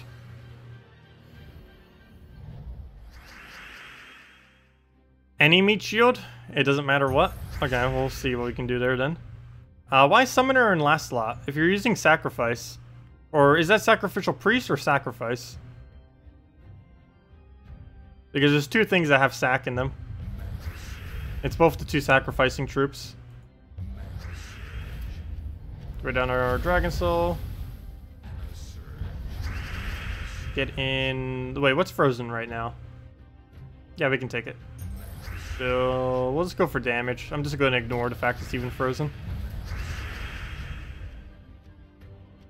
Extra turn over there. And then Christine X win. He'll get Skull distracted. We kill him out. How are PvP matches generated? Is it based on players' guild guardians? No.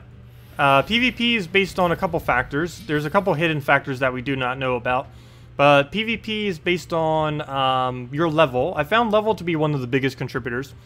But it's based on your level, your team score, both your invade team and your defend team. It takes into account your win rate. And I believe that's it. So, basically, level, team score, your team score that is, not theirs. And, well, there's 2, of course. It normally puts like-minded team scores together, generally. Not always. But it's based on level, team score, and your win rate. Those are the 3 factors that determine who you get matched up against. There's also a weird glitch right now if you're no guild. Basically, always being in no guild, for some reason, changes what kind of battles you find. Not quite sure. Those are the only 3 factors I know for sure to actually do anything, because they never really disclosed any other. But yeah, level, team score, win rate are the main 3. Particularly your level and win rate I have found to be the absolute biggest 2. But having a drastically different team score, like a 7,000 compared to a 9,000, would give quite different teams. Also, I was wrong. This new kingdom will not allow us to go over 10,000. The highest we can go is 9,926. We will not be able to reach over 10,000 until they add another kingdom. So until September, we will not be able to hit over 10,000 and have 5-digit team scores. But then we can make a video about having 10-digit team scores. Because that'll be a thing. Okay. Well, what was your team that you wanted me to do again? Elspeth, Sacrifice, Summoner, a Giant Spider. Does it work? Zap, Sacrifice for its bonus. Wait, what? Oh, Zap, Sacrifice. Oh, I see. But what would you use as a tank then? You'd basically have to use Dragon Soul as your tank, even though that's not a excessively good tank. We could use Karn-X, but that wouldn't really work out with the bonus. Let's just go with a Dragon Soul. It's not as tanky as a tank can be, but it'll work. Elspeth, Sacrifice, and still seems like a slightly odd team. Let's see, and Giant Spider. Because you would be banking everything on first lot. And you'd only give it a 2 attack, 2 magic buff. It would have to be something better than Dragon Soul, I think, to actually work. I'll still try it with Dragon Soul. Oh, I can't go Frozen Banner either. We'll have to go, like, Dragon Soul Banner. Aw, I wanted to go Frozen for the Spider. I'm not quite understanding what the Spider is meant for in this team. I guess Spider, then Elspeth, but they don't have color going into each other. Oh no, I don't really understand. Let's see. Yeah, you'd have to sacrifice itself. But even then... Well, we'd have to hope it goes on blue, I guess. Let's see. Blue. We got it. We didn't get the turn, though. Don't you dare sigh on us. Okay, that's fine. We might be able to make this work. It's definitely not too viable, though. Let's get rid of blue, I guess. Kind of wanted to keep that for the Spider. But at least we got a brown summon. I mean, a purple summon. But yeah, now since Giant Spider's not there, you have to keep sacrificing it if you're going to keep using Sacrifice. Also, I chose a purple that doesn't actually gain any benefit from having additional magic. Though, then again, Karn-X doesn't really benefit much either. He's only gained more armor. Do we bother on blue? We'd have to get a... Never mind, there's actually no point in really doing the blue there, because we don't gain much of a benefit from it. So yeah, we're just going to lose this battle out. Let's see. Here goes the drain, and yeah, that's pretty much just a retreat. Not quite sure what you're going for with that. Yeah, I know, you can summon for the refill spot, but you can't put Giant Spider in last slot if you're going to do that. You have too many... You're trying to put too many things on a team to be able to make that work. You can't go with Elspeth. You'd have to put a different purple here that actually boosts based on magic, like in a mirror or something. It doesn't really matter too much what. But you can't put Elspeth, Giant Spider, and Sacrifice all in the same team because you have nothing to feed them.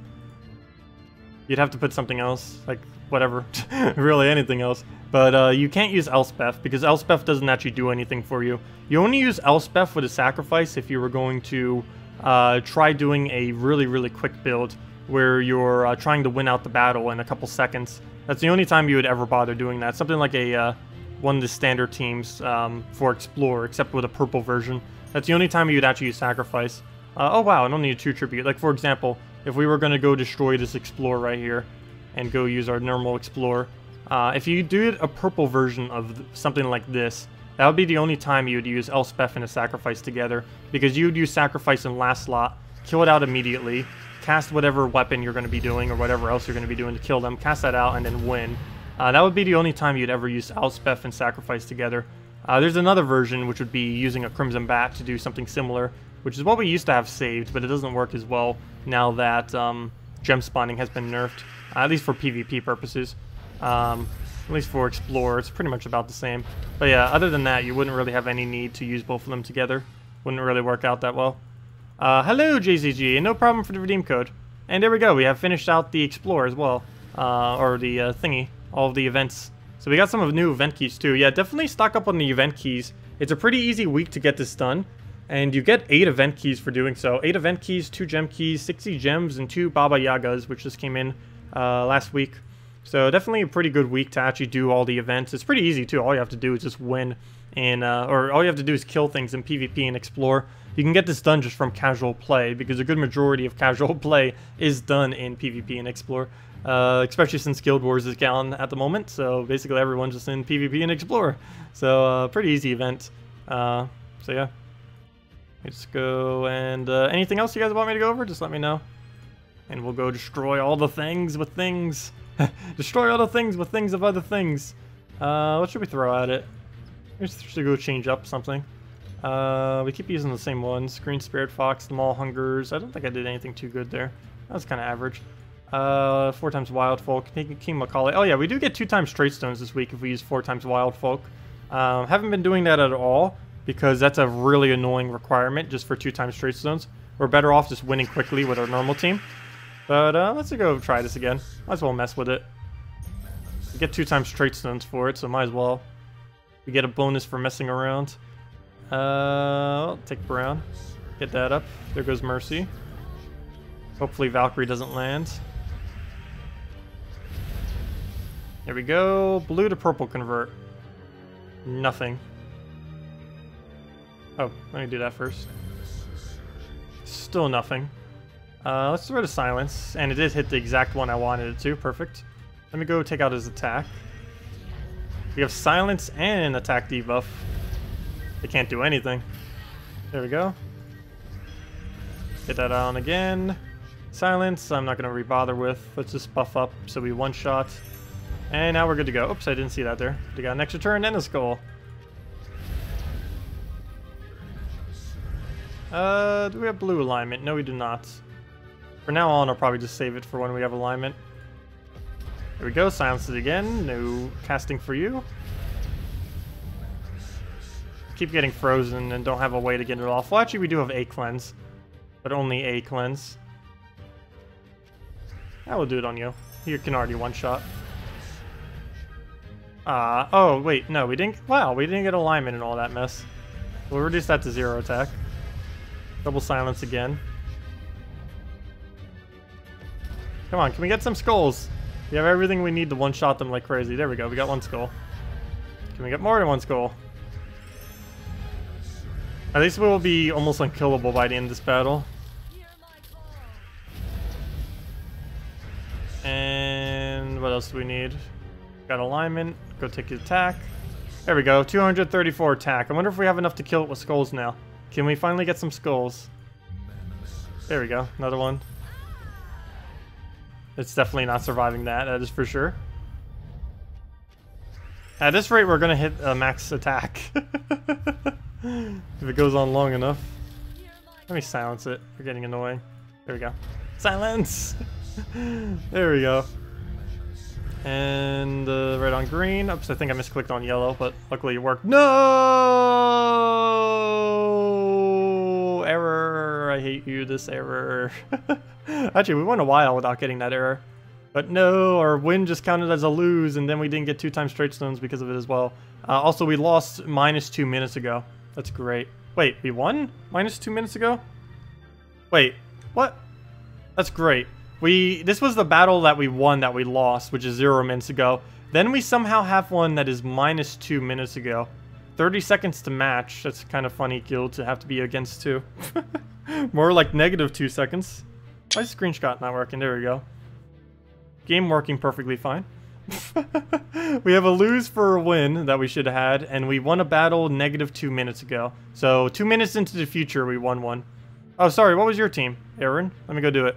Try Dracula's Sacrifice, Princess Elspeth, and a Death Knight class with purple weapon. Sure.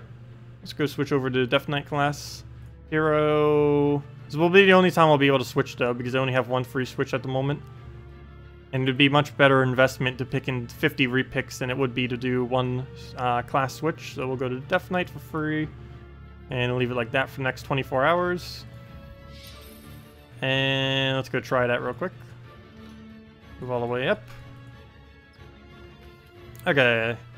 We need to sacrifice. One last thing we'll have to go and find. Let's go get a Draculus. Put that in there. What else do we need? Sacrifice already where it needs to be. Princess right there. And what else? And Death Knight using basically any purple weapon. So we'll go with Creeping Death, even though it has almost no effect on the actual battle, unless things go really weirdly. And now we need a +1 purple, +1 blue.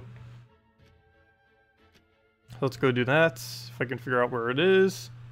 Oh, we've done this team before. Not with Sacrifice. Yeah, with Sacrifice before, too.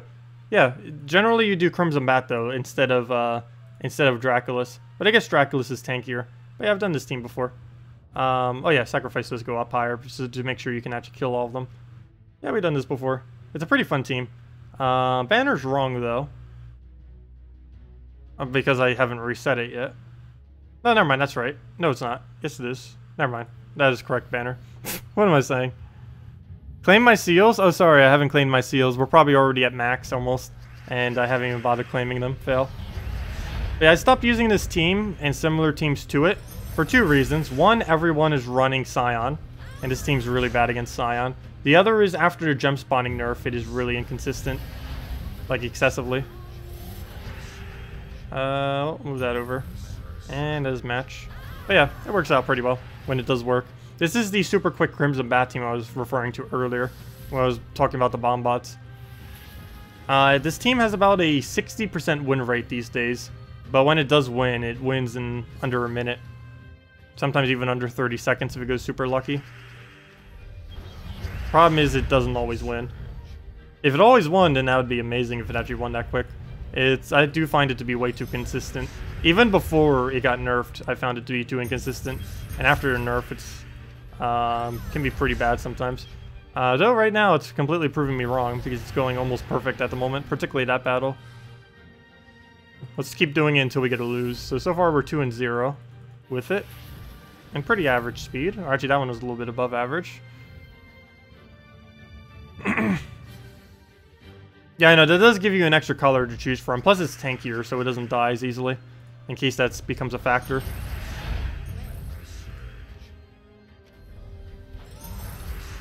Okay, let's get that mana all the way up. Move that up. Get that. Not enough purple. Do we even need enough purple? Yeah, we do need one more cast. And he doesn't have a Scion, so we're perfectly safe. That would have probably been better on reds, but we already won. Oh, no, we didn't win yet. No, Spirit Fox, stop. We just lost. Unless we can get all of our mana right now. Nope. We need to get a brown off the top to win. Nope. Oh. Wait, no, we didn't get enough mana. Fail. Skull Distract, go. Nope. Oh, he hit the wrong one. Perfect, there we go. Well, that could have went a little smoother, but we still won. So 3-0. One went slower, though. Yeah, that seems pretty nice. Oh, here we go. Here's your true test. Can we do it against the Scion? Can we do it against the Scion? Answer is probably no. But we'll see.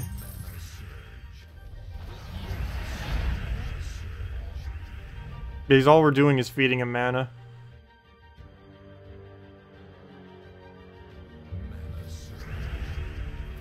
Yep. Okay, we have to take the skull or he drains us. And now he actually drains us.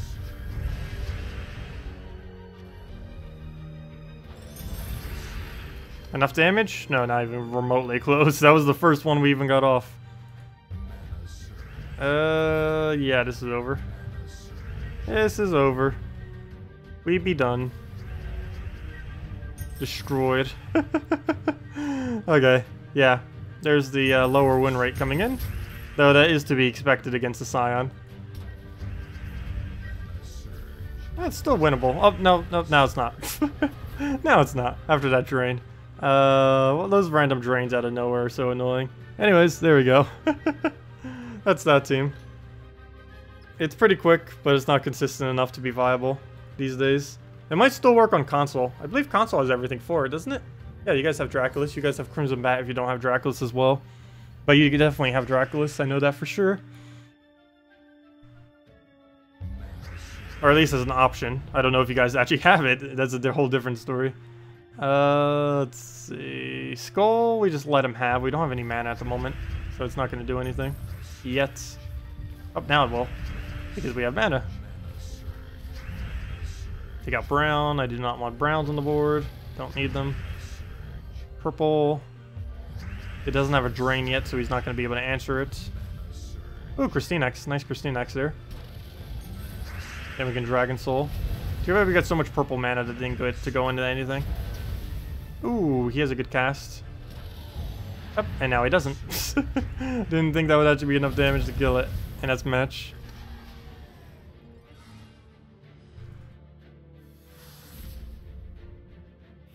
She summoned King Miguel. Oh wait, that was 10 minutes ago. Fail. Are you that behind in the stream? Wow. Some people do that sometimes. I even do that when I watch some other people on YouTube. If the button on the stream doesn't say live, click the live button. If it doesn't show a red, actually it will probably still say live regardless. If it doesn't have a red circle live button, click the live button. Because if it's like a faded out gray button, it means you're not watching it live. It could be anywhere from like a couple seconds delay to a little bit longer. Generally, if it's not highlighted though, you could be like minutes to even longer behind the actual stream. So yeah, make sure that button is red. Or you might actually be behind what's actually happening in the stream. And you'll be wondering what on earth is happening in chat. Actually, that's probably the first thing you'll notice, because none of it would actually synergize with what's happening in the video or the stream. But yeah, anyone just getting here, make sure to double check the redeem code below. Not quite sure if it's still active, but there is a possibility that it is. We'll hopefully have more tomorrow. We'll have to see what Salty has to say. Well, she said she was going to give them to me on Thursday, and we still don't have them. She did say that they're busy, though, at the moment. So, we'll see. Hopefully she has enough time to create a couple codes. And that's already matched. I think that's enough boost ratio. Yeah, it is. There we go.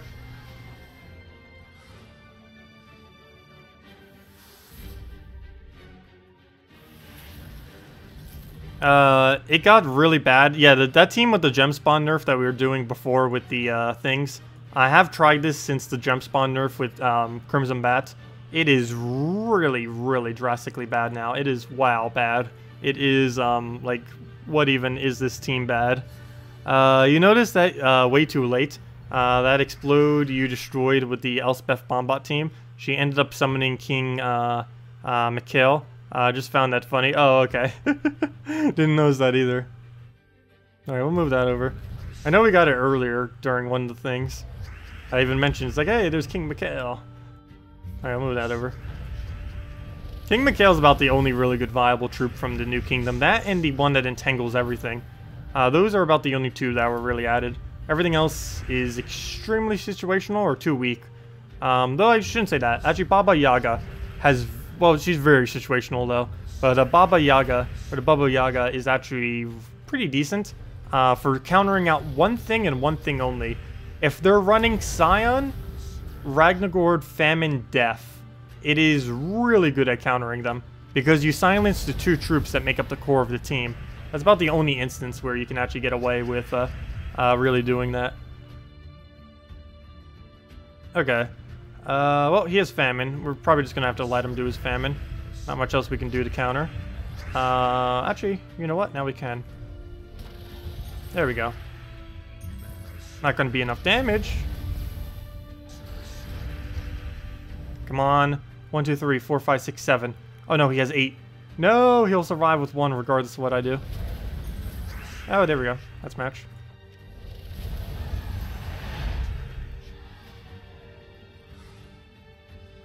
Yeah, King Miguel's name. Was I saying it wrong earlier?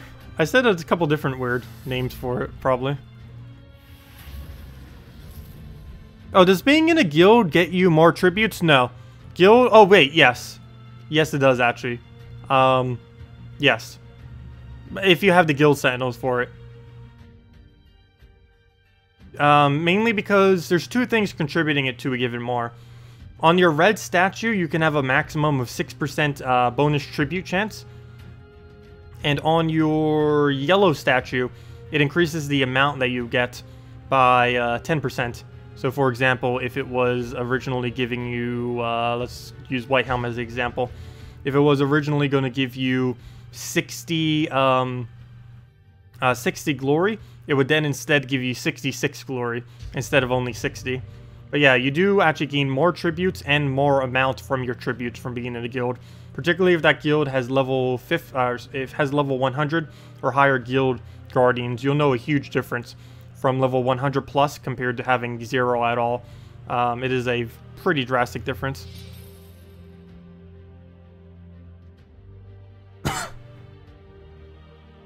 Hey, there's the Entangle guy. That's funny. He's running a whole team of just the Entangle guy. Let's go fight him real quick. Because why not?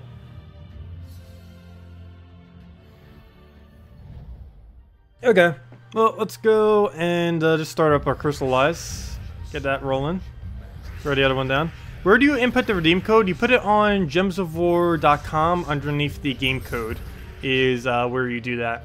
It only works for PC mobile. Also, the code may be dead now. I'm not quite sure. No one mentioned that it was dead yet, so I assume it's not dead yet. But it might be dead. But yeah, gemsofwar.com underneath game code is where you use the redeem code. It used to be usable in game, but that went against Apple's policy slightly. So they had to rework how they gave out the redeem codes, and that was their rework for it.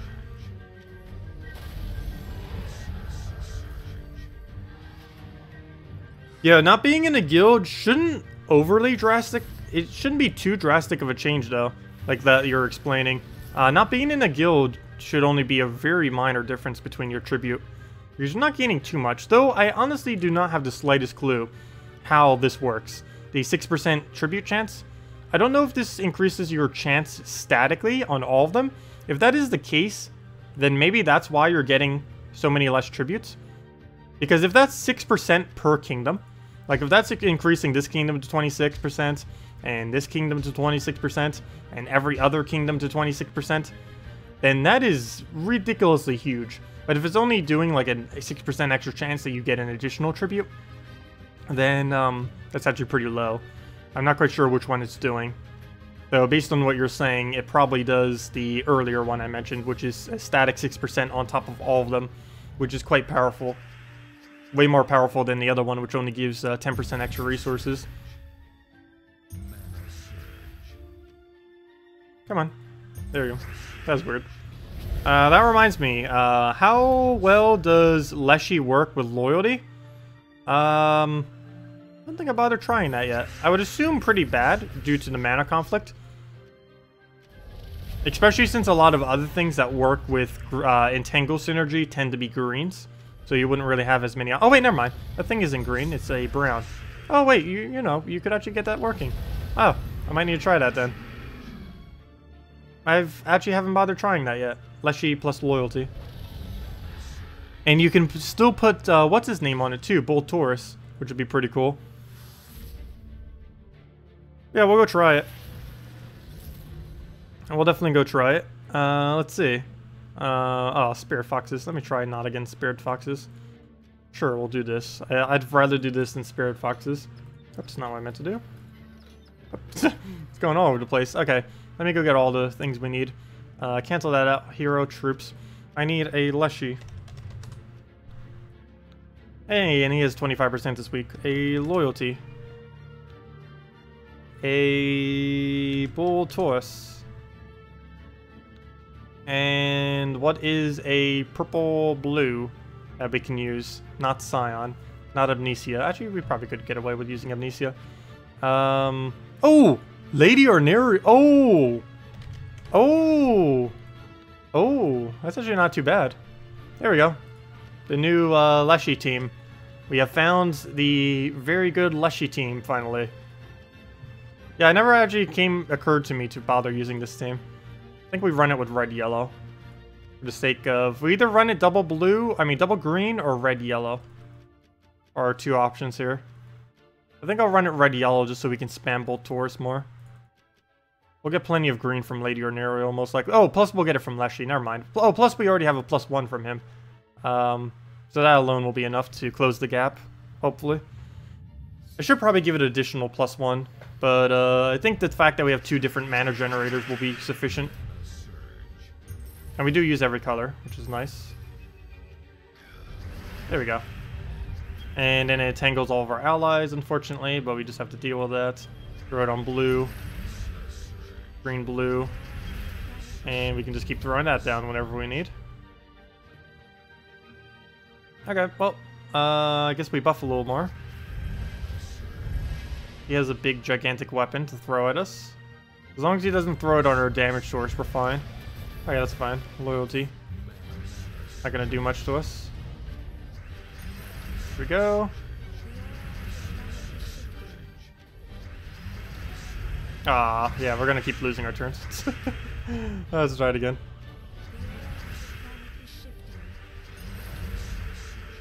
Okay, I think we're good enough to try one-shotting it now. Well, actually, technically 2 shots because we got to get through all the barriers.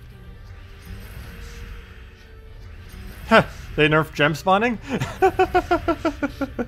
There we go. Ah, it was only a matter of time before. Actually, Lady Nero is getting more extra turns than the other thing. Oh, I say that and she loses her turn again. Should we just go to 1,000 HP? Then again, so is he at this rate. Because he's getting extra turns from all, or extra HP from all the extra turns we're missing. Oh, no, no, no, don't hit him. Oh, he actually has so much armor from the other effect of that. That's actually fine. Let me get rid of all the green. There we go. Okay, let's actually attack him now. I think we had our fun. There we go. We have enough damage. We just need to actually get it down on him. Stop trying to hit him. Okay, I should probably just throw the next loyalty on green or red. If we can even get it. Come on, let me cast. At this rate, we might just kill it out with skulls as well. Oh gosh, I need to. I can't get his barrier off. The only problem is I keep doing this and he just keeps getting his barriers right back. I need to throw it on like yellow or something. There we go. Let's just kill out most of his team. Oh no, we can only get one more kill because he has the barrier thing. Okay, let me take the skull real quick. Do we get a double kill? Oh wait, how did he rebury the other one? Well, we'll throw that down. At least we get one kill. Oh, and then he gets another barrier. This is ridiculously annoying to do against barrier. If we weren't up against barrier spam right now, this would actually be pretty easy. Well, let's go to 1,000 HP. We're already pretty much there. Why stop now? We're so close.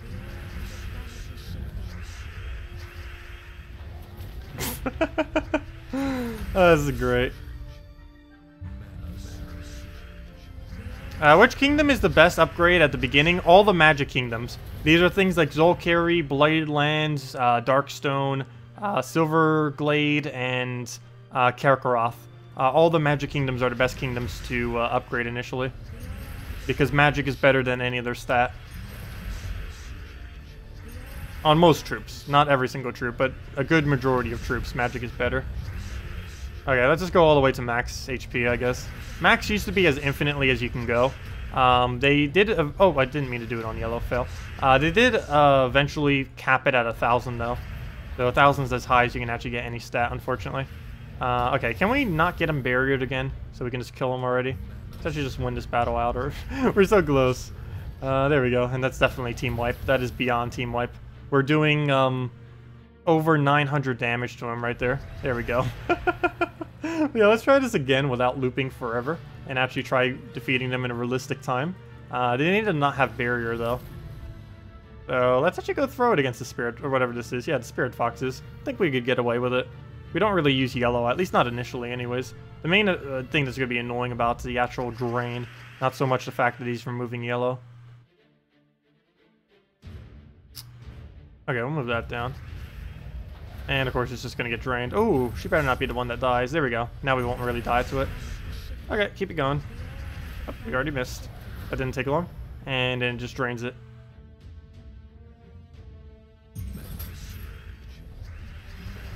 Oh, we didn't get an extra turn there. Ow, there was so much on the board. Move that down. Move that down. Take that. Well, at least we don't really have to worry about dying if all he has is Spirit Fox, pretty much. Well, I guess KrissTigger too. And we don't have to worry about barrier this time either. We can just keep buffing up until we can one-shot them and then one-shot them.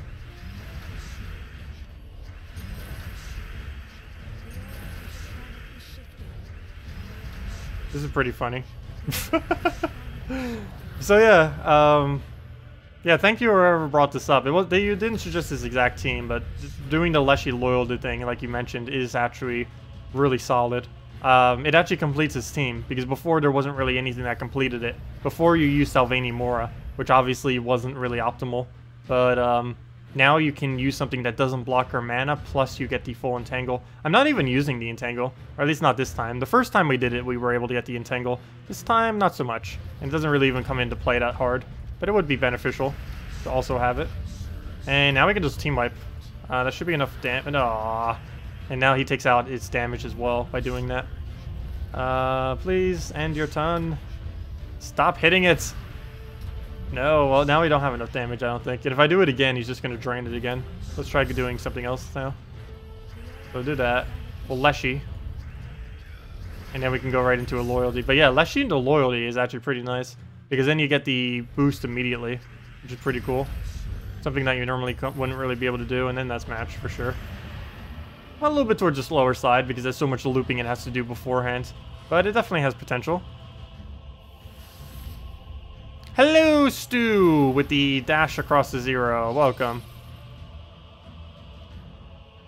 Let's try it one more time, just for fun. Oh, he does have Kraken, though. If we get Kraken, that's good game. We're done. We will be destroyed forever. No, it'll just be a ridiculously bad battle. We'll throw that down. Leshy into the loyalty. Can you end your turn? Oh, at least he ended his turn as a way that helped us. What's wrong, troop? And no one really runs stuff with immunity to Entangle either. The only thing that really does is Sylvanie Mora. It's about the only thing that runs immune to Entangle, for the most part.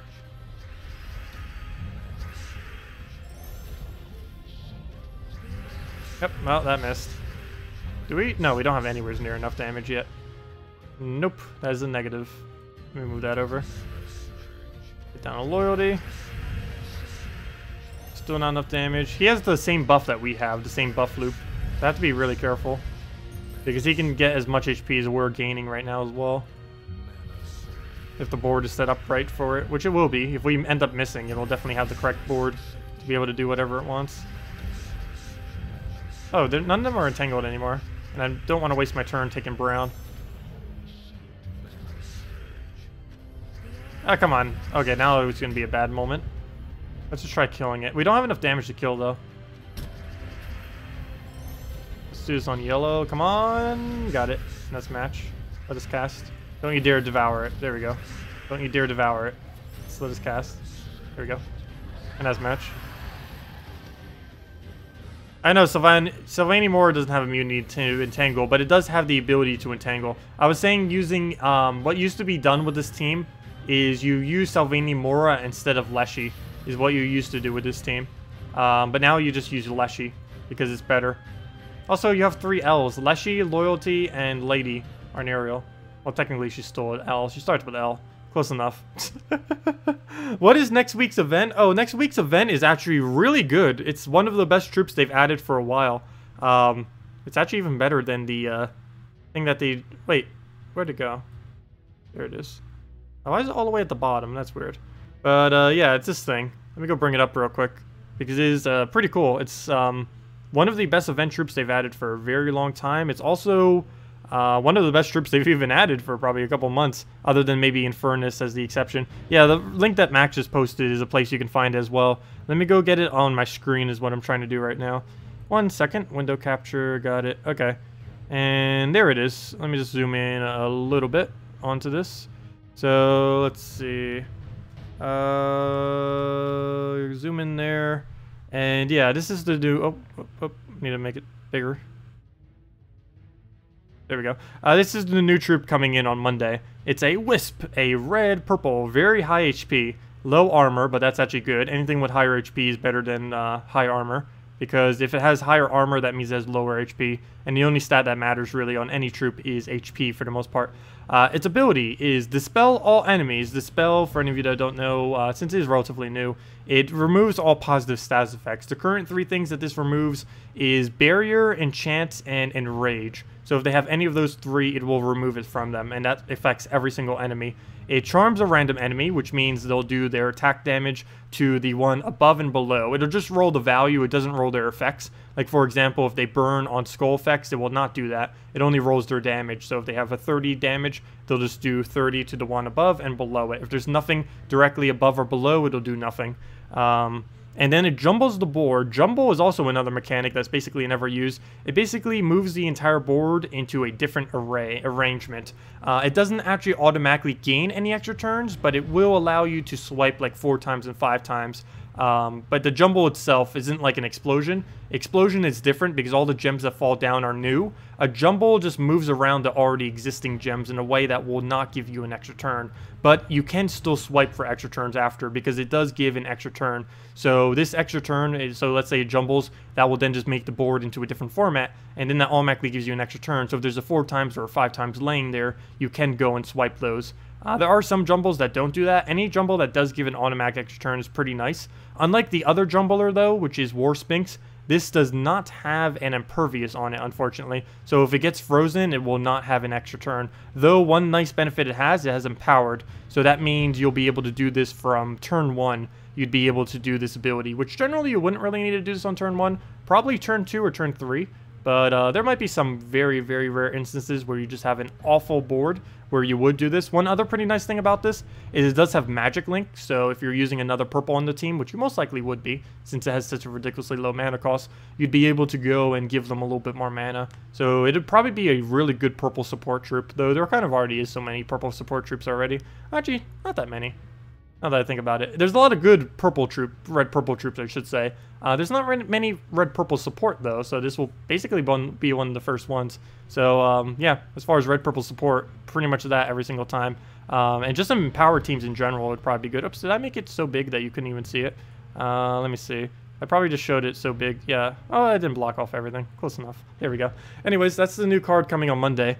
It's going to be pretty nice. Definitely get it, especially if you still need red purple. This event week was also red purple, but if you didn't get enough this week, definitely go get even more next week because more red purple and on a really good troop as well. Let me just fix my tab real quick and we're good to go.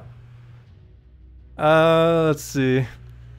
I know, getting that Wisp to Mythic, it won't really gain much from becoming Mythic though. I don't think it had anything on its magic skill that it actually increases based on it. Your level 59 account should you spend the event keys to try for Corvash or save them for Dragon Soul? Dragon Soul is more important than Corvash, though I'd say get both if you can somehow do that. But if you had to choose only one, I would go with Dragon Soul always over a Corvash. Dragon Soul is way better. In the long run, that is. For Guild Wars, that's another slight different story, because generally you do actually use Corvash in Guild Wars, but we don't know what Guild Wars is being reworked into, so we don't know what's actually going to be needed in Guild Wars after they rework it. It's probably still going to be the same stuff for the most part, but I don't know. Overall, I'd probably still go with the Dragon Soul if I had to only choose one of the two. Not to mention, crafting system's coming eventually, in like a month or two-ish. So you might just be able to craft yourself the other one that you don't need. And in the you would need Dragon Soul for the souls to be able to craft troops. So I think overall you definitely want to go with Dragon Soul, because the crafting system is going to use souls in some way, shape, or form. How big of a role it plays, we do not know, but we do know that it will indeed in some way require souls. Alright, well, let's go buff up with this and get this going. And we do not have enough damage. I guess we could try double casting him. Let's throw cast number 1. I think we will just have to go the double cast route for now on with this team. Single cast doesn't appear to be working that well.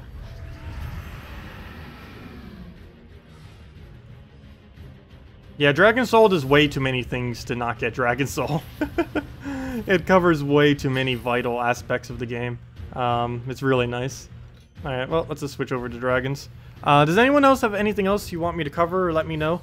I will be ending a little bit earlier, probably after another battle or two, just to go and eat and prepare the other stream that we're going to be doing later. Nothing new actually came out, so there's not really much to cover. Generally, I have been ending just a slightly earlier when we don't have as much stuff to have to cover. But yeah, if you still have anything you want me to do before I head out, guys, let me know. Otherwise, I will be heading out probably after this battle. But just let me know if there is anything you want me to do team-wise, need help with wise, or anything-wise. Oh, there goes Silent One. Oh, if we win this battle, we'll be ending it here. I'm not gonna end on a lose, that's for sure. Come on, Silent One. Why do you have to be? I don't know why. As of recently, Silent One has been trolling me quite heavily. It's not even that good of a troop these days, yet it's still managing to find its way through. Okay. Well, let's go get that KrissTigger to full mana. That will be needed. Oops, I didn't even see the other one. Well, we have Dragon Soul back up, but he also has Silent One back up, so back down we go. Figures. It's really annoying with mana drain as well. Here goes the death marks. Am I worried about the death marks? Yes, the answer is yes. Oh, well then. That was the first possible turn it could have died. So yeah, that happened. Even without first turn death mark killing, it still finds a way to do it as quickly as possible. Obviously that wasn't first turn, but that was as quickly as it could have gone. And now we're death marked again. Okay, well that one doesn't have his mana anymore. We'll have to go on that one and just try taking the purple. Get ourselves recrystallized. There goes Silent One again. I might just deliberately bait out the silence. Oh, and it dies to another death mark. Lovely. Let's see. Okay, what else can we do? If you had $1 for every time you mentioned the crafting system, I'd be rich. You'd have all the troops in the game. I don't mention the crafting system that much. Also, we somehow managed to lose that. Okay. Rematch time. In we go. Hey, it's using a Leshy. Yes, if you put a that's what I used to run, is a Sylvania Mora there. I've actually stopped because I have found it quicker to use a second KrissTigger. The main reason for this is you're passively gaining more mana per turn if you put a second KrissTigger on your team. Because your initial purple that you take is not only going into your Dragon Soul, but of course it's also crystallizing you. And it crystallizes it for every KrissTigger you have on your team. So you're gaining a very, very hefty bonus from that. You're gaining essentially an additional 4 mana per turn, whereas it would only be 2 mana per turn if you only had one of them. And you're still blocking a Sylvania Mora completely, even if you did put Sylvania Mora there. I did used to run this with Sylvania Mora, but honestly, as I've tested both of them, I would have to say that double KrissTigger is slightly better, at least from a speed perspective. Maybe not from a win rate perspective, but from speed perspective, it is definitely better going double KrissTigger than throwing a Sylvania Mora in there. If you had a cent for every time Tacet said hello, you'd be the richest man in the world. Hello! I also still have no clue how to say that name. I was going to say your name, but then I saw... I have no clue how to read that language. But anyways, yeah, you would get the team bonus from using full dragons, plus you would get the entangle, which is kind of nice. The team bonus isn't that much, though. You'd get 1 attack, I think 2 HP and 2 armor, if I'm not mistaken, for having 3 dragons. Let me actually see real quick. I believe that's what you get for it. It's something relatively low. You don't get the magic until you have 4 dragons. If it was actually giving magic from having these, it would be worth it. But it's only giving 1 attack, 2 armor. It's not really worth it for only 1 attack, 2 armor. If it was like 1 magic, that would be slightly different. But, I don't know. Lately, I've just been sticking with a KrissTigger. I used to run it like this, but then I just started comparing it to all the people who use KrissTigger. And honestly, after all the time I've been playing so far, I do feel like double KrissTigger is better than a Sylvania Mora there. Depends what you're up against, though. If you're up against Skull Spam, it would obviously be better to slot in a Sylvania Mora if they're ridiculously heavy with skulls, because it would be a lot safer. But if you're up against a general normal team, it's not really worth using a Sylvania Mora. It's a little bit quicker doing the KrissTigger. But yeah, thank you everyone for watching. We are not done streaming for today, though. I'm going to take a little break, go eat the first meal of the day at like 3 p.m. Gosh, I normally do wait for forever to actually eat. But we'll go eat, and I will be doing Albion Online. It's a new game that just came out literally 4 days ago. So we're going to try that and just kind of mess around in there. So we'll be messing with that. It's an MMO sandbox game. Should be kind of interesting. Looks really nice. It's been advertised like crazy. I was like looking over my videos earlier, and it's like, oh, this is playing as an ad on almost all my videos right now. So it's like, okay, I guess I'll check it out. And I was even seeing it on other videos too. Like last week tonight, I was watching a little bit. It's like, oh, the ad is here too. It's like everywhere. But anyways, he ignored that comment. Which comment? Which comment? The like comment? The one that said, please leave a like? That would be helpful too. Sorry, which comment were you referring to? Which comment did I miss? I don't see a comment that I missed. Unless you're referring to a comment mentioning something. In which I did read it, I just didn't say anything about it. Let's see. Will Bone Dragon be nerfed soon? Bone Dragon already is nerfed. Unless you're talking about on console. In which case he'll be nerfed to your next patch. If he's not already nerfed. I thought the console did get the nerf already though. But on PC Mobile, he's already nerfed. He's just about as nerfed as you can possibly get him at this point. Gem spawning got nerfed. His ability got nerfed. His mana cost got nerfed. The only thing they didn't nerf is his traits, which actually are still pretty good. Not the first true, but the final trait is a freeze whenever he ends up taking skull damage, which is pretty nice. If you had to send every time Tacet ignored me, you would have you'd be a millionaire. I'm not ignoring you deliberately. It's hard keeping up with the chat always, constantly, while focusing on the game and doing commentary. I lose track of some things sometimes. Anyways, I'll be heading out for the day, guys. Or for now, we'll be back with Albany Online in a couple hours to try that for the first time. Thank you all so much for watching. Leave a like if you enjoyed. We'll be back tomorrow from the same time, 10 a.m. to 4 p.m. Eastern Standard Time. If you have no clue what time that is in your time zone, that is 19 hours from now. Yes, 19. That is correct. 19 hours from now. Anyways, I'll see you all either during the other stream or the stream later tonight. Have a wonderful weekend if I don't end up seeing you, and goodbye. Have a good time.